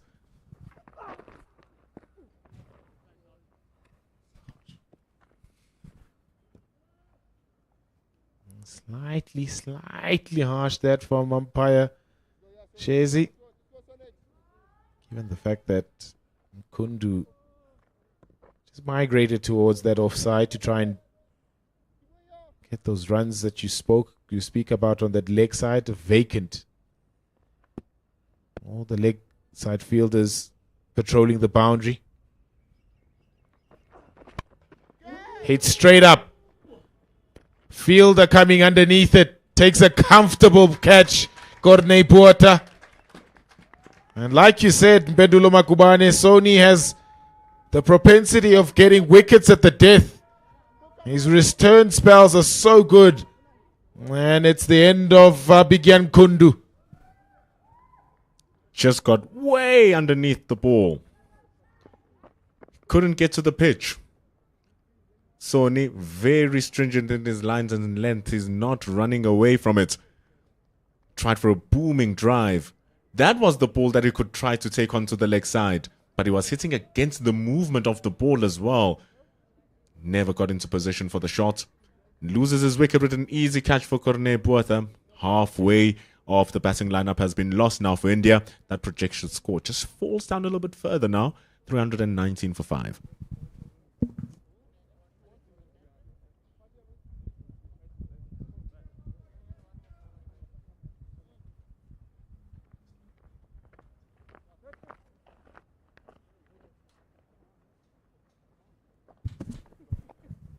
Definitely does the job, Dandosoni. Sometimes it does a little bit of trickery where it grunts on a slow ball. That brings in Kanishk Chauhan, another solid all-rounder for the Indian under-19 team. And so still runs within the batting lineup for the Indians. But now I feel like there's no need to have all of those fielders on the leg side hunking the boundary. There's no point anymore. Bring some of them in. Just tighten up the area. Not give away free runs to new batters.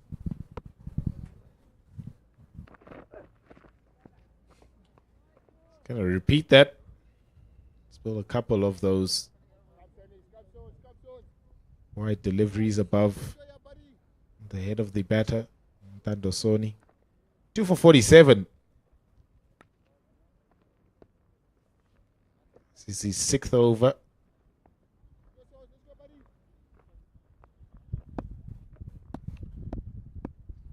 Also might not be a true reflection of his return spells, those figures. In his first 3 overs, he went for 30. And so now he's only conceded 18, now 19 runs in the next 3. So 30 runs in the first 3 overs. The next one, he gets 2 for 19, which just shows that he gets better as the game progresses here, Sony. So the Indian under-19 team in a little bit of trouble. The fans also, they are watching intently on what's going to happen. 321 for 5. Can I have a commentary change? Pilasande has been with us. We thank you too, Pilasande. David Midgley joins us as the commentary change brings a bowling change as well. Jason Rolls comes from the Ekurhuleni end. His first bowl was brilliant. Here he is, 8 for 49. In the context of the game, that one wicket counts for a lot.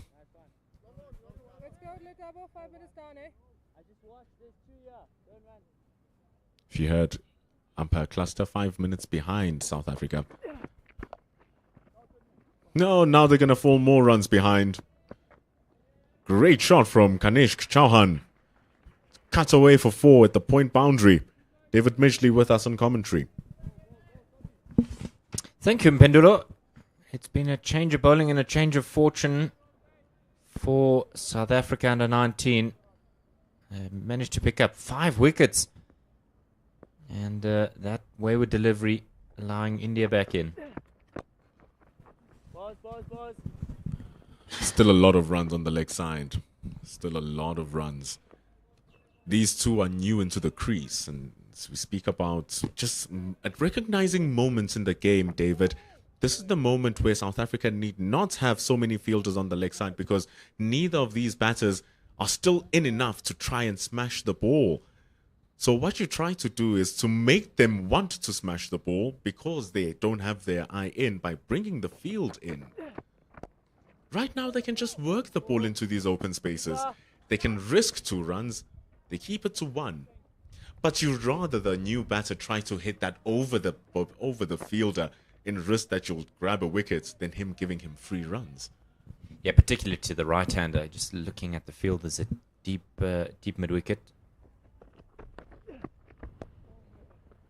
And what that means is you're giving 1 freebie to the leg side, and inevitably that 1 is going to become 2 when they run the first one so urgently and earnestly. Surely, having a cow corner and a deep back and deep square in this situation just allows for this. It's milking. And the thing is, they are allowing India to come into the farm and take that milk. It's too easy. Jason Rolls is not bowling poorly.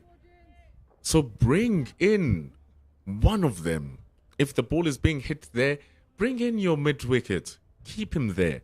Because now you're just giving away 3 runs.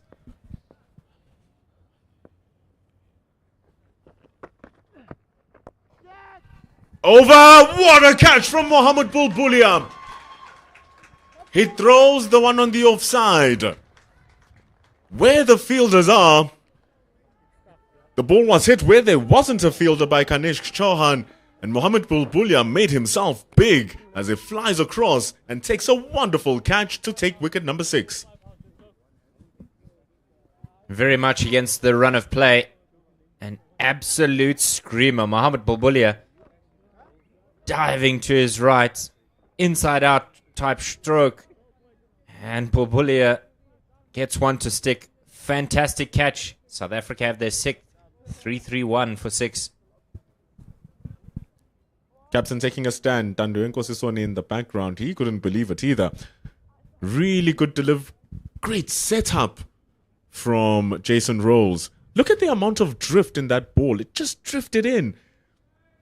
So the catch from Bulbulia is absolutely fantastic. May that give him confidence with the bat. May that bring the South African team into a little bit of joy. It's moments like these, David, that just up the momentum for the unit. Yeah, particularly when you've chased leather for large portions of the day. Just gives you that little bit of confidence. Mohamed Enan is the new man to the crease for India under 19. It's a big lad, this. He can hit the ball far. Leg spinner, all-rounder for the Indians. And just another wicket loss means that that projected score goes down further. The key thing here is the strike rate. Never mind the average. tries to score runs, opens up the face of the blade. It runs past JJ Passon, who's standing at short third. Strike rate matters. It's going to run down for 4 to open up his account here, Mohammed Anan. Ntando Soni producing the goods in the back end usually, but this time it's the fielding that lets him down because, as you rightly said, he's a menace when it comes to the final few overs of an innings, and that kind of fielding will just be a let-off, really. My apologies, it's Ambrish. It was the end of the over. Sony back into the attack. Oh, another great catch! South Africa are starting to run rampant. Corne Botha takes a wonderful diving catch, diving to his front, and it's again Ntando Soni who gets the breakthrough for South Africa under 19. This is a game of two halves. The first one was calamitous for South Africa, and then the second one has just been magical. First, a rip snorter of a catch from Mohammed Bulbuli, and this time Corne Botha gets down low to prevent that from touching the ground. Good catch, and another wicket falls. 3-3-5 for 7. Aris Ambrish was looking to go big inside out, but the ball just kept on following him. Never had the room. Corne Botha, he didn't even have the space. He needed to create the space. Ran in front and catches the ball. Seems like that back is no longer worrying him. But maybe it is. It actually is. That dive sees Corne Botha needing to leave the field. But brings in Henil Patel. Clearly bowler's numbers. One of the opening bowlers here, Henil Patel, comes in at number 9. Yeah, it's really unfortunate for Corne Botha. Just landed awkwardly, and as you can see, he's just grabbing his lumbar spine. Really not happy with that, but what a way to get that wicket. It was dying on him. He almost was wrong-footed. It went left, and then suddenly had to come right, and it was dipping on him. Corne Botha. Saw him in the Schools SA20 about 2 seasons ago. He was down and out. He was injured. He couldn't bowl.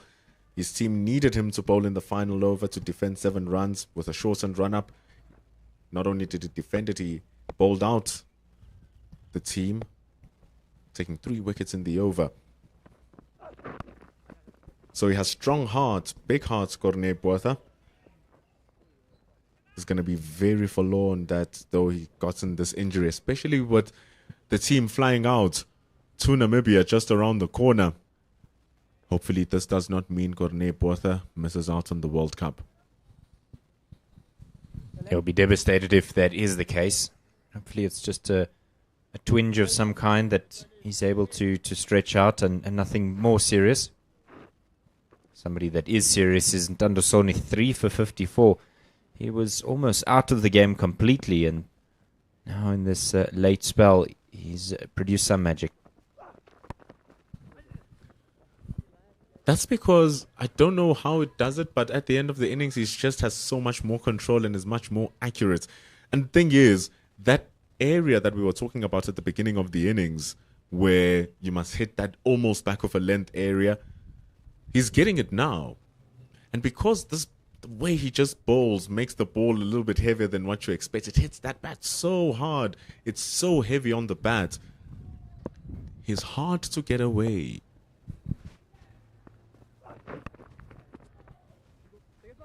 The ball just keeps rising on you.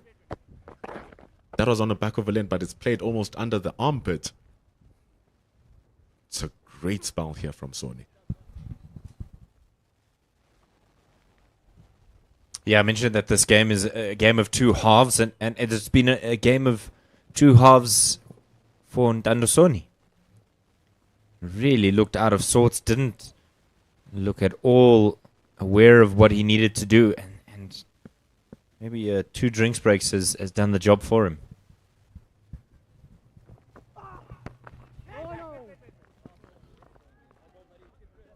Slowing it down. 7 runs from the over, but the most important thing, it is the wicket of Ares Ambrish. Sees India on 338 for 7 with 6 more overs to go. And all of a sudden, that 400 is looking a little bit far away. Even that 370 is looking far away, the way that South Africa are getting the wickets and the rate that they are getting the wickets. South Africa won the toss this morning and decided that India would have a bat. And it has been all India this morning. Vaibhav Suryavanshi, 127 from 74 deliveries. Aaron George, 118 from 106. 227 was the opening partnership between these two. And then it's been starts all the way down as Sony, Rolls have pulled this game back. Michael Kreiskamp, 6 overs, 1 for 52. It's been a really tough day in the field for the South Africans, but they've evened things out a little bit. They would have loved to have kept India to under 300. But that 360, 370 is certainly in the mix here as Kreiskamp begins a new over. Comes around the wicket, opens up the face of the bat, does Hinal Patel. Jason Rolls with a long chase. It's going to be confirmed if it's a boundary or not, and it is a boundary. The chase in vain from Jason Rolls. Very nicely played by Hinal Patel. It just highlights the timing of Patel there, because it just kept teasing and teasing before trickling into the rope. Those are the worst because they keep you hooked, thinking that it may be a chance for you to reel it in.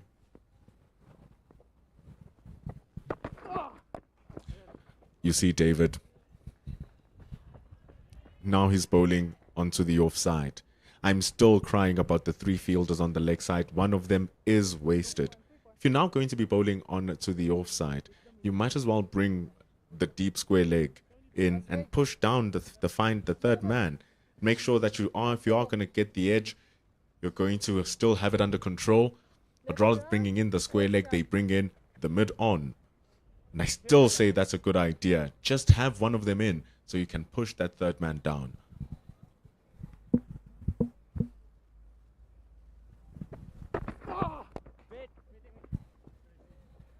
And all of a sudden, the one that was there is no longer there. Yeah, the decision-making has been a little bit frustrating from Mohamed Bulbulia. In addition, that fielder that you mentioned, Arman Manak, is on the field, which then presents a challenge to the South Africans in terms of their batting lineup, because as one of the 12th men, the question is, well, will there be a shot? The non-strikers in Kreiskamp intercepting that one, and he left his bat behind. The question is, Arman Manak is on the field. Where does that leave South Africa's batting balance going into their innings? It's going to be a lot of work to do for Adnan Lahadin. Jason Rolls fresh off a century. Arman Manak is a big blow.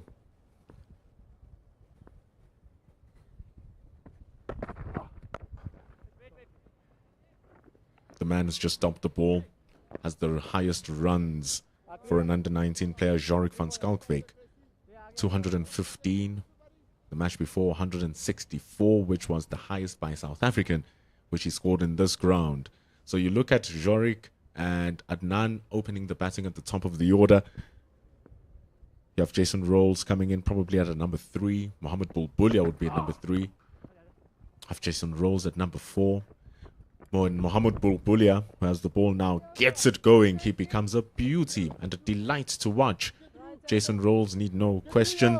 So that top 4 is going to have a lot of work to do, and they have all the capabilities to do so.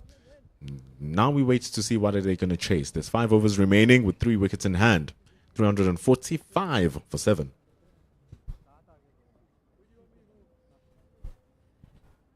You've highlighted such an important thing here, because the key for India under 19 was that opening partnership.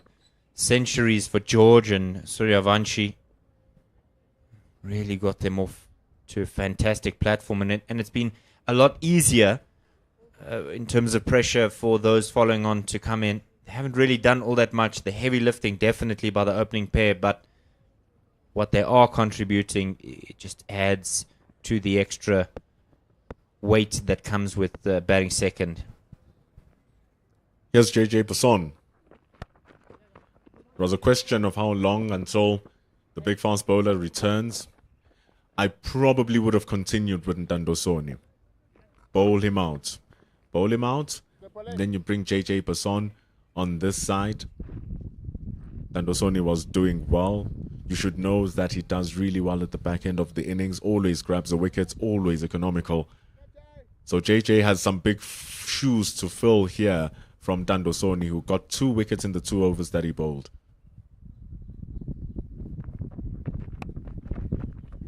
Steep bounce from Basson is going to make it difficult for the batters.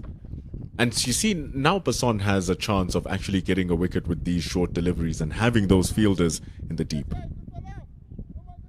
We saw the short ball employed by the South Africans earlier in the innings, and it really didn't give them what they wanted. A number of wides. There's been 10 of them in the game thus far. So maybe a change of operation here. The ball is also softer now. Much older. Used for 17 overs. And then after over 34, we choose one delivery that's just going to remain into the rest of the match. So if you start rolling the ball, start really hitting it into the deck, it's not coming on as much as it did in the beginning of the innings, and the batters need to put in a lot more work to get runs out of it.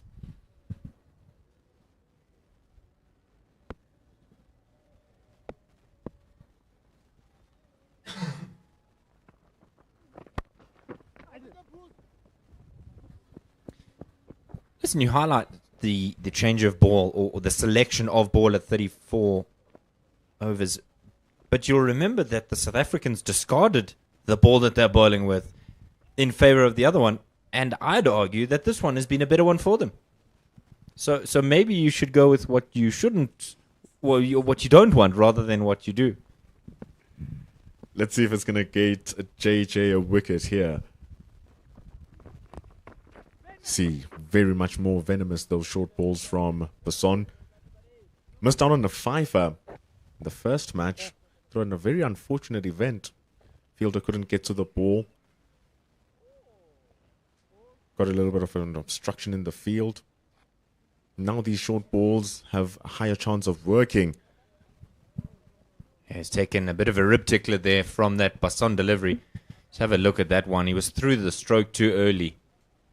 And as a result, he's now struggling to breathe a little bit. It's been a good match here. India already winning the series 2-0.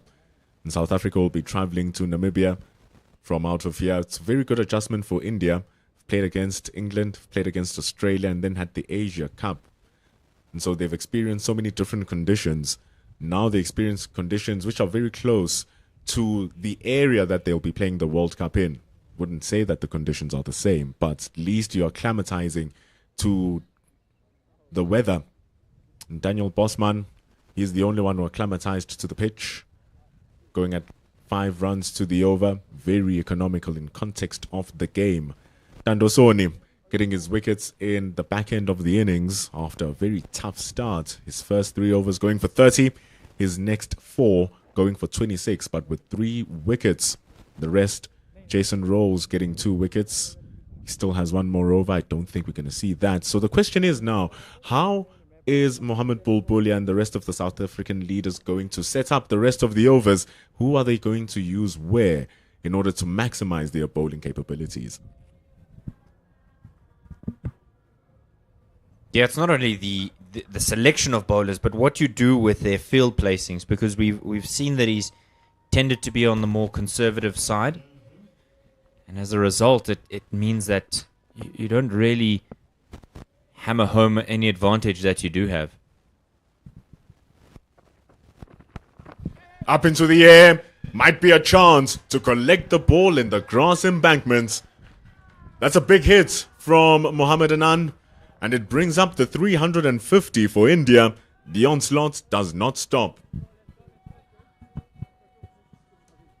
Well, he looked to employ the short ball this time. As comfortable as a duck in water.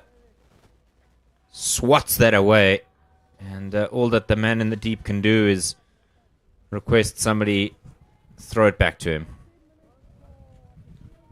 It's a wonderful hit. The short ball has not worked at all for JJ Basson. Going at over 10 runs to the over. Much more skilled than the numbers suggest. But maybe just not adjusting to what the conditions require out of him. His normal stock ball, being at the back of a length, works wonders. Tried a little bit too much with the short stuff. Really took him to the cleaners. Just didn't get his range. Michael Grayskamp lost it for a couple of overs. But now he's reeled it back in pretty decently.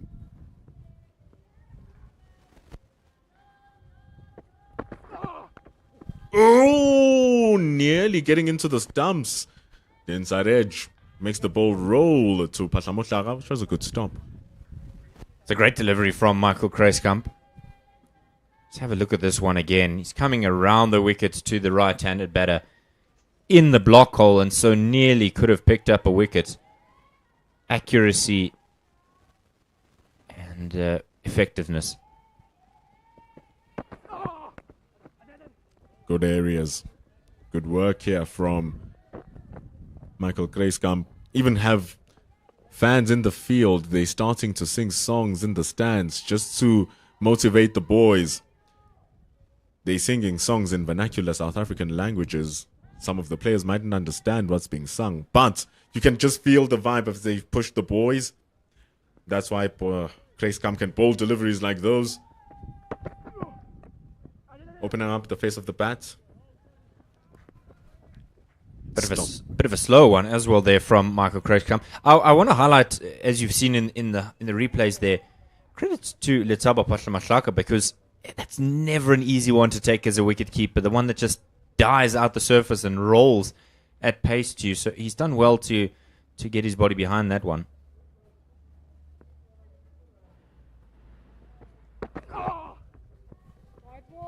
He's been very tidy behind the stumps, Patlamotlaga. Nothing extravagant, but no mistakes. And if you're not having complaints with your wicketkeeper, you are good, because it means they're saving the runs. Hasn't really been much opportunity for him to take any great catches or for him to do anything spectacular. He's done his basics really well, saved South Africa valuable runs. No third man in the deep. Sony with the long chase. He was already had one run out. They're going to turn around, run 3, the Indian under-19s. It's very good batting. 3 overs remain. They keep on ticking. I'd say that's good cricket all round. Michael Grayskamp's bowled a Yorker length delivery. Good bit of work there from Patel to just squeeze it away. And a good chase in the deep from Sony and Rolls. Good cricket. Said in the previous over, David, if he's bowling there, you have to keep your third man down in the boundary. That's what they do now, bringing in Corne Puerta, who's back in. Goes in for a wide delivery. Man, you've been bowling such a good over. Why did he change it up? It's going to give away 1 run and an extra ball. 2 wides from this Grayskamp over. And suddenly you notice how the game has slipped away from the South African under-19s. You bowl a good ball and then you follow it up in the poorest fashion. At least there's protection in the deep. Overpitched from Grayskamp. It's going to be a single for what it's worth. Relatively decent over from Michael Grayskamp. Only that wide delivery. A well-played ball down to the third for 3 runs. A correction, it's just the 1 wide. It was the wide in the previous. Did he not have 2 wides in this over? I thought he did. There was one that was down the leg side and then that one. definitely did get 2 wides in the over. That's why we have another extra delivery. Our scoreboard is at 363 for 7. There's 3 overs remaining. Here are the singing fans. You'll just hear from the singing and cheers that there's a South African voice pushing the boys. Well, families coordinated there. Good colouring across the group. Everybody made sure this is the colour that we're going for our day at the cricket. And what a day it has been for those who've been watching. Something special from India under 19. They certainly enjoyed the show from Vaibhav Suryavanshi earlier on in the morning. Aaron George as well. In the back end, South Africa have really done well to limit this to under 390, 400. Another wicket here. And if South Africa are able to chase down a score of just under 380, I feel like it'll be a marginal psychological win. But still, you're looking at that score. It's beating down on you.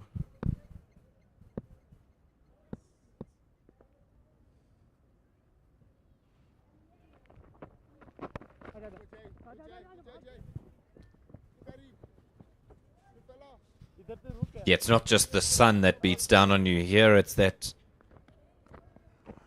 wretched number if you're a South African fan on the scoreboard. 365 for 7. Still 2 and a bit overs to go. Yes, it is 7 runs to the over at the moment, but the South African openers are going to have a stern task ahead of them.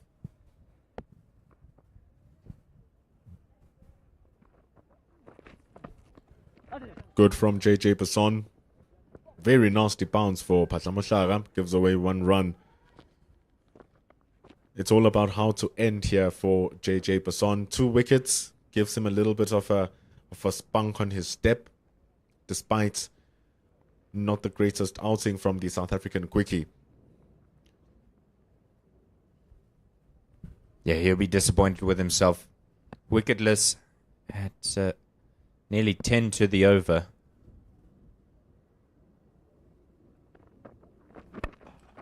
Heavy on the bat. Just over Ntandosoni. It's going to spin backwards, keep it to 2. The glimpses of what he can do are showing here. JJ Basson.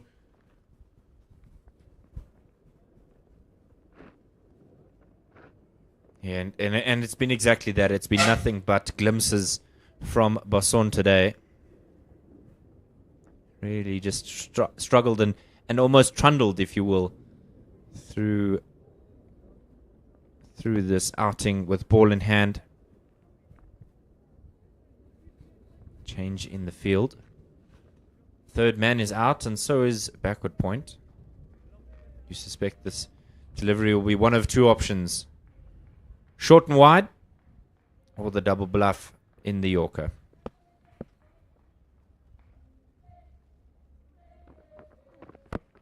Ooh, nearly chopping it back into his stumps.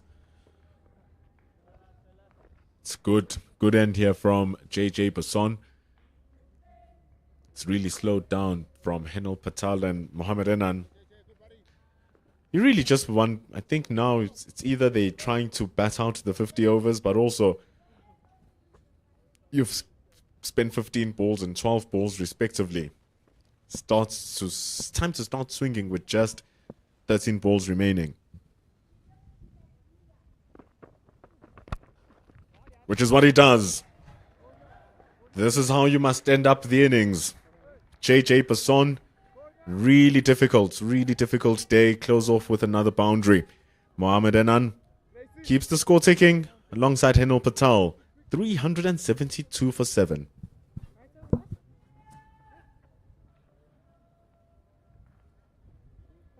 Overpitched from Basson.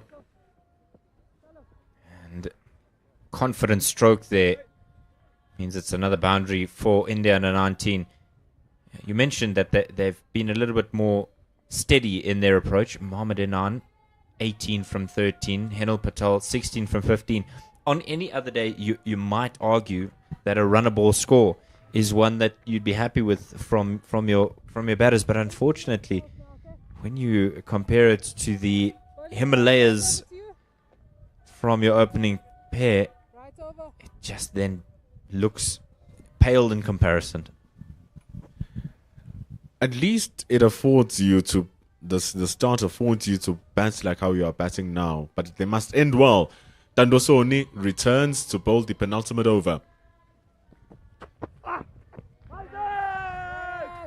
I really still think he should have continued after his 2 overs where he got 2 wickets. I think there was a little bit of a misjudgment in South Africa's usage of Tandosoni. It's going to be a leg bye. And so he's only got this 1 more over left. Good movement there out of the hand of Soni. And you can understand why he's asking the question. We just see the reply there is not to his satisfaction.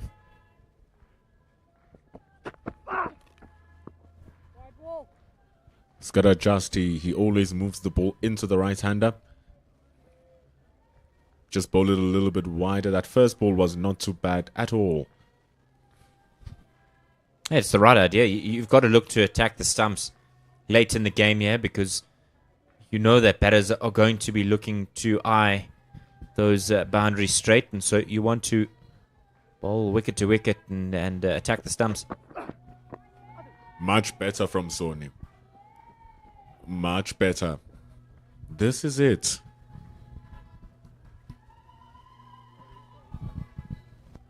Difficult for the South Africans. But all credit must be given to the India under-19 players. It's just been brilliant from the word go. They haven't relented, really. This build-up of this partnership now worth 40 runs from 33 deliveries.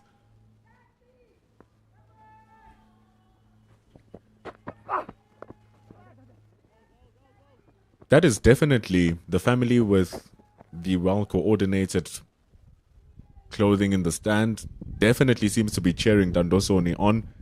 The moment he came into the bowling, they got a little bit more excitable. I'm hearing their screams, "We love you, Soni." They are singing Zulu songs. Tandosoni is from KwaZulu-Natal, so they're getting happy. He's getting wings behind his back, and Tandosoni is really bowling good. Deep in Xhosa territory down there in the Eastern Cape. Wonder if they have said to him, "You are now from the fabric of the Amatola Mountains down there in the Eastern Cape. No longer the Drakensberg." The Zulu people are gonna fight. Hey, we brought him up. But the Warriors did give him the opportunity to fly his wings.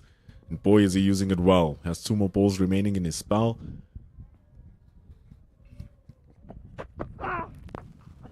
It's great. It's really good. Just need to close it off without conceding a boundary. And South Africa might be chasing a score below 390. It's still a big score, though. Saying it doesn't not make it sound any lesser than what it is. Yeah, there's no hiding from it. Nigh on 400 in a game where you put the opposition into bat first. The pitch is starting to break up a little bit. You can see all the footmarks. The sun has been beating down on it. It's not a cold day here in Benoni. So maybe the quickest conditions have gone past. It's going to be a lot of work for the batters who are going to be batting in the second innings. Last over remaining. Tandosoni gets 3 for 61 in his 8 overs. 378 for 7.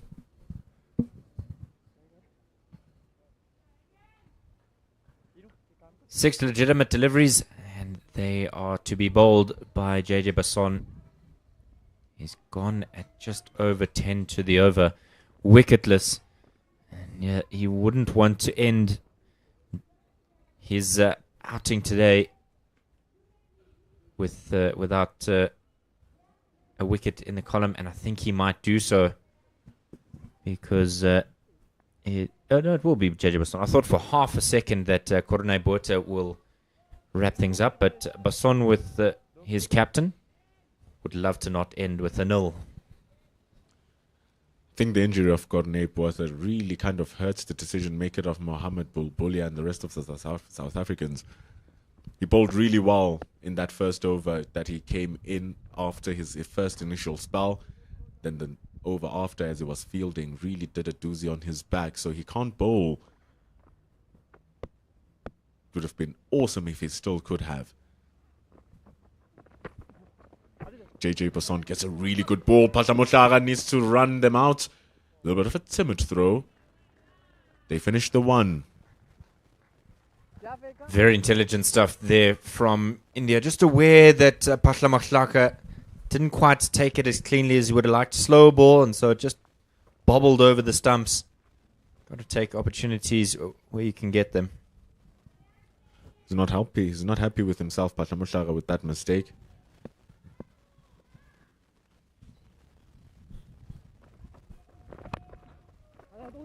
Trying to go hard against Basson.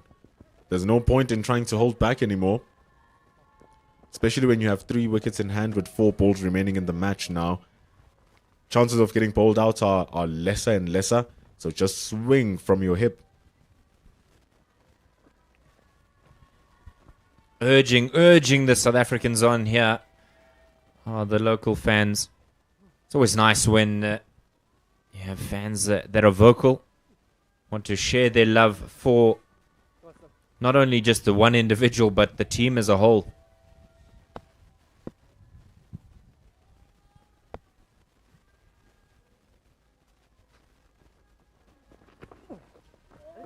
Big swing. Basson believes he heard a sound. But that's not out. Hopeful. Really, it is hopeful stuff here. Crucially for South Africa under 19. It's a dot ball. Let's have a look at this one again. Yeah, maybe just taking a bit of a tickle and off the shoulder and didn't look clean as it went through to Letabo Patamotlaka. But you said the most important thing, a dot ball here for JJ Basson. Just finish an over without conceding a boundary. Defend as much as you can with the last 3 balls remaining. Down the ground. Didn't get it well enough though, Henil Patel.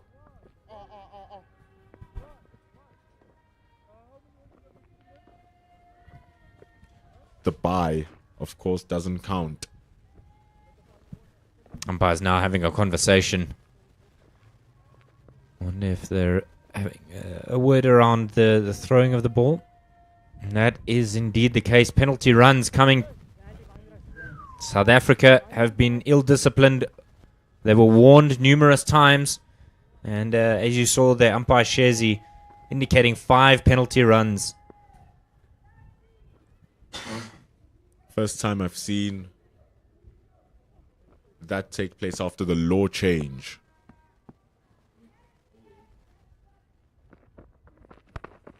And now he gets pulled away for a biggie. Guess there was no point in banging the ball down. The ball is going to fly away for 6 runs. South Africa concede 5 runs in the previous ball. Those are 5 team runs. And now it's 6 additional ones. Oh, JJ Basson bowling it short, getting punished. You know, when they talk about insult to injury, maybe sometimes it's not of your own doing, but that's really poor from the South Africans, particularly at this level. They were warned numerous times by the umpires. And it's really self-inflicted. Change in the field, 3rd man into the ring. Last ball of the match. Of the innings, rather. Last ball of the innings. Bowls it straight. They're going to take the 1. JJ Basson misses the underarm throw. That is the end of the innings. South Africa had a very tough one. They could have prevented India going to 390, but they gave away 5 penalty runs in that over. And South Africa now are going to need 394 to win. as India finish off on 393. And what an absolute bludgeoning it has been from the Indian under-19s. It's a bit silly, really, from South Africa under 19. You now have an even greater task to achieve victory in this third and final Youth One Day International. Anand and Patel finish unbeaten, but just have a look at that scorecard. After winning the toss and sending the visitors into bat, Aaron George and Vaibhav Suryavanshi sent the South African under-19 bowlers to every single corner. They played all around the wicket, 118 and 127 respectively. Contributions from Trivedi, Kundu and Anand Patel later in the game. 21 extras, 13 wides. Really just senseless stuff from the South Africans with their extras.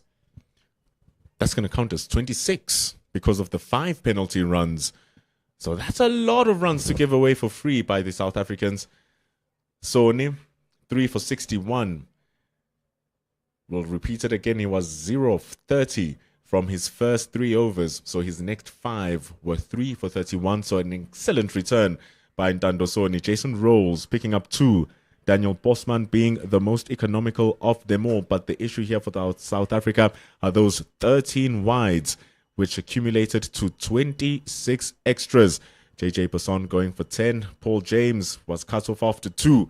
Corne Buatha was going to be great, but he got an injury, so he couldn't complete his rest of the 5. And so here we are, ending the first innings. 393 for 7 for India. South Africa, after winning the toss, they chose to bowl first. Quite a decision that, if you're looking at the scoreboard now, and they have a mountain to climb here at Willowmoore Park for the final Youth ODI. We are going for lunch. We shall return after 35 minutes. Join us then. It is 394 to win for South Africa under 19.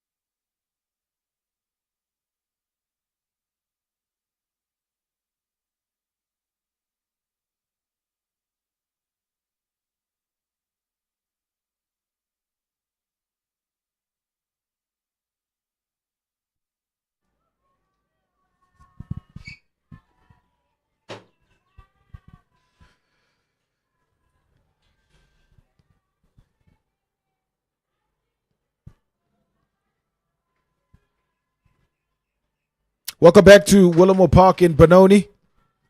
A bit of cloud cover as South Africa walk out to chase a mountain of a target. 394.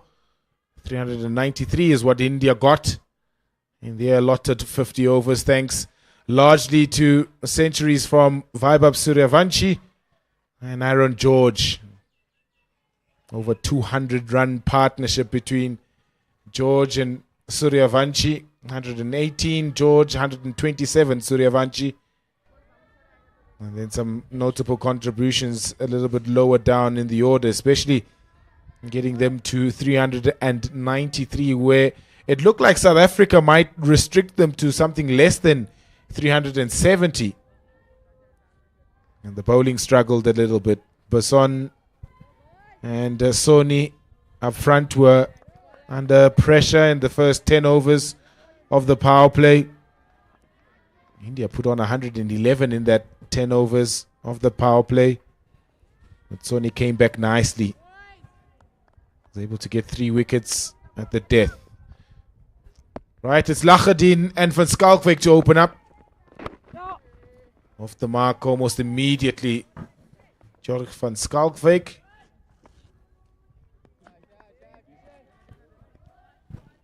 Alongside me in the commentary box, David Midgley. Kishan Kumar is a new ball bowler for India. Mountain to climb for South Africa here, David, but if anything, it's a nice challenge for them. Yeah, and there'll be a bit of honesty. Good afternoon, Pilasande, and to our viewers. Some honesty required here for the South Africans. If you're going to win games at a World Cup, somebody's got to put their hand up. Justin Rolls in the second game. Who will it be today? Punched off the back foot. It's a lovely shot. Fine leg comes around to sweep up. He'll get back for the second. Adnan Lachadin. Not expected from him, as was at a quiet series. He starts so well, doesn't he? Adnan Lachadin. And then just gets out at the worst possible time. And key to the Indians setting the target that they have was that opening stand of 227. South Africa will need something similar. Shout for leg before. Umpire Shezi not interested. Yeah, over 200 runs between Suryavanshi and George.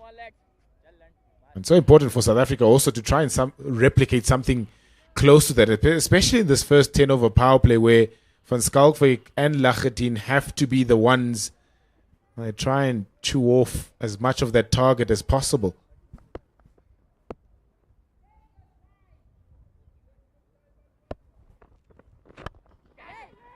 Just drops short of the man deployed at a short mid-wicket. You can hear the Indian players very chirpy.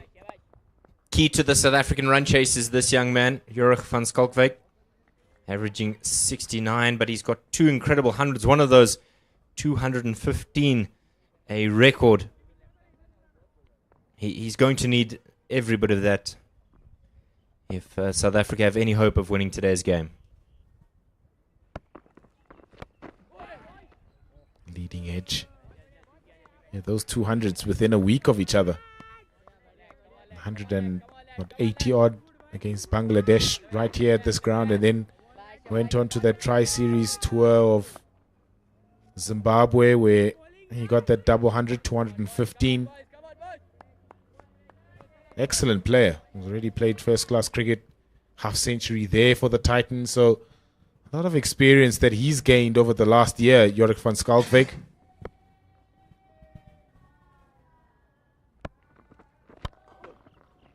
Sweetly timed, but straight to the man at mid-off. Good start from Kishan Kumar. Just the 4 runs, 4 without loss after 1. Just to give you some context of where this game needs to be for the South Africans, that required run rate is one that they'll be keeping an eye on during the course of the game. And while there isn't a direct threat of rain playing havoc with us this afternoon, that number of the bottom left-hand corner of the site, or the scoreboard here, you'll just see it on the left-hand side of your screen. DLS par. He's 11 after the first over. So South Africa will be mindful and keeping an eye on that. I half suspected, Pilar, that India nearly putting 400 on the board would warrant 2 slips, maybe a gully, somebody under the helmet. Why not throw caution to the wind? Yeah, got plenty of runs to play with. Tried to be ultra attacking in this first 10 over power play. Henel Patel.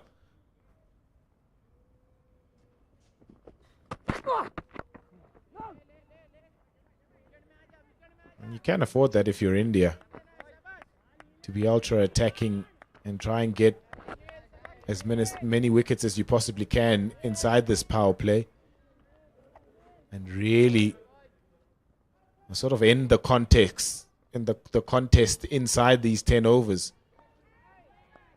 And that'll put so much pressure on South Africa, but South Africa can get off to a really good start here. Then confidence grows and being able to chase down 390.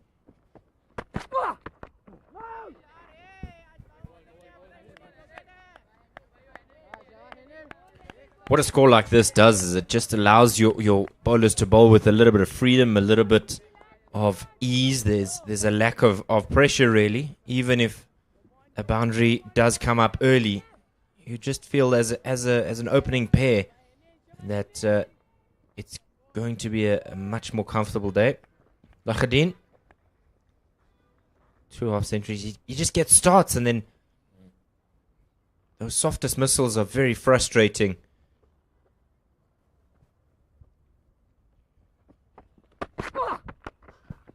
Banged away over the top. 1 bounce and into the fence. That's the Adnan Lahadin we've come to know and love in South African under-19 colours. The first boundary. He has clearly spent his time on a tennis court or maybe playing squash. Just short from Patel and hammered over the bowler's head with some fierce power.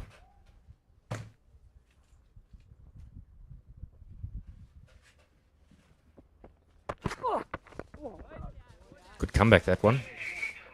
Very good comeback from Patel. Yeah, hard length.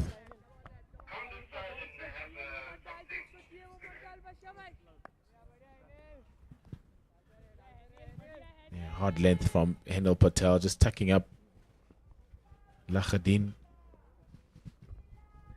Yeah, the pre-match stuff they spoke about getting back to winning ways, the South African side, just to build a bit of confidence heading into that World Cup opener and some of the warm-up games.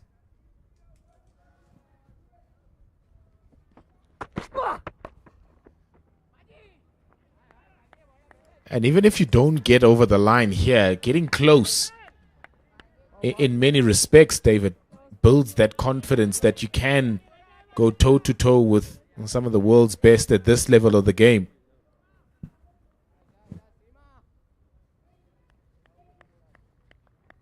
Yeah, you don't want to go to a World Cup just to participate. And particularly South Africa, with a rich history within world cricket. I don't want to go there just to feel as though they're adding the numbers. The side, when they get going, they can be destructive at their very best.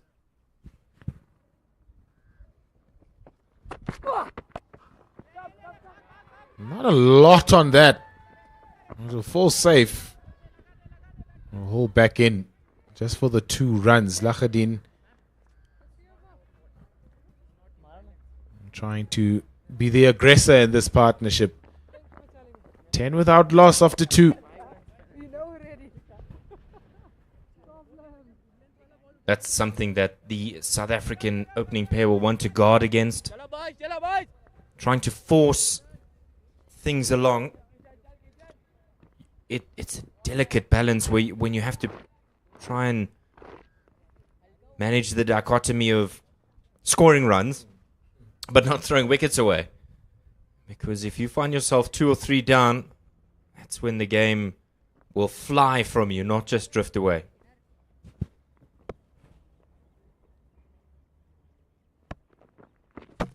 Bowled him. He's straight through him. Kishan Kumar. Looking to be aggressive is Jorik van Schalkwyk. And he only manages to miss a straight one, and it's gone straight through.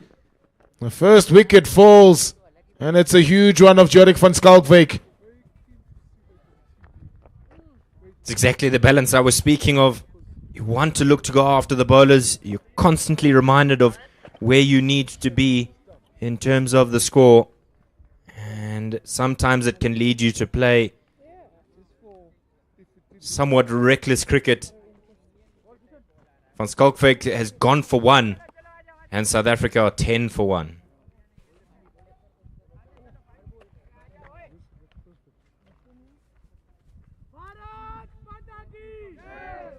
Yeah, good pace also from Kishan Kumar. Getting that ball right up to the stumps.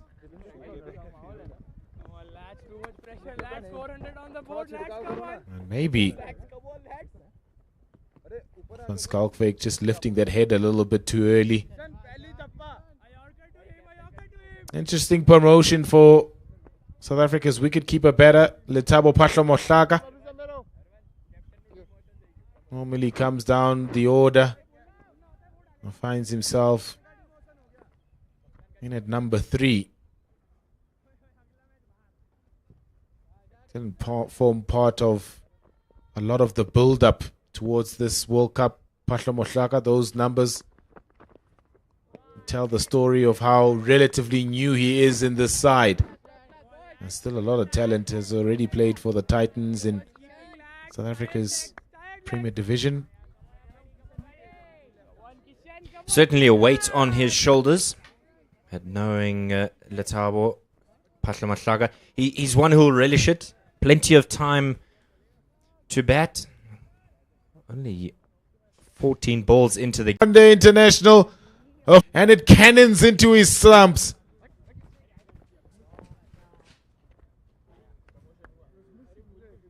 An absolutely silent crowd. They've been singing all day long. At this over, they have been silenced. Yorker delivery absolutely clatters into the stumps. What an end to that experiment. Phaahla-Mohlaka's gone without scoring. South Africa 10 for 2.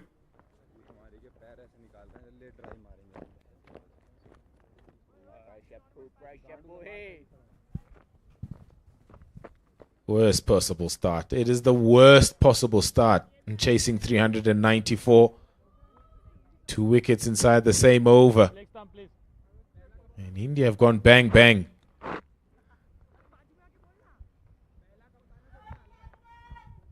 Brings to the crease South Africa's captain Mohammad Bulbulia. Best of 130. Capable.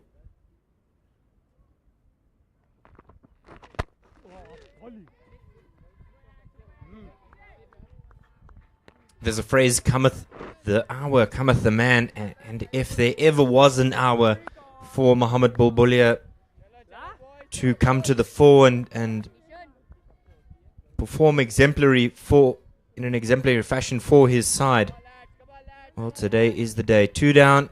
He's in the 3rd over of the game. South Africa have all the work to do. Time in the middle is going to be invaluable here.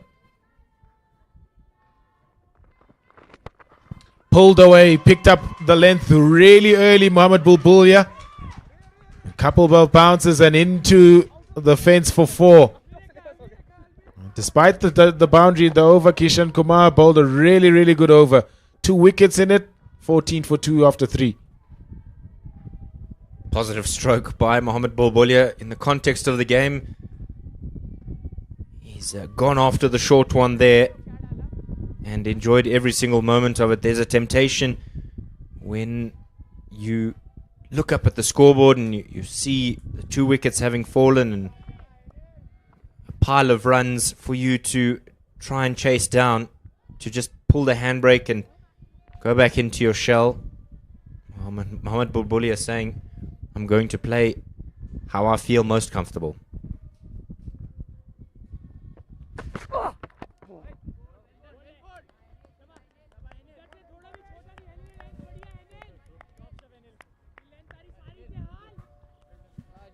Sometimes, David, you just have to sort of completely put the fact that you're chasing 390 out of your mind, out of your sight, and try and bat as long as you can. And it's a great opportunity for both Lahadin and Bulbulia here.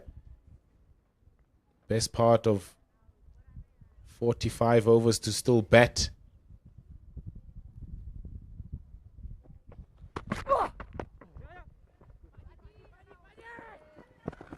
Well judged, that single. It's always well judged as long as a run out is not the consequence of it. It's the same with a leave. If a leave means that it goes through to the wicketkeeper, confident leave, educated leave, a sensible leave. The moment that off stump goes for a bit of a gymnastic tumble, that's when you end up finding yourself in all sorts of trouble. But that's the nature of batting in this wonderful game of cricket of ours. The margins are narrow when you get to this level, and so when things go your way, you just take it as it comes.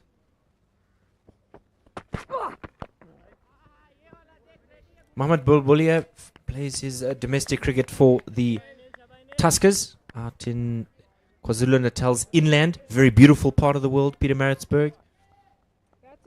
The Oval has the honor of being one of the few odd places in terms of cricket grounds, with the tree that you have to contend with. Yeah, love going there. Unique venue. Totally different from all of South Africa's domestic venues.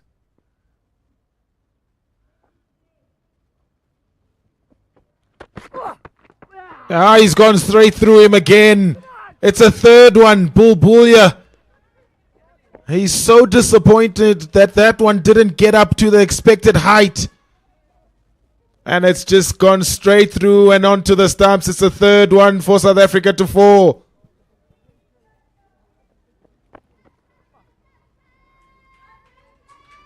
The thing for item rather for concern for the South Africans is it's 3 wickets inside the power play, almost carbon copy in the sense that everybody's been bowled and playing across the line, arguably, with that last one. He's disappointed, but I suppose the only one who he can be upset with is himself, as his cartwheel performs the best floor routine we've seen in a while. 15 for 3 brings Jason Rolls to the crease. 114 off 113 deliveries in the last game. They're going to need everything. It is catastrophic here for South Africa under 19.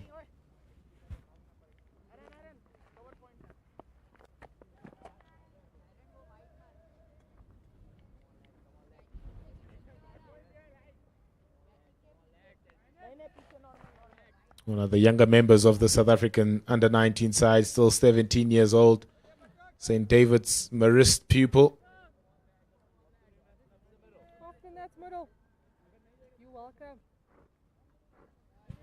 Speak about that 100 he scored in the previous Youth One Day Internationals. It was his first in Youth One Day Internationals. Jason Rolls.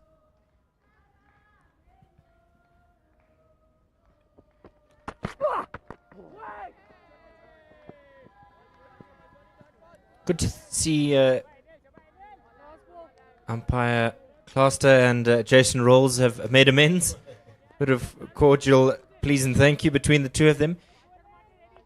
Jason Rolls has what you would describe as an unconventional technique had you not seen Graham Smith, because there are very many similarities in the way that they set up.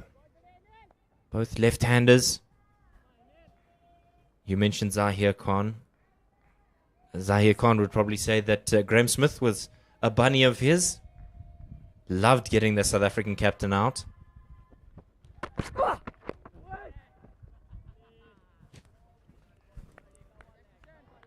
A wicket from the fourth. South Africa under pressure, 15 for 3.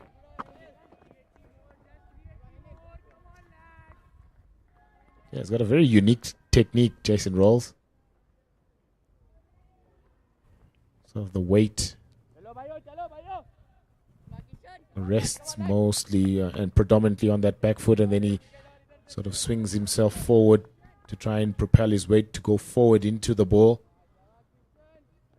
Loves a cut, loves a pull. Evidence of some of the shots that he played in that 114 run innings that he made right here on this ground a few days ago.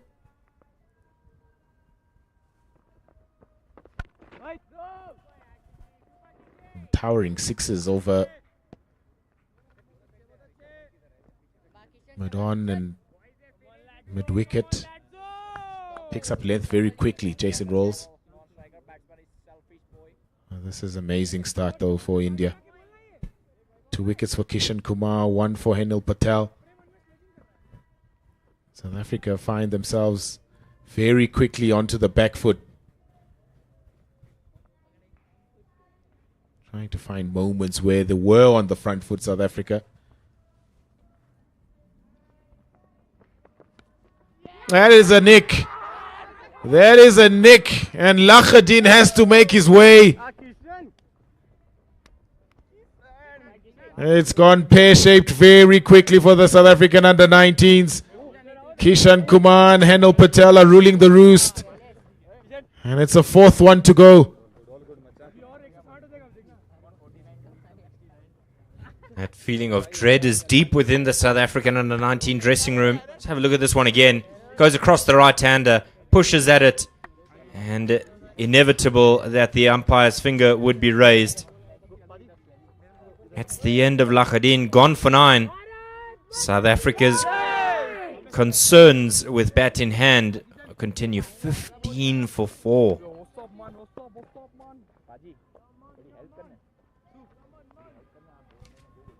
Lovely delivery. He's been swinging them back into the right-hander. This one just held his line going across the right-hander.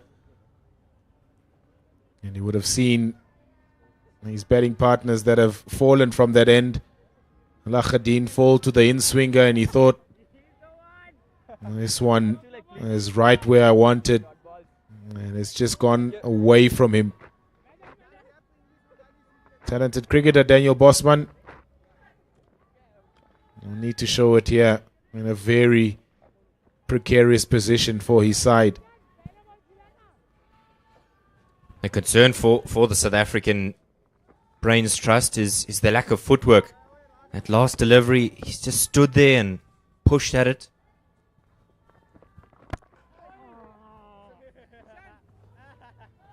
I think he's just jammed his bat straight into the ground there. And that ringing feeling in your hand. It's almost as if you've stuck your finger in the outlet. It's really not enjoyable. Yeah, send vibrations all up into that arm.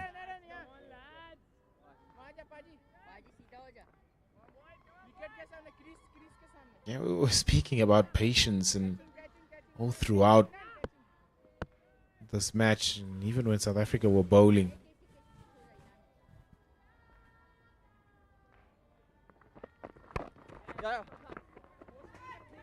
A long chase for fine leg is very quick. As well as Henil Patel to just restrict it to the 2 runs.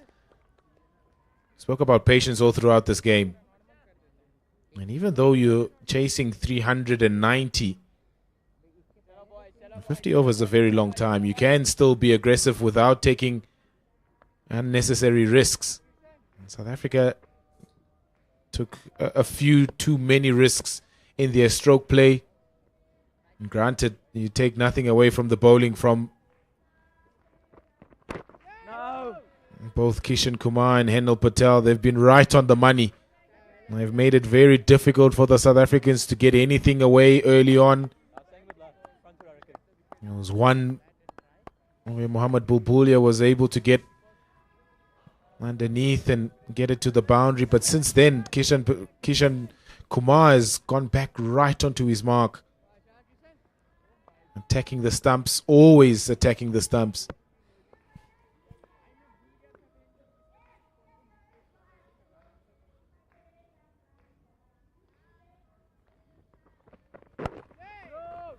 Shell-shocked. That's the word I want to use. And they often say that batting is very much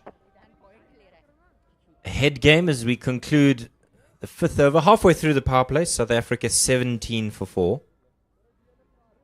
It's a head game, batting. And you can just see in the body language of the South Africans during various parts of their fielding innings, they've felt and looked at least that their energy and that their excitement and their willingness to fight in this game was stunted. And then just you can see in the stroke play how they seem hesitant. They seem to be kind of reluctant to play anything.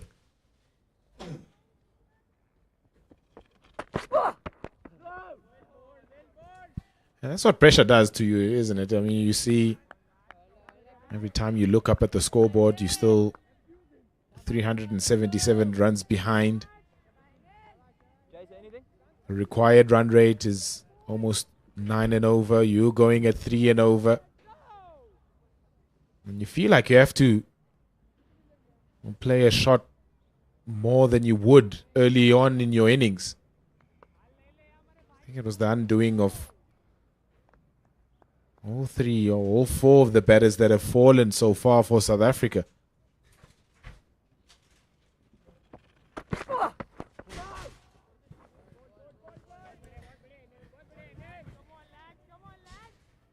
Precisely. It's that pressure that leads you to make the decision that finds you in no man's land, flat-footed, pushing at a delivery, outside edge, and a regulation catch. It's when you're playing across the line, a heave across the line, meaning you too fall. And I think that's a lesson the young South African side will have to learn very quickly, is absorbing pressure but also responding accordingly.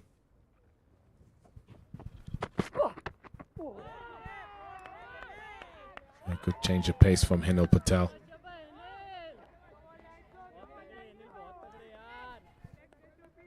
Is it worth being selfish? Is it worth being that kind of batter in this instance? 17 for 4. The game is very far away from being won. Is this now an opportunity for Rolls and a Bosman and whoever is to come to say, you know what, I'm going to be selfish here and I'm going to bat as long as I can, and I'm going to get the highest score that I possibly can, rather than look to chase the game and try and force things? Yeah, 100%. I think the game now has drifted towards that territory where you forget about the result completely and try and bat as long as you possibly can. Also good batting practice now.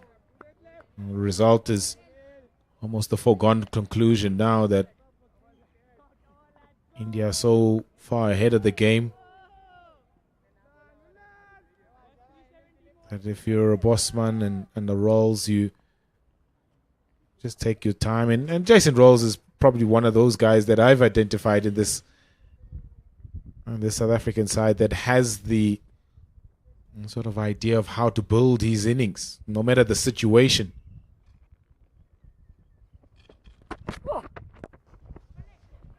Nicely done from Jason Rolls. It took a while to get off the mark. 6 balls, and on the 7th one, he decides to just loft Henel Patel over mid-off for 4. Highlighting the temperament that you mentioned of Jason Rolls. He's patient. He's willing to look for that wayward delivery, and when it does come, you can be certain of it being dealt with suitably.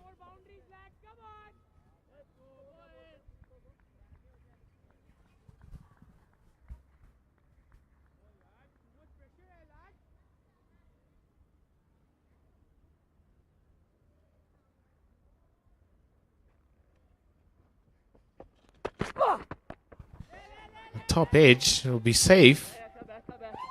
We'll get to Jason Rolls.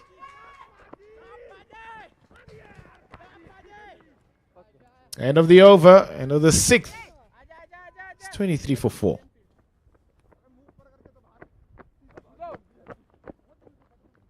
I wonder if that's the right approach for Jason Rolls, just to sit back and let the dictation of the game come from where those wayward deliveries are being directed your way.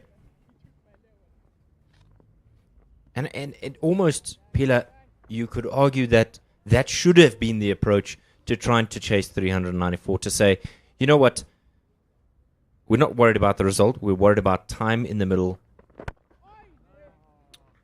to allow ourselves, yes, we've lost the series. So it's not a defeatist mentality or an attitude, but what it is an opportunity for a team that maybe hasn't had the best batting in the last little while, in the series in particular, to then say, okay, we're going to give a guy like Letabo Patlamatlaka time to bat instead of looking to chase the result.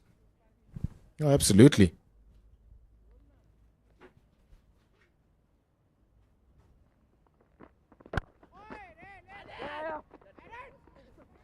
Straight down the ground from Daniel Bosman. Just a neat push. Come back for the second. And it really isn't a defeatist mentality, because when you look at it from a realistic point of view, and they would have had their own objectives on what they wanted to achieve from this series in particular, both the coaching staff and the players group. How do we still achieve those objectives in the given situation where we need to chase 394? Bet time, bet long. Lovely. Lovely touch from Daniel Bosman. It's a gentle push. It's a long chase. And it won't be hauled in. It's 4 runs. Neatly timed from the left-hander. Just a difference in approach from these two. You can see the energy with which they're running that first one. And I think that's the key, is that they've come out to approach this game with the mindset of take what you can get and enjoy your time in the middle, valuable time in the middle.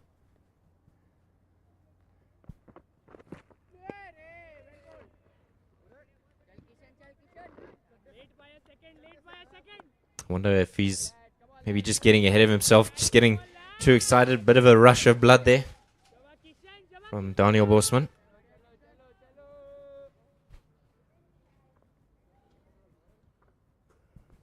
And sort of going back to the basics also, David, of batting.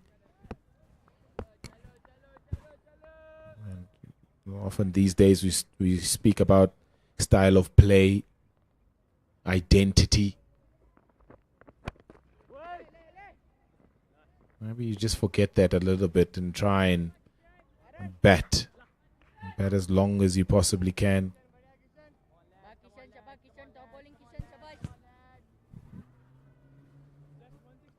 Yeah, I mentioned earlier in the game that one of Thokozisi Shezi's teammates at the under-19 setup was Dean Elgar, and that's almost the kind of approach that you would need from these two. Just be patient and pounce on anything wayward.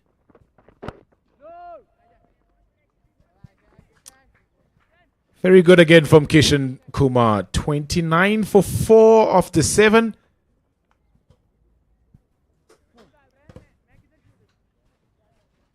The strike power of David Midgley has to unfortunately depart.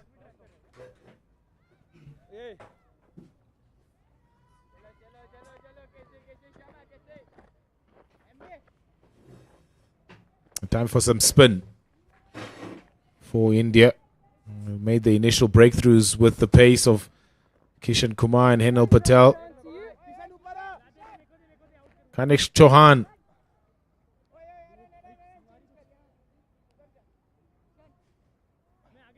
Will be another test, continued test for the South African batting lineup.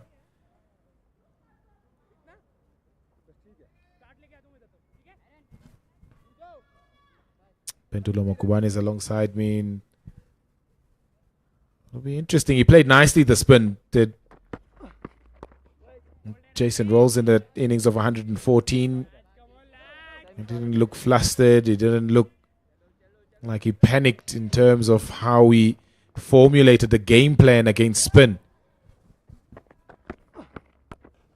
And he's going to take the ultra aggressive approach here. A slog sweep and over the bank for 6.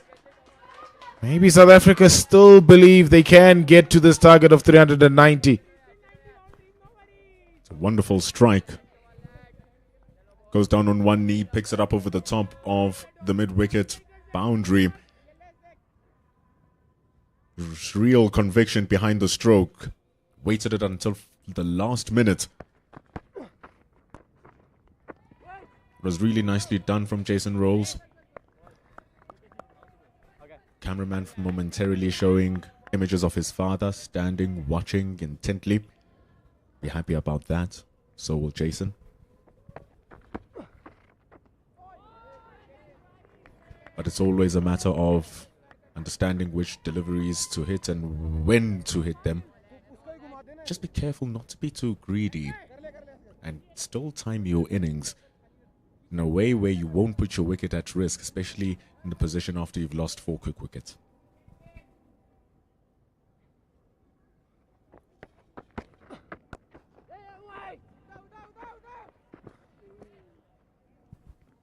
Careful, careful.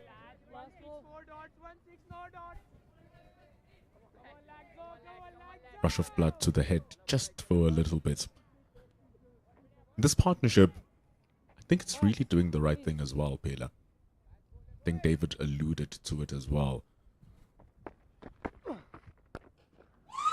Wonderful shot.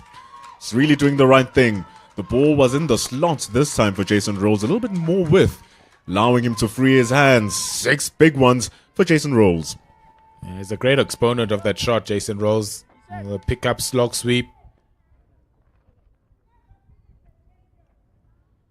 Got it on line more than length, that one. Safe enough because of the restrictions in this power play. South Africa's biggest over. 12 from that. Kanish Chauhan first over, so a bit of momentum being injected into this run chase. I think it's an important thing to remember how the game works in phases. Change of bowler coming in for the Indian under-19s. Udav Mohan will be bowling coming from the Chalet end. Lee still have to bowl to 2 left-handers.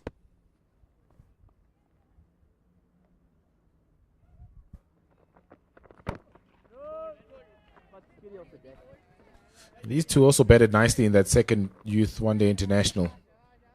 Rolls and Bosman, it was a partnership that looked promising and gave a solid enough platform for the batters coming after them to possibly propel them to 260, 280. We'll be looking to combine the same way again here in this game.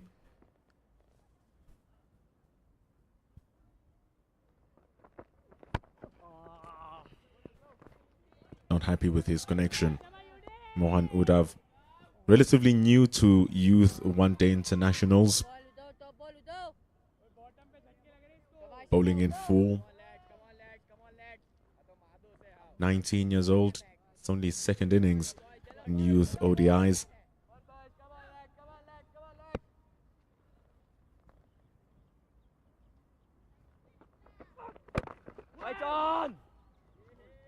Some nice pace. Good control as well. Yeah, looks good. Nice strong action. Gets over that front foot nicely. Daniel Bosman's just struggling with that left hand. I don't think he's getting enough power in his shots because there's a bit of a problem with that bottom hand. No problems there. But the ball was there to be hit from Mohan Nudav. Allowing him to free his arms through the covers. Diving to his right was not enough from Vaibhav Suryavanshi. Goes for 4. Okay, nice controlled shot that got the length to free the arms. And slammed away through the covers for 4. A really nice shot that. Will give him a bit of confidence. His second boundary. Keeps on clutching at that left hand.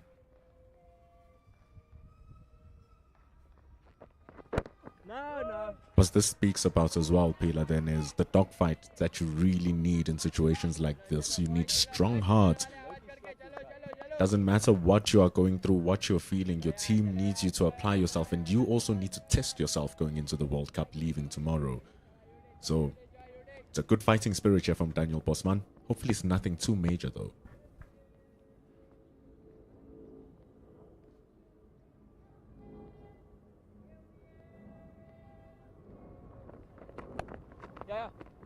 Nicely done. Seals the over there. Take 5 runs from it. Healthy control from Daniel Bosman. It's 46 for 4 after 9.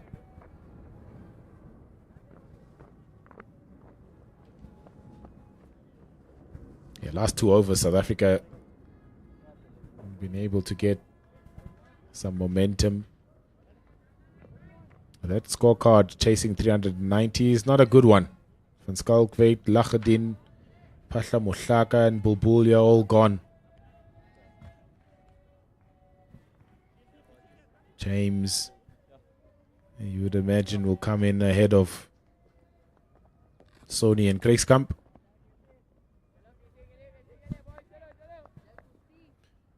Even Corne Buerta gives it a good hit.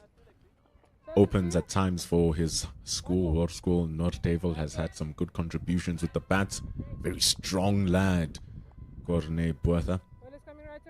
But they'll be hoping that they don't have to use his services with the bat, and these 2 gentlemen can do the job. Daniel Bosman still has to deal with Kanishk Chauhali. Got taken for 2 sixes by Jason Rolls.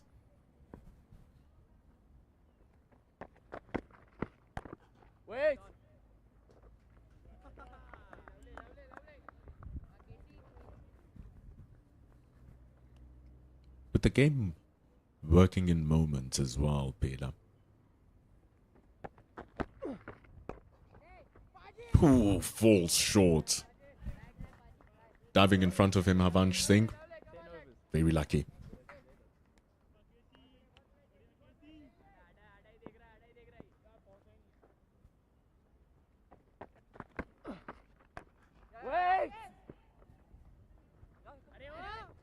Little fumble from Suryavanshi allows them to take the 1. Wonderful control from Chauhan. Yeah, they're looking to attack him a little bit here, especially with this last over of the first 10 over power play. Try and maximize and get as many runs as they possibly can here. And then look to milk the next few overs after that.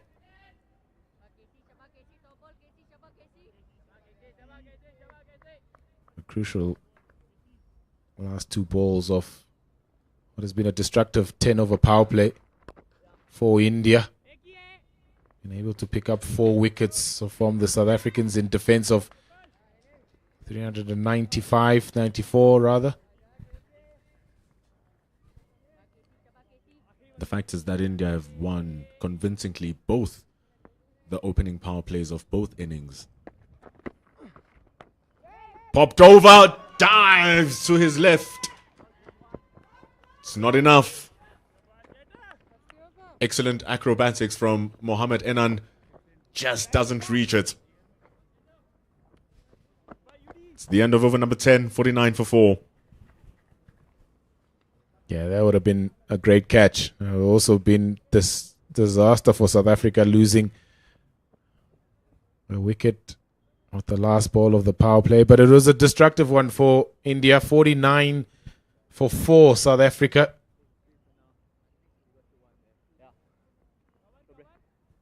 A stark contrast to where India was at this stage of the game. 111 is what they got in the first 10 overs.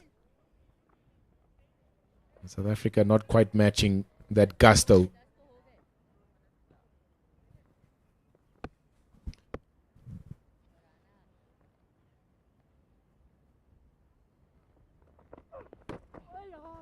Outside edge, soft hands though from Daniel Bosman. Ball's going to run down to Kishan Kumar. It's going to be a single. And 50 runs up for South Africa. Not an easy one, but at least they reach the landmark. They're warning for Udav Mohan from umpire Shezi, just warning him to just step away from that danger zone with his follow through. Just notifying the captain Suryavanshi that is his first warning for stepping into the danger area. Afternoon, sir. Can I have that middle? Thank you. Definitely don't want to be losing any of your bowlers. Jason Rolls will want to take him apart. No! But it has to be a strategic way of doing it. There were times in that first innings by India where they went at a really slow pace. I mean, from over number 10 to over number 15, they went at 1 in the halves. There were moments, periods actually, where the game slowed down as well. Which means that for South Africa, they don't have to go all guns blazing to start. They can take this as part of those Indian moments. And then they'll have their time to also blast the ball. Wait!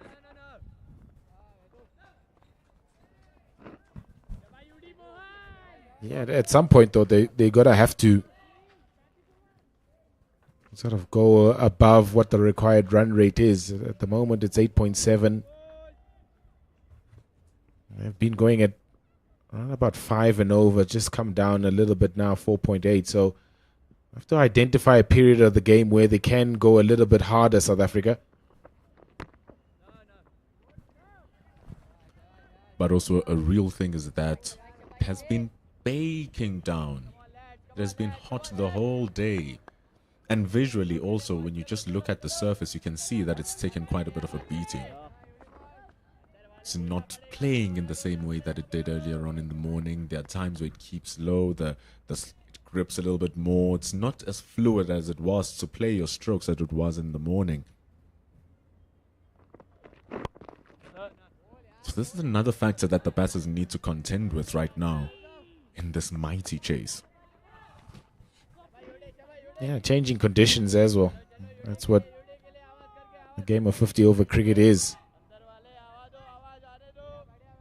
Constant changing of the conditions now, roles, and Bosman will have to contend with in this second innings. We saw the wicket of Mohammad Bulbulia, also the ball just not getting up to the height that he expected. Got him! He's trying to flick it over Vaibhav Suryavanshi at mid-on. And he's only managed to hit it straight to the Indian captain. And just when South Africa were trying to get a partnership going between Jason Rolls and Daniel Bosman, it's Rolls who holds out. Big problems. The problems were not big enough. It's the man who's in form, who was in good touch. Thought it was there to hit. Suryavanshi taking a little dive forward. Jason Rolls playing with his stylish flair. Just doesn't work this time. Just like in the first match, gone for 19. He falls for 19 here. And it's real muddy for South Africa.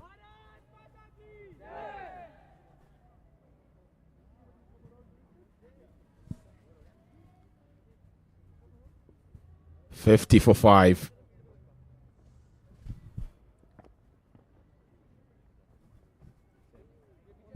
Hit the bottom of the bat there. Really didn't get to the meat of it. Ball was quite far from Jason Rolls as well. Suryavanshi was right on the mark at Madon. 10 runs per wicket. Brings in Paul James. Averages 21. Hits those 21 at a strike rate of 82.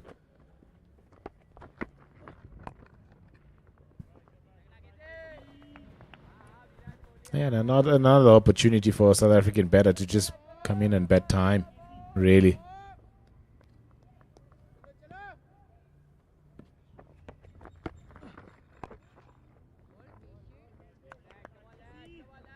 Be nice for him also to just prop up those numbers. Paul James still yet to score a half century. Sharp turn. Steep bounce from Kanishk Chauhan from that delivery. Well dealt with though from Bosman.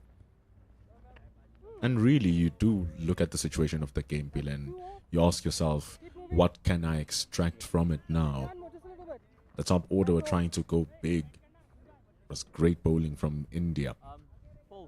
They lost very, very quick wickets. So now really, it's one of those situations where you're on day 5 of a test match and you're saying, let's play for a draw. It's going to be hard for you to get a win here. So you try to mitigate mistakes. Just push, get your ones, get your twos, and that you say you bat time. But then when the opportunities do arrive, you try to just push the score. Get yourself your confidence going into Namibia leaving tomorrow.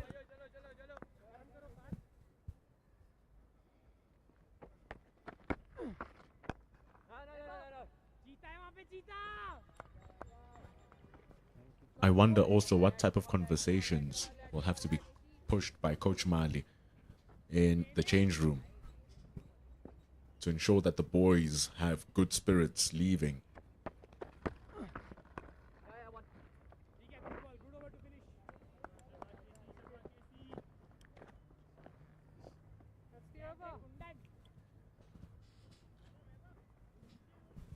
.53 for 5 after 12. Yeah, those conversations are going to be really important. You don't want a huge dent in the confidence of the players heading into a big tournament like this. Yes, the caliber of the opposition that they've faced in this 3-match ODI series has been really good. And I guess those conversations will have to go along the lines of, this one is done. We take as many positives as we possibly can from it. Focus on those. And then start afresh when we head to Windhoek. We're going to face 3 different oppositions to what they faced here.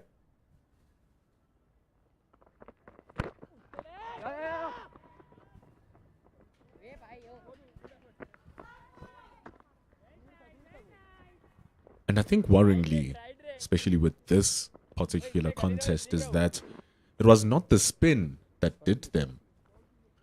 You would think that, South Africa conditions, South African batters can't really deal with the spin, but it's actually the pace, the left-arm pace of Kishan Kumar. And then Henel Patel doing his thing as well. Here's Mohan Udav. He also captures a scalp. So you ask yourself, if the Pacers are the undoing of the team, and now you go to the middle order and the spin is the undoing of the team, where does the batting order find its strength?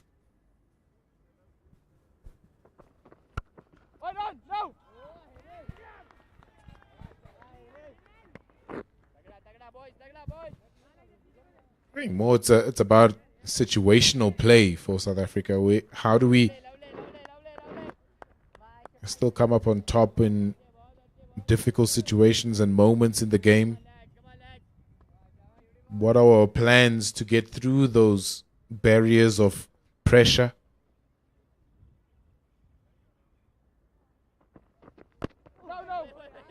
and less about what we've been able to face with in terms of the skill level from the Indian bowlers. The skill is going to be there, but it's the pressure that skill produces on the South African batters. And how do they respond? And that's the key now going forward into a global tournament like an Under-19 World Cup. How do we build measures and formulas to be able to deal with the pressure?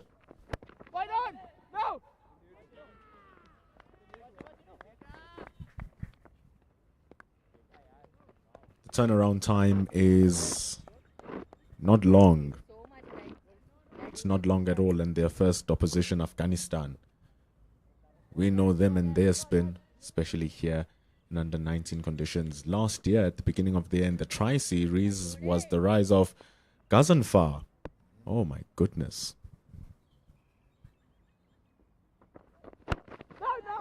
So it's always a wonder to see what you're going to find. It's been a very hot summer. Luckily enough, there's been a lot of moisture. Don't know much about it in Namibia, but you are going to expect that spin is going to be a barrage to South Africa in that first game. And having found difficulty against Bangladesh, now difficulty against India, what will the psychology be when you are going against another Asian opponent?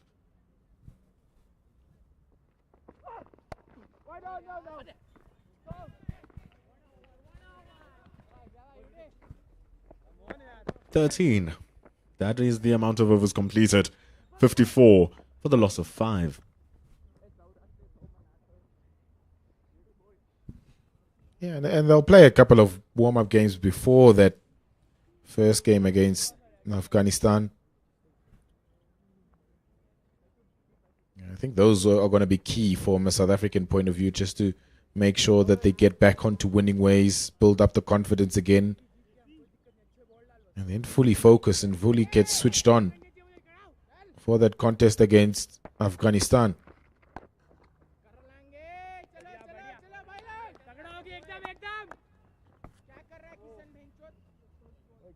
They've played a couple of games from last year into this year, and there's been key core players in the team.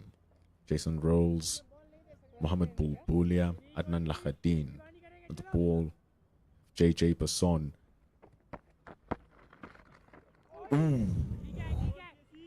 Just near the stumps of Daniel Bosman.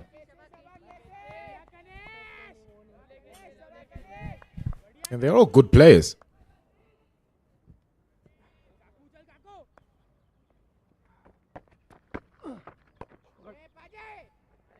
Rolls with 100. Van Schalkwyk with the 60 odd in the first game. So it's not all doom and gloom for South Africa. I mean, we're not even trying to paint a picture of it being doom and gloom. It's about lifting yourselves to a standard where the best in the world are at. And you're going to have to beat the best in the world to be the best in the world at a global tournament like a World Cup.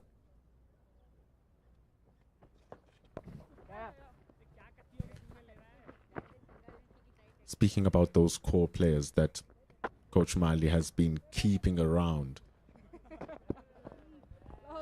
you really are hoping that in situations like that, they take a stand as well. And the thing is, over all these series and warm-up games and matches that they've been playing together, chemistry starting to come about for the team too. Spoke about being in the capping ceremony yesterday. You were actually hosting it. And it's the spirit as well of the team. It does infiltrate when things are down, because you just click back to the conversations that you've had all this time to light the fire back in the boys in times of adversity. And right now, it's pretty adverse after 14 overs at 56 for 5. Yeah, absolutely. I mean, you form a bond, you form a brotherhood over a period of time. And Mali Maketa was speaking about how this group of players slightly different from how they've operated in the past, where they've got him in earlier to work with. I've spent a little bit more time knowing them personally, what gets them tick, what their shortcomings are.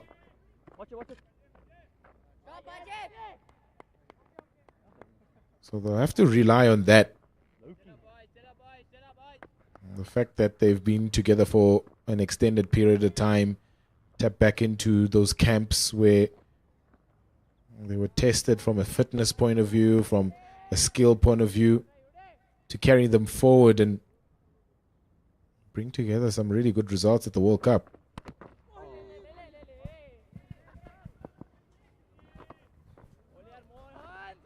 The opposition here really not making it easy. I'm sure it's expected, but not to this degree, I believe, because at least the first two games, there were some sorts of contest to see the fights from each side. This India have really, really taken away from the beginning of the match.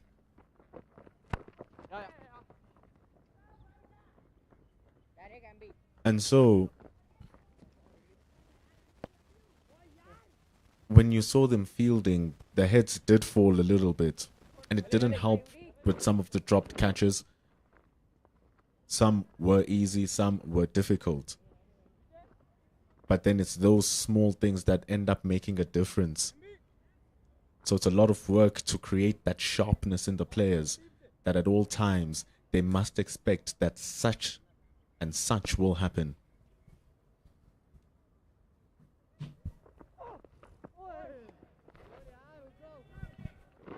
It's a lovely ball that from Mohan.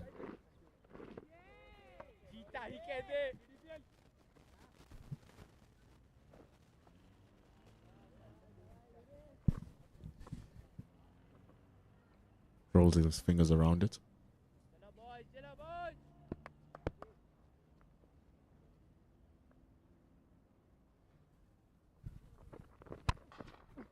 Pulled away from Paul James. He does have it in him to do just that. Pulls it in front of square for 4 runs. Yeah, nice bit of aggression from Paul James. Just takes a little bit of a shimmy down the wicket. Gets into the line of that delivery. Is able to pull it in front of square.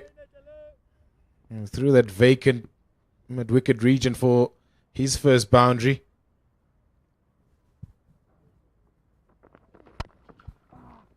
Oh, that's keeping a little bit low indeed. It's not rising up, and it's not as true as it was. 15 overs sees the scores on 62 for 5. South Africa still 332 runs behind. The Indian camp will feel utterly relieved that they came to yet more different conditions. And again, they have dominated, whitewashing Australia 3-0. They won 3-1 basically against England going into the final match. And here they are again against South Africa, and they are very much home turf. They really have been amazing, this unit of players. They've also been together for quite a while, this Indian side.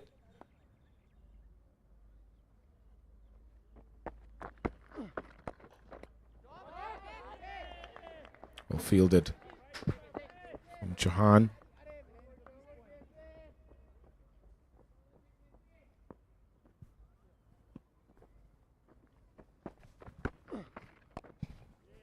I really do believe, though, that it's only a matter of time until the standard goes back to what it was.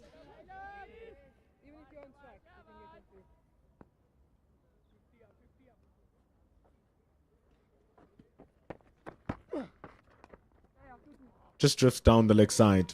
Daniel Bosman down, guides it down to the fine leg boundary. It's going to be another 4. Loose delivery from Kanushk Chauhan. Goes for 4. Yeah, drifted just slightly straight onto those pads of the left-hander. It was Johan. And at that pace, Bosman, all he needs to do is get a better bat on it. And runs away all the way to the fine leg boundary for 4.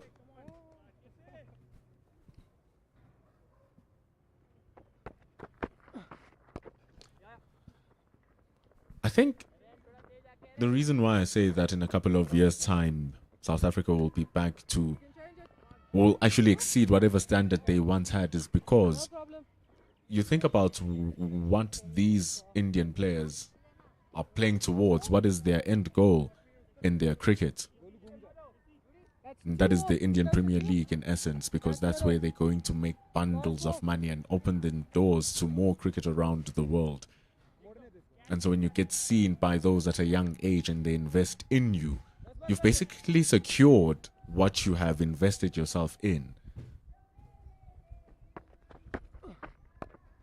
Now with the South African players and the whole world seeing how big the SA20 is becoming, now the South African players too will see a very bright path ahead for themselves. As we see over number 16, 67 for 5.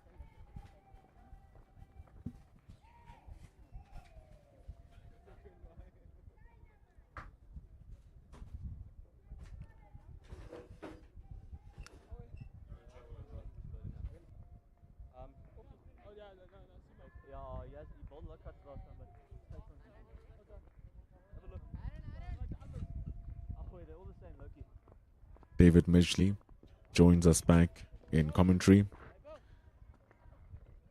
Change in commentary, change in bowler. Ares Ambrish. He comes in. Fine all-rounder for India. He's been watching the spectacle fall around him. 5 wickets. 12 wickets in his 10 innings. That keeps dreadfully low. Surface has taken a bit of a beating. You look at that, just flaky everywhere. Daniel Bosman trying to do some gardening, hoping that something will keep up. But this is difficult for South Africa. Yeah, that man was ball in hand. It wasn't difficult for him in the last game. 2 for 47 from his 8, and an economy of less than 6. And as a result, he can bowl with some confidence. 67 for 5, Mpendulo. Where to from here? For India, it's a matter of snuffing the game out quickly and still the possibility of a super over. Then the questions start being asked. Explain to the people why we're going to have a super over, possibly.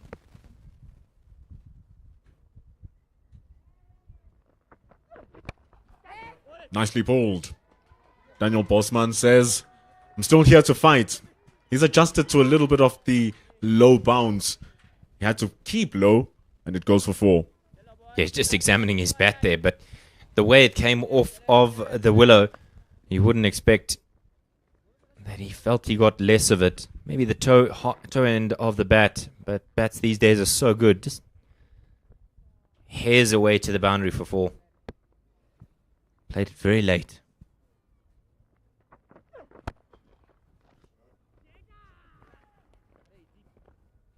He keeps wringing his hands, and I'm wondering if that earlier incident of jamming his hand or his bat into the ground and the vibrations that come with it still giving him some problems. We haven't yet forgotten about the conditions for the super over. We'll give that to you at the end of the over.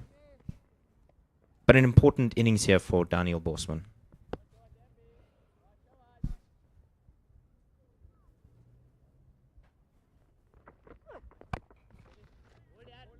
It's an important innings for all of the South African batters right now.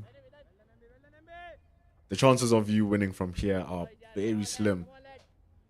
You keep saying bat for time. Daniel Bosman has to bat for time, but he's not having a good time with that left hand.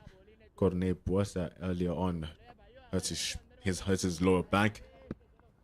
Surely you don't want another player falling just before the World Cup. They steal a single. It's very nicely done. That stopped by Kanishk Chauhan, ending over number 17. 72 for 5 for South Africa. The equation says 322 to win from 198.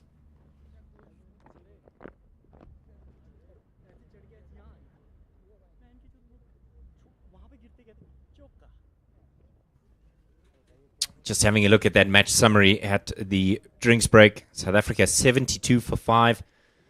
After putting India into bat this morning, 393 for 7. Suryavanshi 127. George 118. Sawhney with 3 wickets. Rolls with 2 and 1 from Kreiskamp.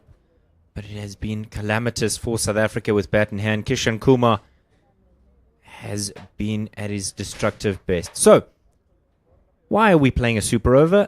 It is as simple as this. During the course of this series between South Africa A and South Africa under 19 and India under 19, the conversation was, one, we want to play World Cup playing conditions so that we're all familiar with it come World Cup in a short amount of time. The other side of that is that sometimes there may present an opportunity to play in a super over in a World Cup.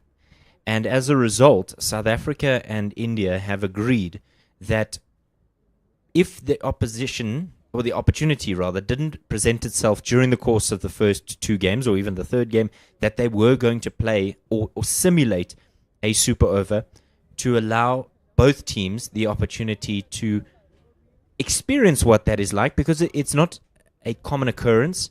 And almost like penalties in football, if you don't train for it, you'll never know what to do in that pressure moment.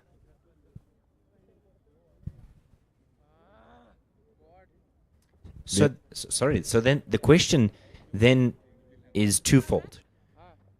Who then bowls for India in that super over, and who bats for South Africa? Because you probably argue and say Suryavanshi and George are your batters, given the form that they are in today.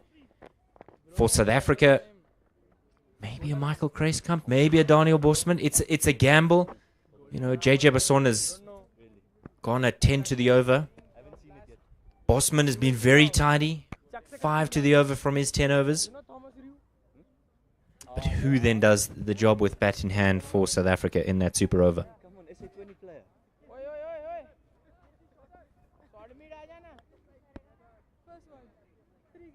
The West Indies, part of the under-19 group, South Africa and under-19 will be. And at the end of this month, their senior men's team will be right here in South Africa, starting off in Paarl on the 27th, going to Centurion afterwards, and then the pink T20 game. First time it's going to be a T20 match at the Wanderers right on the end of January. All games starting at 6 p.m. All games T20s, and that too being a preparation for the ICC T20 World Cup. Busy time. Lovely little joke there as Suryavanshi gets ready to turn his arm over. Conversation between Bosman and Vaibhav Suryavanshi, just suggesting that maybe the 14-year-old should consider playing in SA20. Not too many players from the Indian subcontinent playing in the SA20.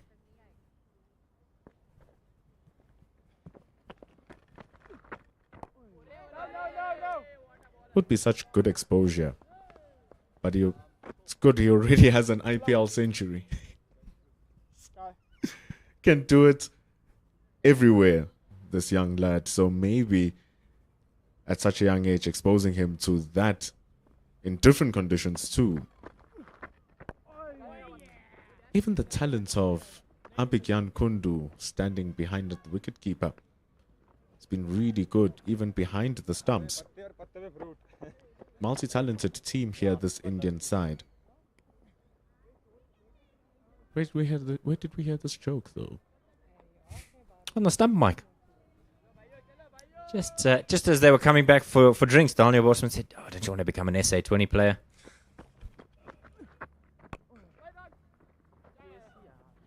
Just falls through the hands there for the single.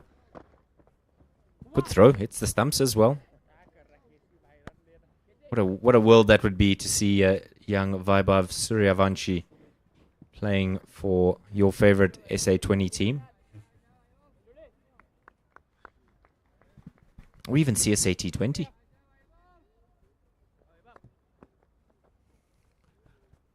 Bosman might want to try in the T20 CSA competition. A lot of opportunities available from both Division 1 and Division 2. And it's moments like these where you're able to stand up and just show your difference and show your game without having to prove a point. Just play the situation as it comes. Shows a maturity in your game. And when people are watching around, they start talking about you, they start looking at you. It's these matches, even though they are dead, that still raise your value. Paul James ups his value too. Moves to 11 with that really good slap cut shot. Goes for 4. When you get the square drive right, it is just something to behold. Cuts that away, and the moment you've beaten the inner ring fielder, it's a mere formality. Crucial here for Paul James to spend some time in the middle, to score some runs. He's had a relatively unsurprising youth ODI series, and he'll want to shout loudly to those who may be watching that he still wants to be interwoven into the setup. Kills all the pace, Ambrish. Luckily not in the stumps for Daniel Bosman, who I'm sure after people hear what's going on will have their eyes, and it's been a very good 34. To add to his 10 overs as well. So he's offering you something both with bat and ball.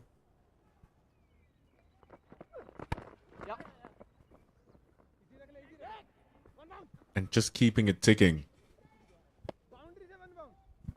You want to bat, try to bat as long as you possibly can. If from here you can still bat out all the 32 overs that are remaining, it's a long way away. But getting yourself to a 200,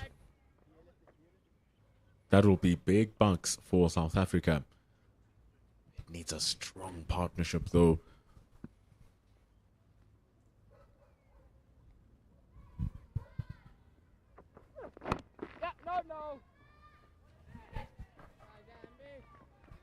You're still avoiding my question, Pendulo. Who bats for South Africa in the Super Over? If we get there. Obviously, match referee Mr. Wadvala saying, Yusuf, is it Yusuf? Shade? Shade Wadvala. So I was correct. Mentioning to me that all things being equal and the weather playing along, that we would get that Super Over. Pulls it over mid-wicket. Very nicely done by Paul James. Another boundary. And South Africa moves to 88. Just looking at the way that he applies himself at the crease, James. Yes, he's played that with some power, but he just approaches the game very, very not cautiously. That's the wrong word. Confidently, but calm confidence is the word I'm looking for.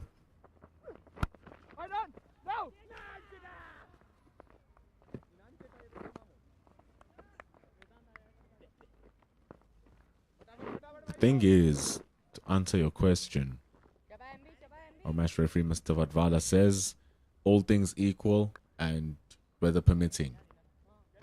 The equation is currently not equal. What is unequal to you?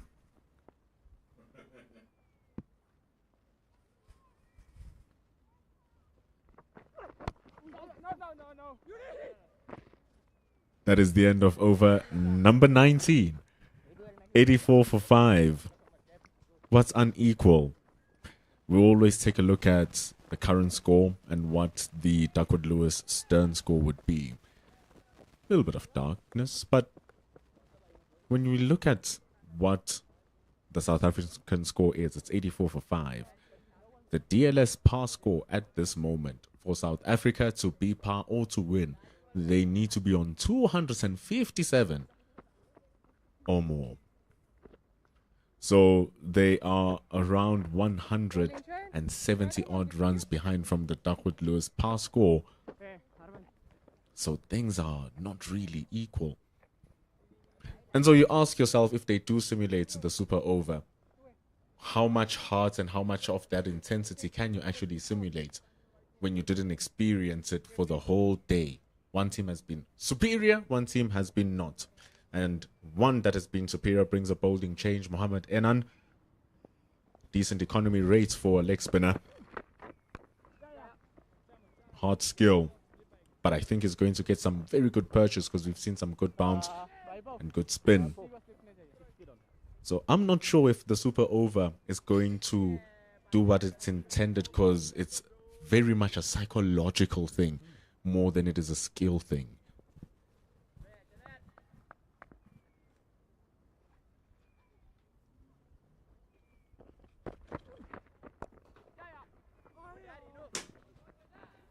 I hear what you're saying. You want it to be as close as possible to that high pressure situation. And at the other two games, perfect opportunity. The game is somewhat evenly balanced, particularly game number 1. But this one, because it's such a blowout, we'll have to wait and see what the ultimate decision is.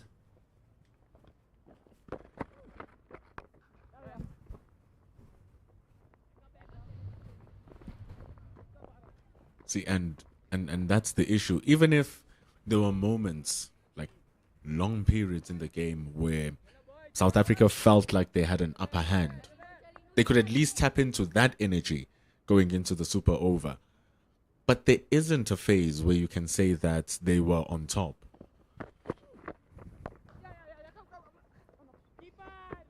They're going to run hard, just going to keep it to a single. The only thing that you would think about is those 5 overs after the power play. You can't say really also that they were on top in the breaks as well, going at 1 run to the over.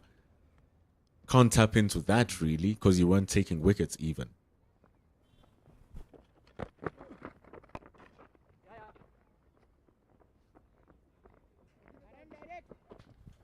Yeah, difficult to try and wrap your head around. The awareness here from Vaibhav Suryavanshi in the context of the game is important here. 4 singles in the over. And I'll give you a little bit more of an insight as to why I believe he's on the money here.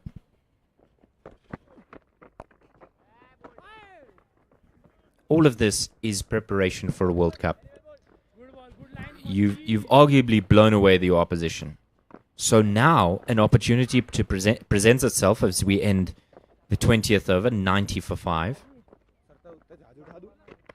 An opportunity presents itself then for you to provide opportunities to bowlers who may not have been considered your first choice bowlers, but who may come into your participation at the World Cup. And so when you have the opportunity for them to bowl in a match situation, it then allows them to gain some confidence in a low pressure environment. So just as much as it is important for the South African batters to occupy time at the crease, it's just as important for your bowlers number 4, 5, 6, 7, and maybe 8 to get that opportunity to turn their arm over and maybe even pick up a wicket.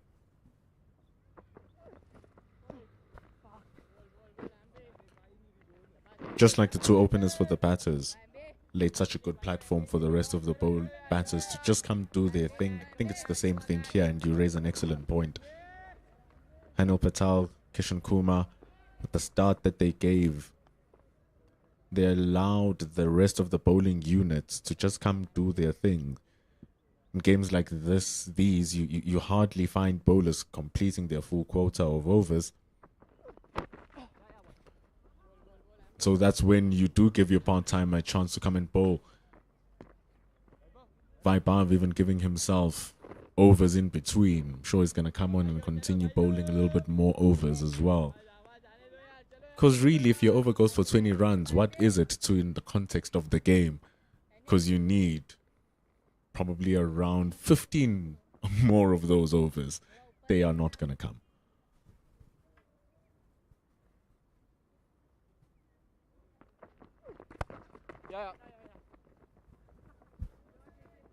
The way he's doing it is maturity beyond his years. Amrish is bowling from one end, so you're getting a fast bowler with bowling hours, so to speak, under his belt. The other side, you're rotating your spinners, and so you're giving the spinners opportunity to bowl, but also allowing your seam bowlers to have match practice.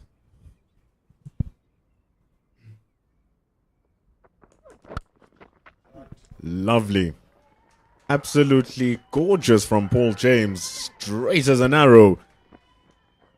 Driven for 4 against Ambrish. What a glorious, glorious stroke. We were just chatting about opportunities to shine. And with a shot like that, well, the light is very bright from Paul James. Superb stroke. Weight transfer, perfect to a T. Wasn't extravagant hand movement, more like a punch. But everything working in unison for Paul James. It's a great partnership between these two. They've lost a couple of wickets via run out, South Africa. More cautious that time. Intelligent cricket here, because they ran the first one so hard, and the genuine temptation is to turn for the second. See how the confident stroke there is followed up by sensible cricket. Just shows the maturity on the head of these youngsters.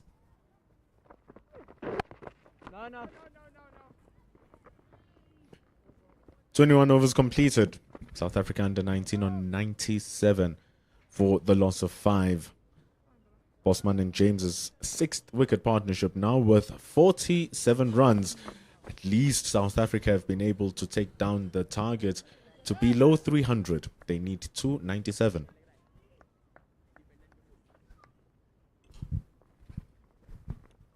Time now for a change in commentary as Mpendulo makes way for Pilasande.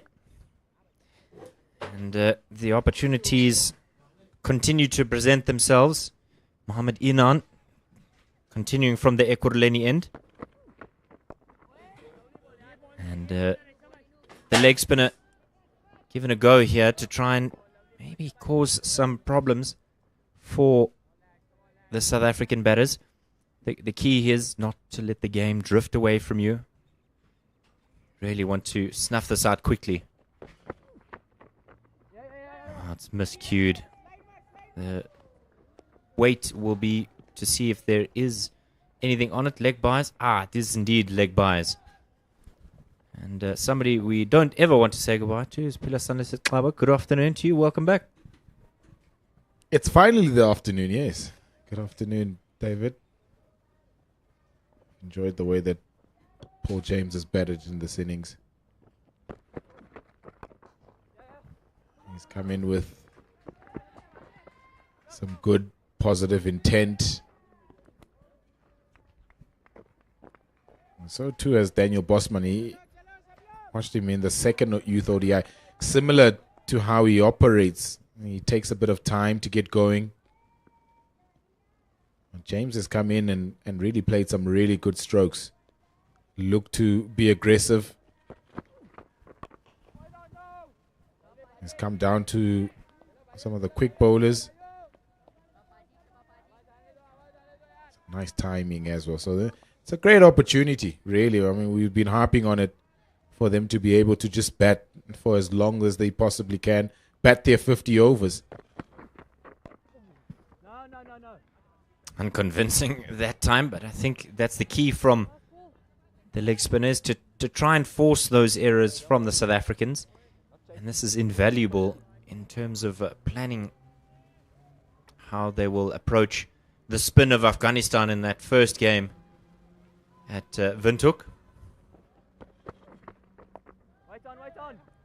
Well, the call is wait, and he has to go back and be patient. And 22 overs have been completed, 99 for 5. The direct translation, Pilar, of Windhoek, for those who aren't familiar, windy corner. Yeah, my Afrikaans is not that bad. I think I would have maybe been able to work that out. Windy corner, Windhoek. Windhoek, yeah. I don't know where Windhoek's wind compares to Gqeberha, your side of the world. PE can be treacherous when in and around there. Nothing compares to that wind. I can tell you now. Gets in your head, and I think that's the difficulty that some people have when going down to play at St. George's. Not only the wind, but the band as well. But getting in the head here of the South Africans is going to be crucial. I think India are letting the game drift a little bit. They got that 5th wicket of rolls, and then since then it's almost been a little bit pedestrian from the men in blue.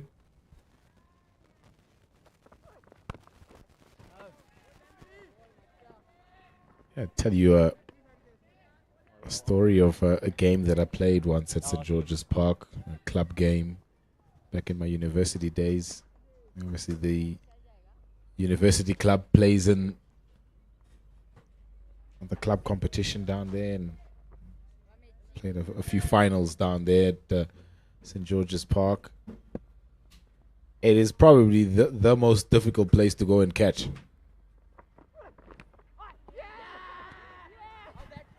They are confident in the end. It was a bit of a hurry up and wait situation because a confident appeal meant that umpire Mthokozisi Shezi wasn't so sure. He had to check with his partner, and once she gave him the thumbs up, it was a formality. A valiant knock from Daniel Bosman comes to a close. Just to try to play it down the wrong line. The outside edge going through to the wicketkeeper. And South Africa's 6th falls. It's 99 for 6. Yeah, another batter just playing across the line. Karen Cluster just confirming with Mthokozisi Shezi that ball carried to the wicketkeeper. And a very good catch from Kundu.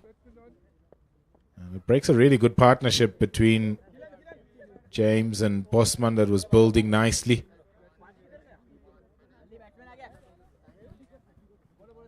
Let's have a look at this one again. He's trying to flick it away. Square of the wicket on the onside. Gets the wrong end. And the wicketkeeper nonplussed really about that one. Normally the wicketkeepers are the most vocal. Nevertheless, Corner Botha comes to the wicket.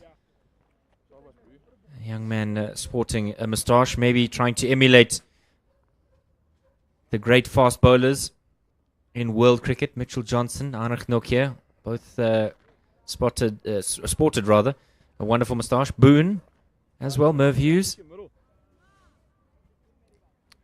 I can tell you it's the preferred look in Krugersdorp, that The snore, as it's called in Afrikaans. 100%. The Travis head these days. So it's not only bowlers, but batters as well. He want to emulate the Australian opener. He's nearly got him first up. An absolute hooper of a delivery. And a puff of dust as he slammed his bat into the ground to try and keep that one out. It's a good ball. It's a good ball to get first up. I don't think he would have expected a Yorker steering in to off stump. It just perilously went past that off stump.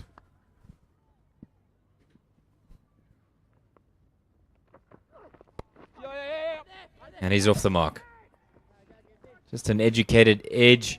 Backward point. puts in a dive, and just parries that, and Aaron George has to do the fielding.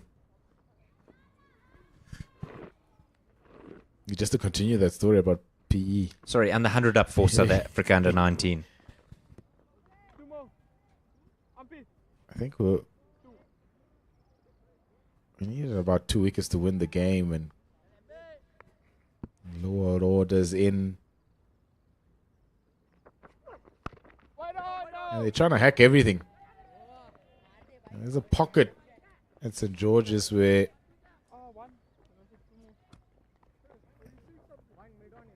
End of the over. 23 have been completed, a 100 for 6. And we're still listening to the wind causing havoc in Gqeberha. it's towards the, if you're heading from the Duck Pond end, which is the furthest end, towards Park Drive end, there's a cow corner, sort of corner there where The wooden benches exactly, side? and Okay. it's just opened a little bit that side. Yep. And when the ball gets hit into the air there, the wind just swirls. Remember, Sasanda Magala was bowling and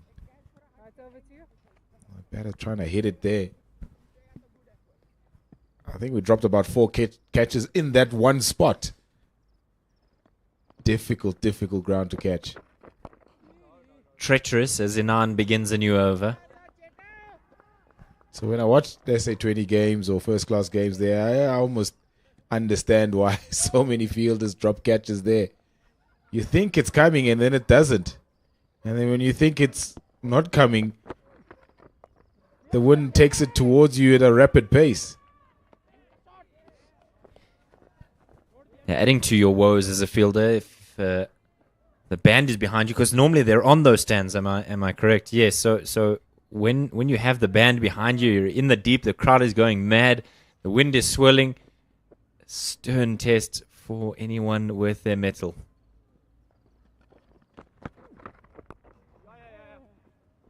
Just worked away for the single. And the temptation is, well, that we're being negative in terms of where the game is, but DLS par at this point is 298. South Africa under 19, 101 for 6. You can see how green that field is, almost matching the South African colours, largely due to the rain that we've been having. Swept and swept hard. There's some work down there in the deep, but it'll tear away for a most welcome boundary. It was a confident stroke on one knee and crunched it away. Yeah, Paul James continues to bat really nicely. He's developed a nice plan to both seam and spin here. The line is not good from Mohammad Adnan. All he needs to do is get a really good piece of bat on it. Gets past that man stationed at short fine, and the man in the deep boundaries too much in front of square to be able to cut it off.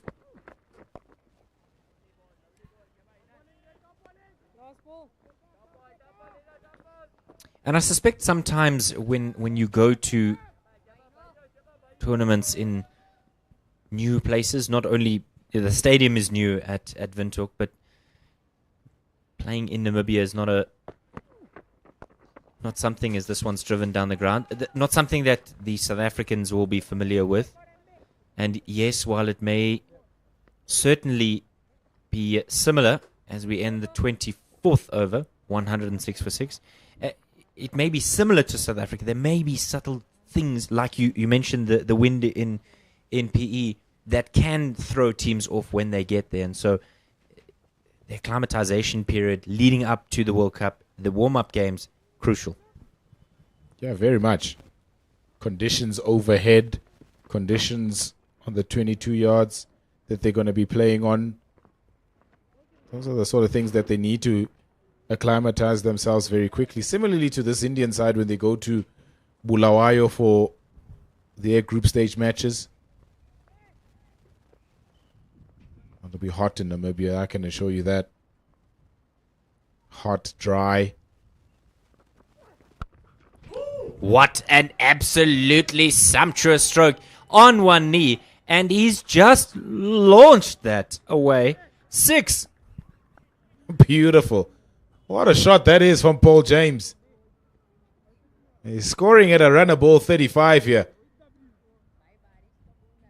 And that one is just so good. Again, just coming down the wicket towards Ambrish. And he's just slammed him over onto the bank for 6. It's a beautiful shot. The crucial thing there is that he's created that shot relatively from nothing, because he's come across his stumps, almost standing outside off stump, and he's hoiked this away onto the onside. And it's not just popped over the boundary, it's sailed over the rope.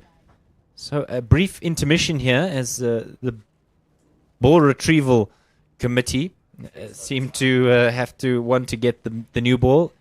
The umpires will summon Stacey Leakey out and say, we'd like to have a gander at the box, if you will. Yeah, I think that ball's just gone onto the road. That's how big that hit is.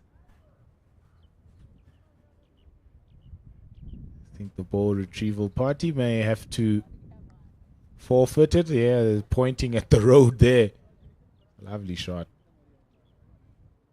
And when you see Paul James playing like this, he has the ability to score at a really good rate. All he needs is a good platform. Platform to be able to express himself. He is the sort of the aggressor in the South African batting lineup. So you kind of want to look in hindsight, what if South Africa gave him a better platform to be able to express himself the way that he has in this innings of 35 from 35. Yeah, those what ifs and the conversation around them allow you to maybe plan a bit better going into that first game against Afghanistan, and noting and saying, well, gents, we saw in this instance in the third game that this is exactly what we need to do in order to allow for the success of a player like Paul James. And that's exactly what you want, is to set up every team member for success. It's quick running, forces an error from the Indian fielders. I'm very grateful that they decided not to go for the second. We saw a calamitous run out involving Arman Manak in that first game that genuinely turned the game, because that run out coming just before the second intermission of lightning that ultimately led to the close of the game. Yeah, fortunately also for Corner Porter, he had sprinted right past the stump, so it made it really difficult for him to turn and look for that single.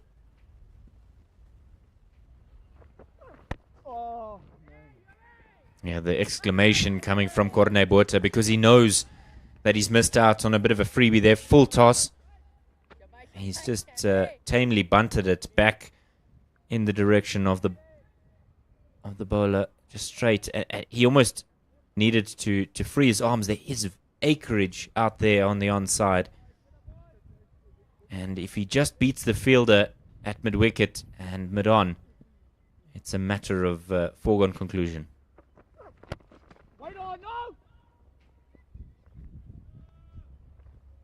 I was concerned that Corne Botha wasn't going to come out to bat, but you've mentioned he's from Krugersdorp. They build them hard there on South Africa, or Gauteng's West Rand rather.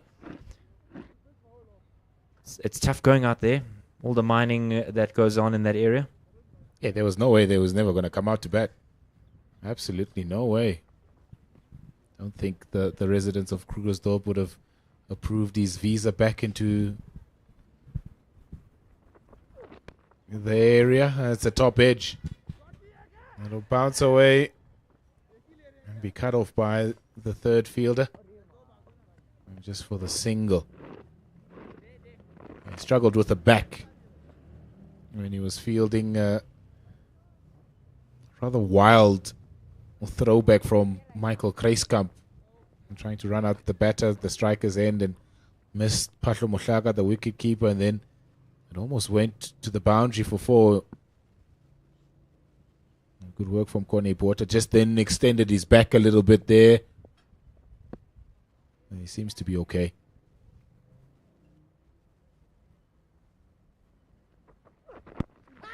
Big shot from the Indian players, but I don't think they're going to get much joy out of umpire Shezi with a delivery like that.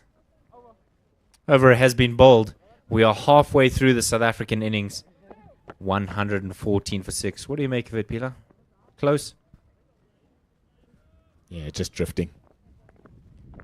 Even though James shuffled across his stumps, I think the angle from Ambrish was just taking it past that leg stump. Former player himself, former bowler himself, Mtokozisi Shezi. Left arm medium? Yeah.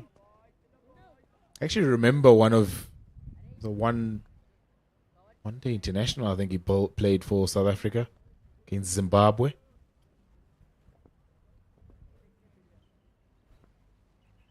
Servant of the game for the Dolphins for a very long time, Thokozisi Shezi. Continues to serve the game in umpiring, and I think that's precisely what Cricket South Africa are looking at when they look at their long-term athlete development model. Is active for life, and that's exactly what he's doing here.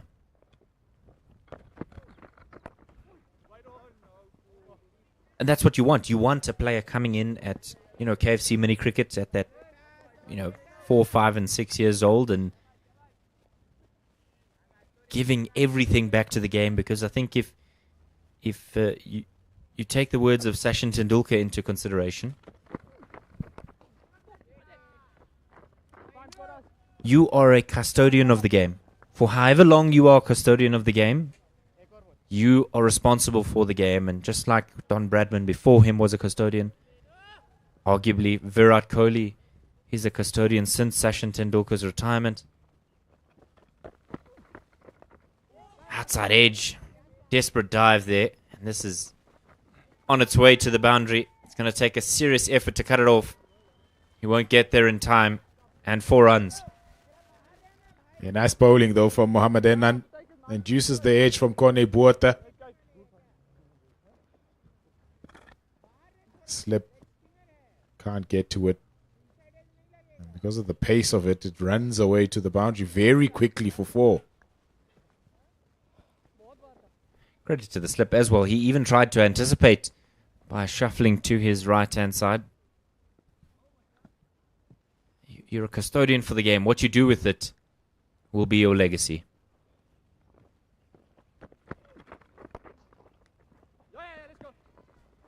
Quick call of yes from Bueta. Yeah, it's nice to see former players still active in the game at whatever level. Not everybody's going to be an administrator. Not everybody has the gift of coaching.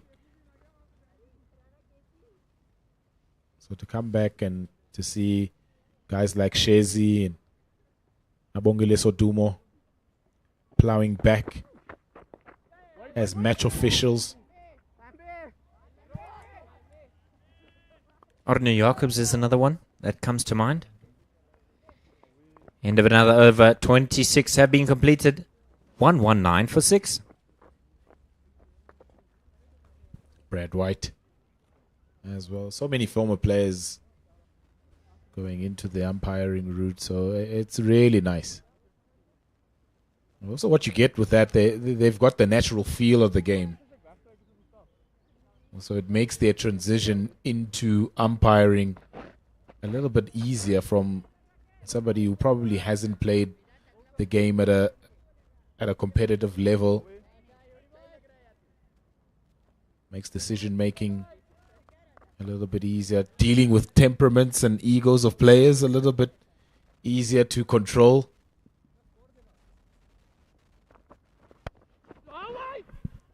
I remember the first team coach of one of the prominent boys' schools in Johannesburg saying to me that he wanted his players to go to an umpiring course and maybe, if they can, get involved at primary school level or even, junior club games, because it gives you a perspective on the game that it is almost impossible to achieve without it.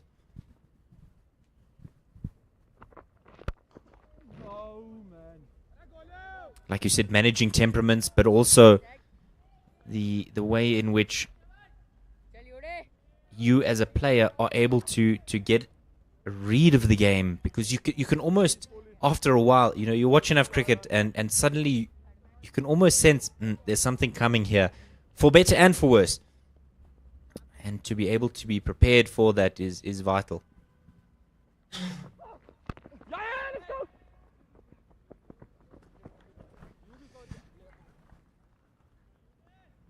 And it's an unforgiving job, isn't it? I mean, you spend, depending on the format of the game, a number of hours in the field, hot conditions. To be able to concentrate that long, mental fitness, physical fitness. A lot of the umpires are obviously mandated to go through a fitness regime to be able to sort of deal with the conditions that they face by standing for a very long time, the concentration levels. As much as you hate the fitness sessions from the SNC while you're a player, it doesn't really go away, does it, David? No, certainly not. And if you realize how much you trained as a player,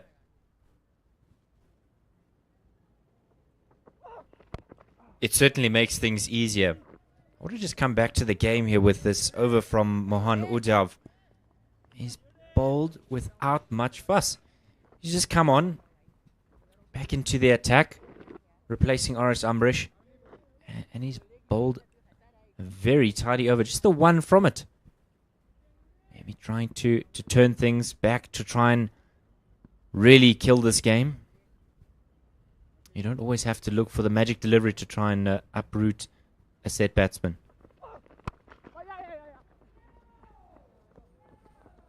Decent stroke there for the single. 27 have been completed. 121 for 6. He's looked nice, actually. Udaf Mohan has bowled with really good control. He's picked up a wicket also for his efforts today. It's a really disciplined bowling lineup India possesses here, and when you mix that with the power and their batting, it's a complete setup. Plenty of options for Vaibhav Suryavanshi in this series to use.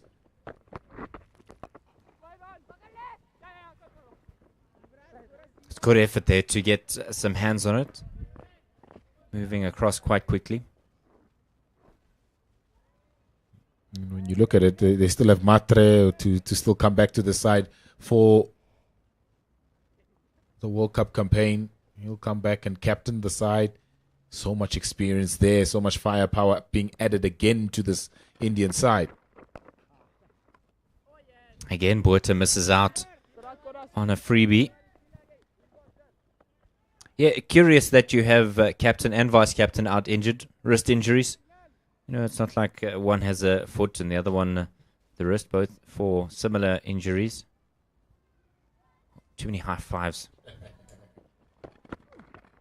With the proficiency with which they beat England and then Australia and now South Africa, you can understand why.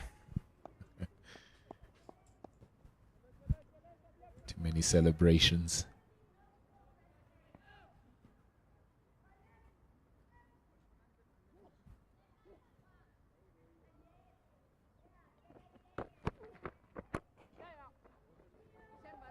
Nice from James. Look at the part here.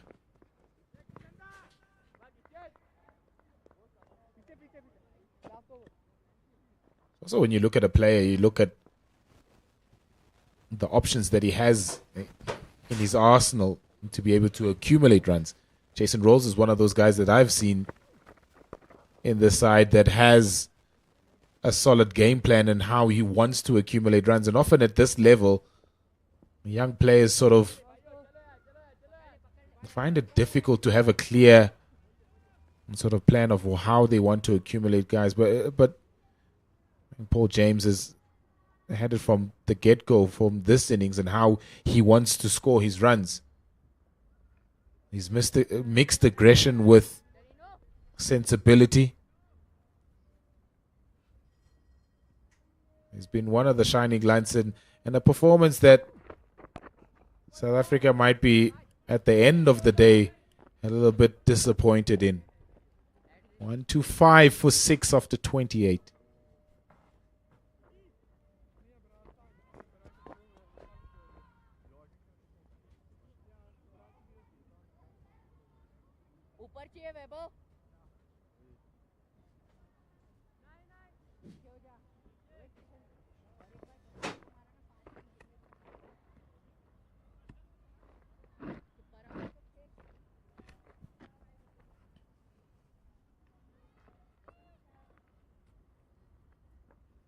Mohanu Dav to continue. Slammed away from Kone Porter. That's the power that he possesses. He's been eyeing that extra cover gap from Mohanu Dav's bowling for quite a while now, and this time uses his feet and gets it to perfection. A boundary to welcome Bundilo Makubani to the commentary box. Can hit them hard, Corne Porter. With enough work, he can make himself a true, genuine all-rounder.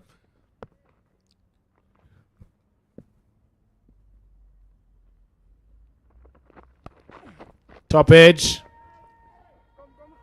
There's protection there, and it does... I think he does well there, yeah. Might have saved a couple of runs.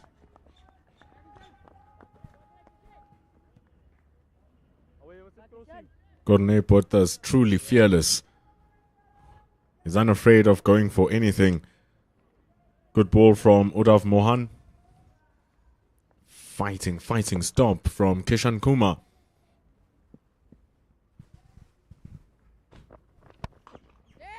Stronger hit down the ground this time. I have to come back for the second. Didn't get all of it. Corne Porter, but I think he's decided now that it's time to just up the ante. There's really not much to fight for anymore. He's been out there for 22 deliveries as well. Have fun with it. It's his style of game anyway. I think the loss of Daniel Bosman really just sealed the deal completely.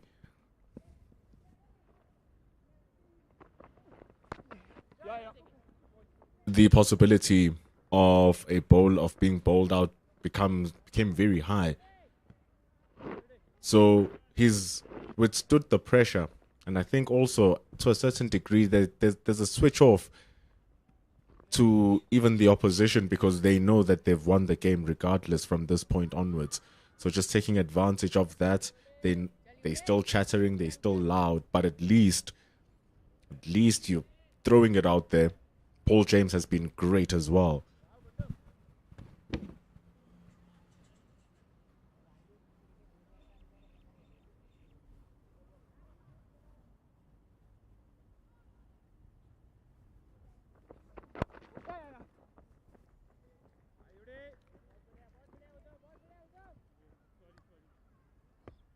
Yeah, probably it would sound like a broken record a little bit now, but it's about just making sure you don't get bowled out if you're South Africa. Bet your 50 overs. Spend time out on the wicket. Keep India out for as long as possible in the field.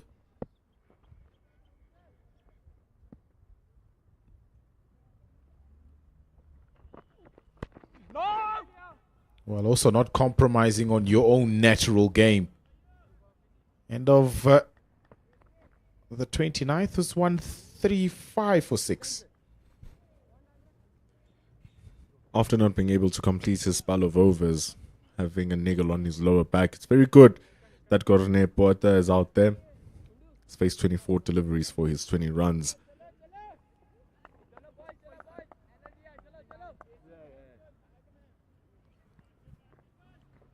really hard work from the South African domestic system to try and push out more of young cricket, development cricket,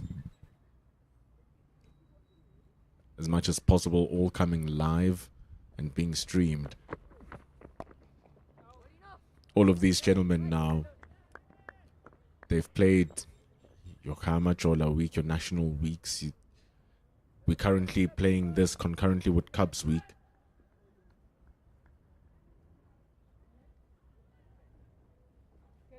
So it's good. Next week we're starting phase 2 of the schools SA20.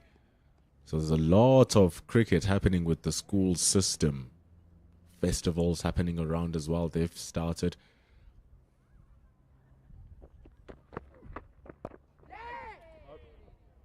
So that increases the pool of players that can be developed.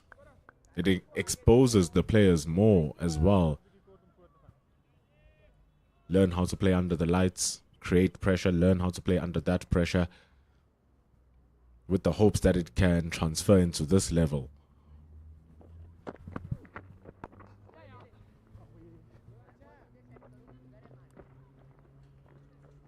Yeah, the pipeline is certainly healthy. I think with the added layer of the school's SA20 also just gives it an extra boost.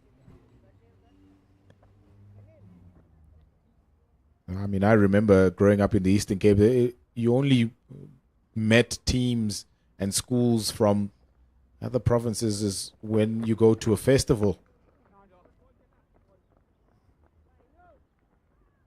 Like Cape schools. But now there's a national competition that brings all those schools together and a national sort of finals weekend where all of them get to compete to be the best in the country. So it's added a really nice layer to everything. Top edge. And safely pouched. It's an end of a really nice innings from Paul James. He's disappointed that he wasn't able to get to his first 50. And just again, as South Africa were building a nice partnership, India come roaring back with a wicket. Tries to pull that wrist spinner. Prone to getting a little bit more turn and just a bit more bounce. Gets under the ball. Really doesn't get it fully. Up into the sky she goes. That's yet another one that bites the dust. Wicket number 7. You're looking at in the context of the game and given what South Africa have been able to produce, you'll be happy with Paul James's contribution. 41 from 48. Daniel Bosman, the other player, to be in the 40s.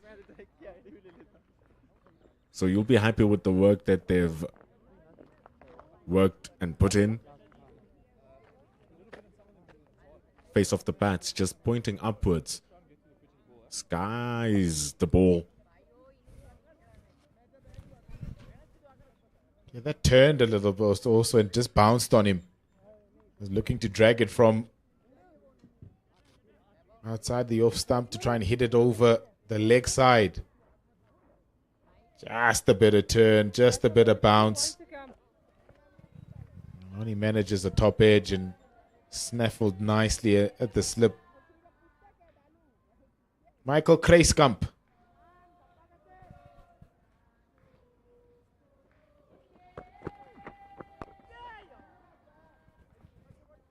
Coming into the women's games that were here in Benoni, you'd have a serious crowd coming in with their chants. Fortunately, the game that was due to play versus Ireland got rained out completely. But even in the craziest of deluges, there were still fans standing, hoping that something is going to give, such as their passion for cricket. And it's really good that they're currently singing, giving themselves energy. It's 30 overs gone with South Africa on 138 for 7. It's very dark in terms of the scoreline, but they're still trying to keep up a healthy spirit. That's what you want from the boys as well out in the field.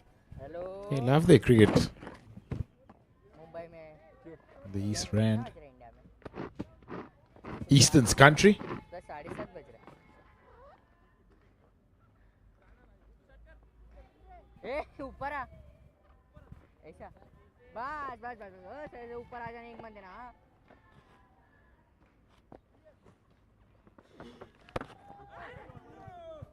Yeah, I think that might have caught the edge of Grace Gump. Ganesh Chauhan is back into the attack. The Indian flag has been flying very high all day here. He's hit across the line, Grace Gump, and is going to be easily taken at a point. He's lasted only just a few deliveries, Michael Kruiskamp. And South Africa lose their 8th wicket.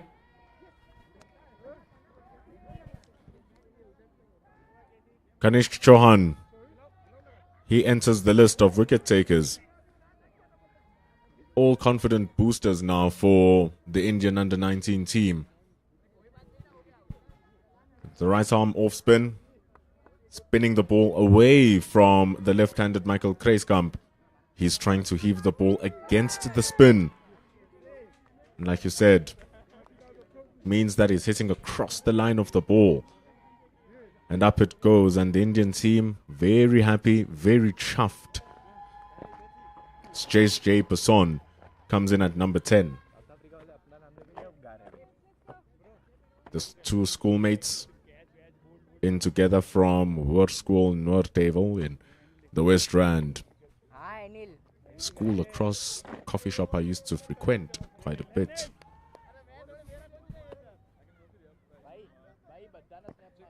You're a West Rander?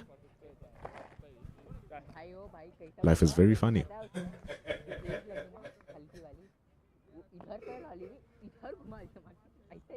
Around Key West Mall over there. I'm interested in the story, how you ended up in the West Rand.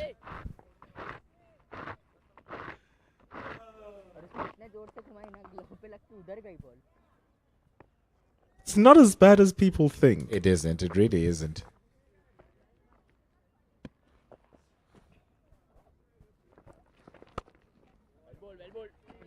Just from Benoni, it's quite a distance. Oh, quite a distance from everything. From anywhere. I was about to say, it's far from everywhere. Best of 17, J. Passon.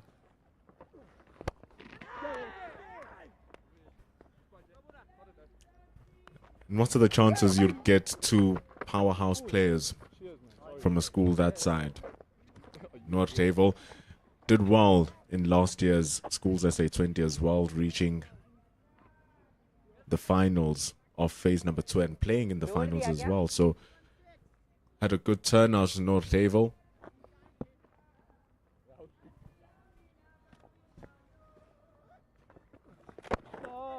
Been to the West Rand a number of times. And trust me, it's an early wake up to go and play cricket at Khoza Cricket Club. It's a very early wake up.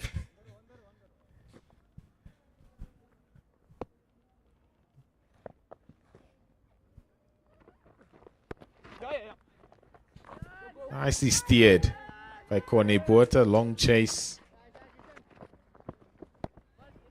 And they come back for the second. And on the 31st, 141 for 8. Khoza Cricket Club, Kagiso Cricket Club, also playing in Premier Division here in Gauteng. Home of the under-16 player of the tournament, Zizim Kize. Hails from Kagiso and Kagiso Cricket Club. Our producer who's bringing you these wonderful pictures. That's his home too. Even earlier wake up if you're going to Kagiso. I've been there a number of times. You wake up at the crack of dawn.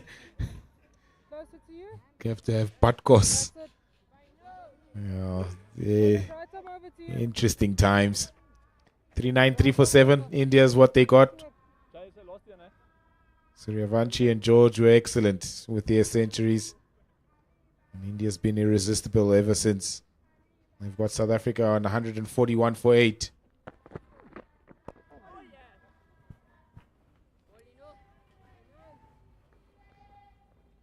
India have lost the finals of the Asia Cup 2 times in a row now. The one against Pakistan must have hurt particularly much this year. Shades of the 2023 ICC Champions Trophy. Pakistan being absolutely dominated in the group stages, and then in the finals, the under-19 Pakistan reign on top. The year before, it was Afghanistan under-19 who won the Asia Cup against the Indian under-19. Got him. On the second occasion, Mohammad Anan grabs onto a catch. Writing on the wall now for South Africa as they lose their 9th wicket. Very tough.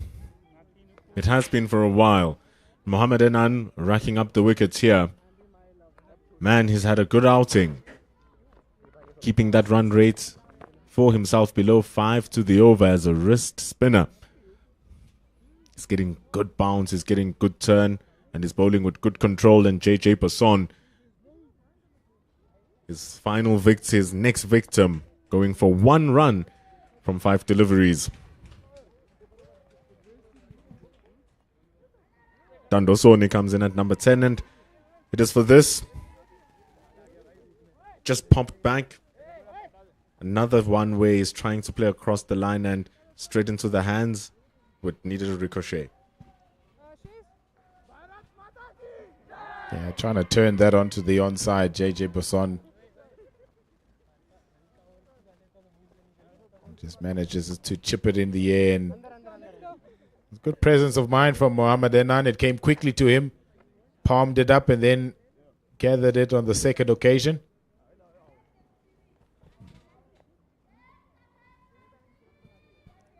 Polished performance this from this powerful Indian side.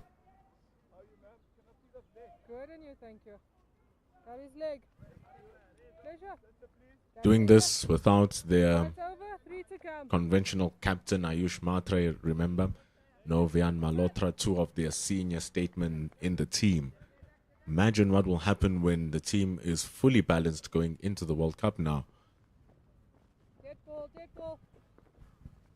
It's all going to be a mindset thing for India if they can finally go over the line as this unit and finally win a game which will win them a trophy.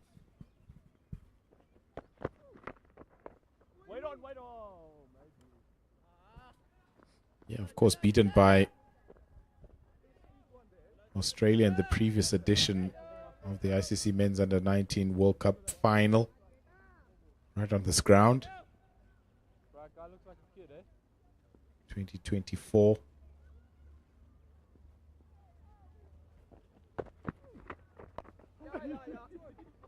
A powerful Australian side that also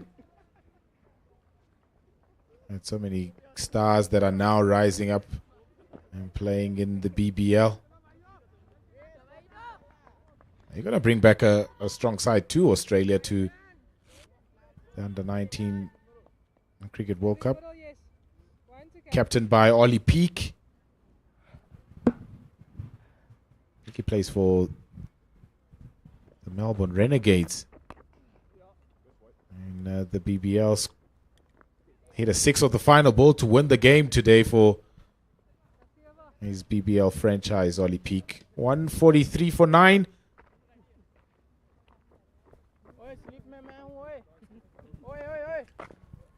Goes back to the point of the direction that the players are playing for within their country's cricket. The Indian boys know that the IPL is the big paying bucks. The Australian boys, they know that apart from the baggy green itself, the BBL is right there, which will open their doors. The English boys know that if not the Vitality Blast, the 100, if not that, their own county cricket is advertisement enough. And so for the South African boys now with the SA20,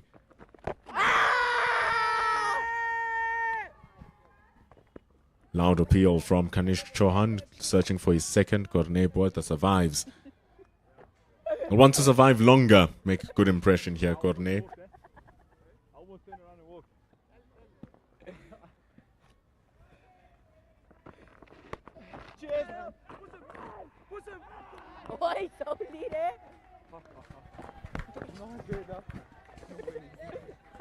As well, Hanil Patel to stop the boundaries. An athletic guy, and Hanil Patel is very fast across the pitch.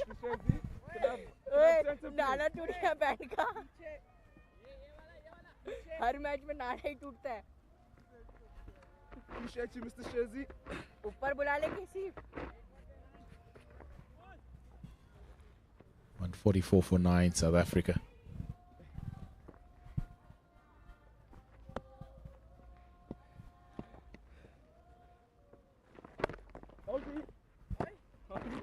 With the ball spinning back into the right handers, you have to be ultra disciplined with your lines. The appeal slightly going down the leg side.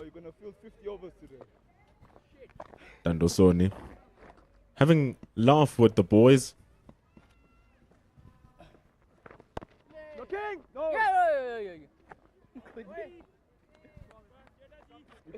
Yeah, they're having fun now. Everyone's having fun now. Sony just saying to vibe up Suryavanshi, you're gonna stay out for as long as possible. Suryavanshi is just saying, just go for it now, Sony.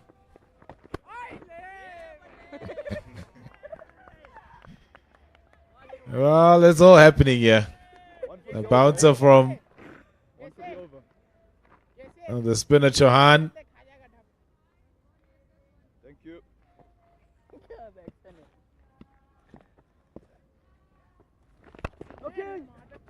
Lovely, lovely cover drive there from Dando Soni. Maybe he's not just going to come in and block. It's a lovely way to end the 33rd. It's 148 for 9. Soni's family happy about that. Absolutely chuffed. Why wouldn't you? Lot of pace. Wouldn't say that's the last batter in with the way he drove that away for 4. 148. But the thing is here, India just needing this last wicket. Goodness me, it's going to be a massive victory. Currently 246 runs behind. At least get that to under 200. Just grind yourself out these next 47 runs in the hopes that the loss is painted a little bit better.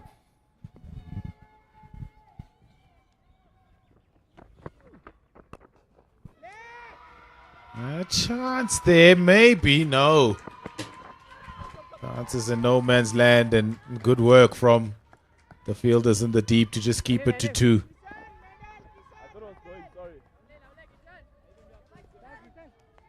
$150 runs up for South Africa under 19s. Something to tick the box with that. Corne Botha now on 27 has established his innings.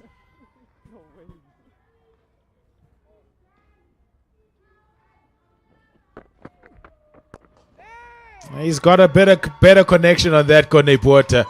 He just stands and watches it bounce over the rope for 4. A previous shot, he thought that he had a lot of it, but he didn't. This time, it's all the way. Time to have a bit of fun.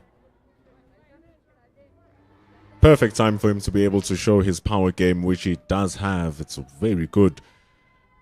We were robbed of his bowling earlier on with a little of a lower back strain. Now he's showing the opposite side of his game.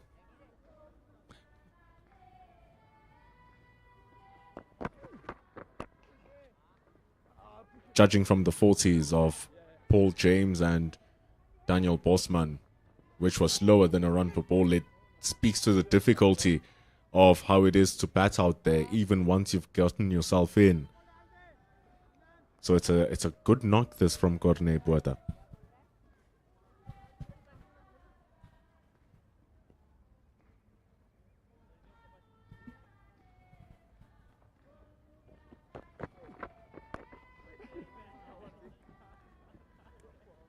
Bit of flamboyance in how Tando Soni is playing his shots.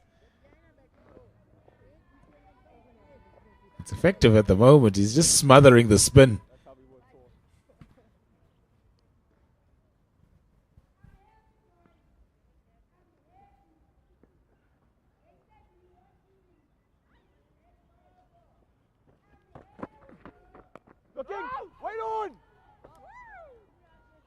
Last ball of the over. I'm sure Corne Puerta would want as much as he can to rotate the strike and get himself back.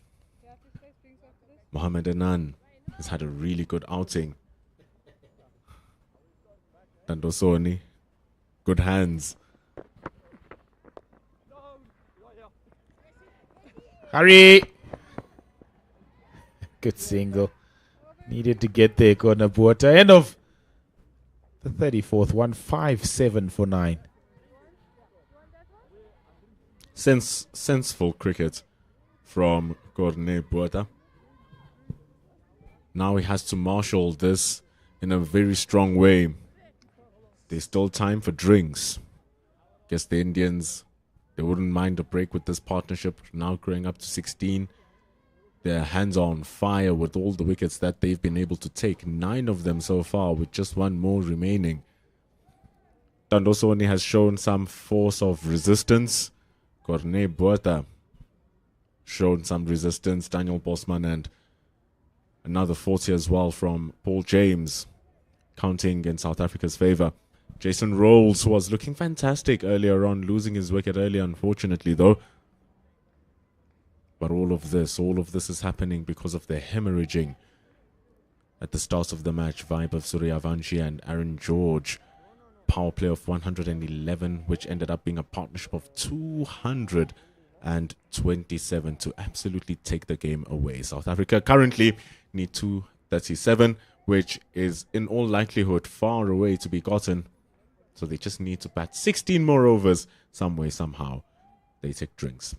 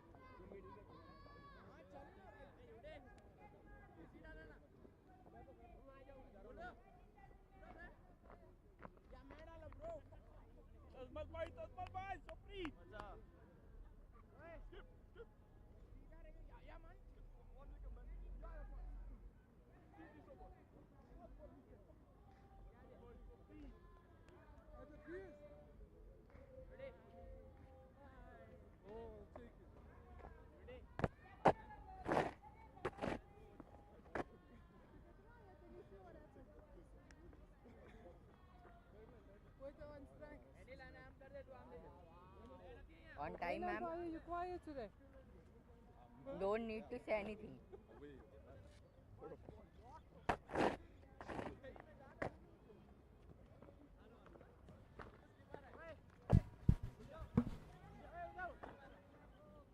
उधर sleep है mid wicket 157 for 9. A final drinks break done and dusted. भाई किशन को square leg रख किशन को square leg रखना इधर ही जाएगा Vaibab Suryavanshi just bowled the solitary over. We're looking to finish this thing off very quickly now, India.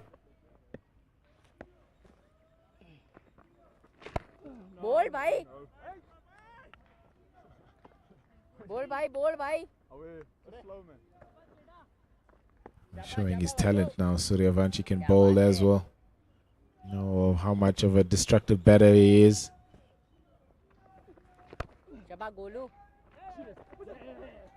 This field will look for 2 here, Soni and Puerta. Easily comes through for 2. They gave Vibe of Suryavanshi an 8 tour as well. Trying to see if he can manage with the real big boys.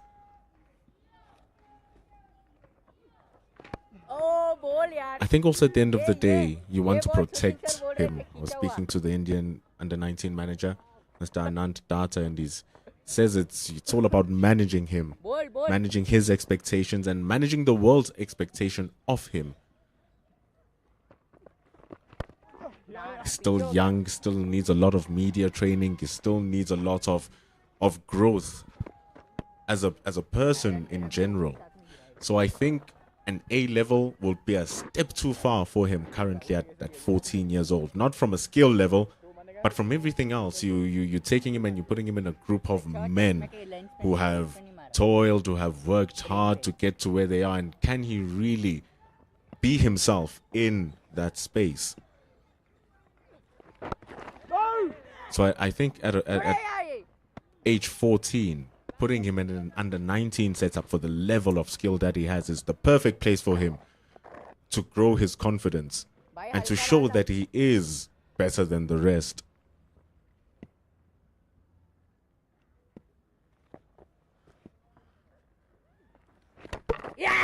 Bowled him.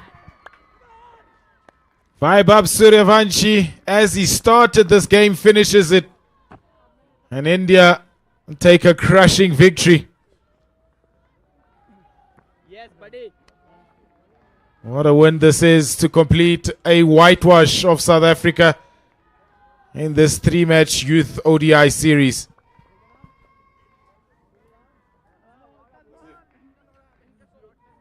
Really damaging.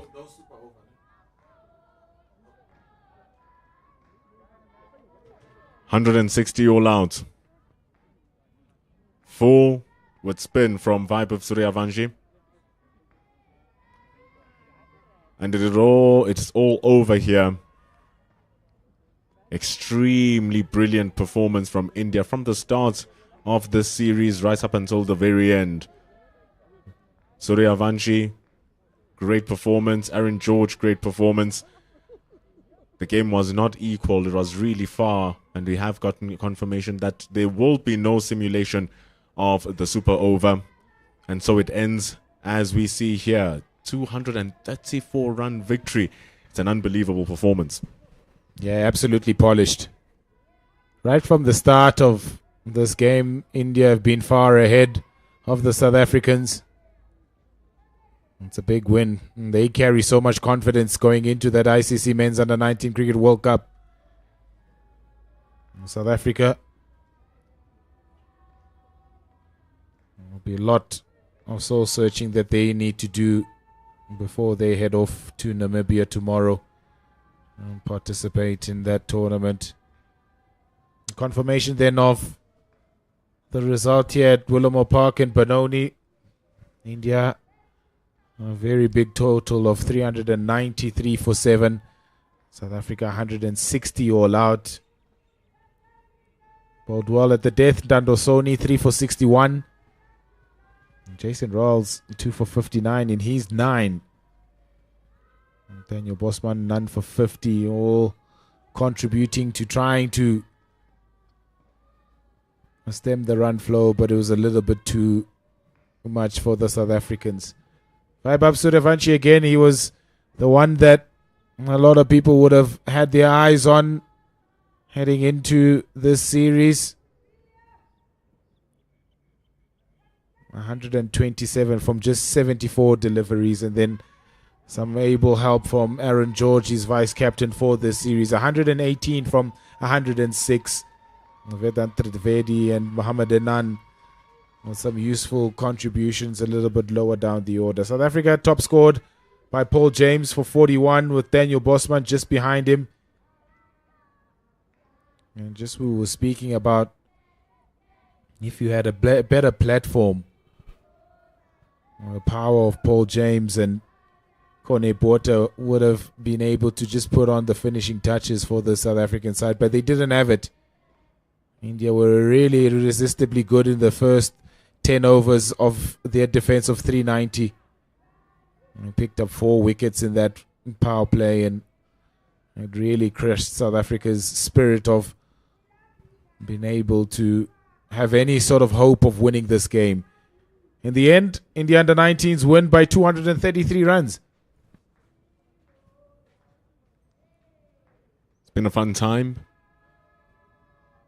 Going to join us next with the post-match presentation. David Midgley will be downstairs. Play of the match, play of the series, and lifting of the trophy.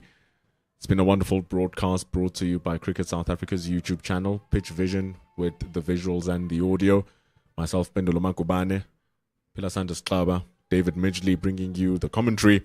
We'll see you again on the next one. Downstairs now to David Midgley for the post-match presentation.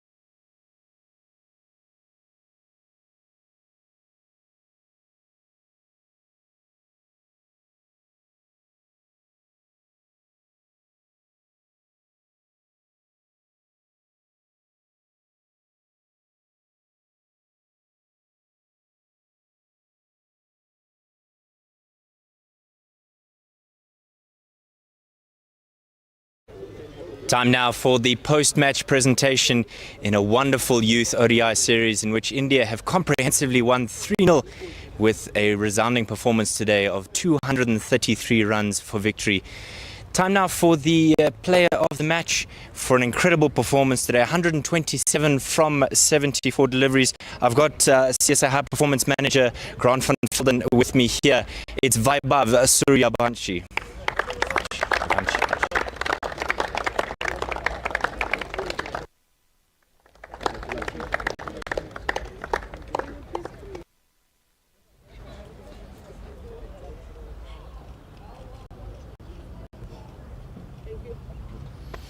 And unsurprisingly, for 206 runs in the series, it's the very same Saurav Vaibhav for the player of the series.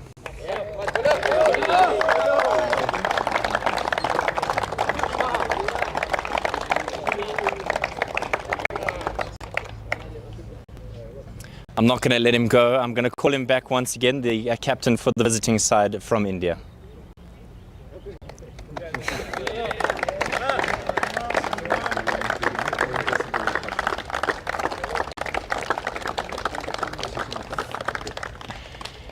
And then we're going to call up the captain for the home side, Mohammed Bulbulia, for a chat.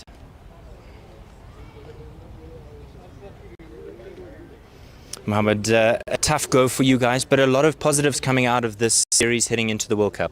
Yeah, obviously not the results that we were after, but I think there are a lot of positive things that we're still able to take out of this series going forward. And for yourself, what are you guys looking to achieve going into that World Cup with your first game against Afghanistan? Yeah, I think, like you said, the positive stuff has been taken forward and the rest of it has to be left behind, and then a fresh start in Namibia. And anything that you guys have picked up from the series that you want to kind of implement during the World Cup? Yeah, obviously there's a lot of stuff that we spoke about, a lot of things that we tried to get out of the series, and those things we're going to take forward. All the best for the World Cup. Thank you so much.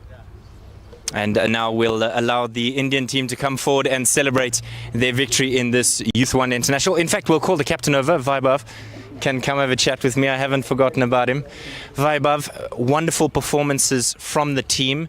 What is some of the positives that you guys take of these 3 games? नहीं, सबने काफ़ी अच्छा किया और काफ़ी positives मिले इस series से, जैसे बॉलिंग में, बैटिंग में और फील्डिंग में काफ़ी एफर्ट दिखने को मिला सब लड़कों की तरफ से और काफ़ी अच्छा इंटेंसिटी रहा पूरे सीरीज़ में. We are taking a lot of positives from this series in all the departments, batting, bowling and fielding. The boys played very well in all the 3 departments, and these are the positives that we are taking with us. You went to England, found success. You've gone to Australia, you found success, and now South Africa as well. What are you looking to do in your games from Bulawayo in Zimbabwe in that World Cup? नहीं, कुछ नहीं, बस हमारा जो work है, जो हमारा process है उसको फॉलो करेंगे और हम अपने स्ट्रेंथ पे रहेंगे. सब लोग अपना 100% देंगे वर्ल्ड कप में और hopefully we won the trophy. Nothing much. We will just follow the process that has been set for all these months, and we will try and win the tournament. All the best for the World Cup. Thank you. Cheers. Thanks. And that is your winners, India, for the Youth ODI series. And we wish them a big congratulations in their victory.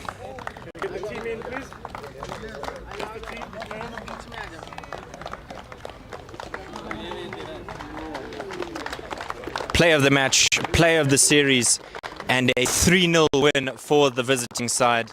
Wonderful performance from them.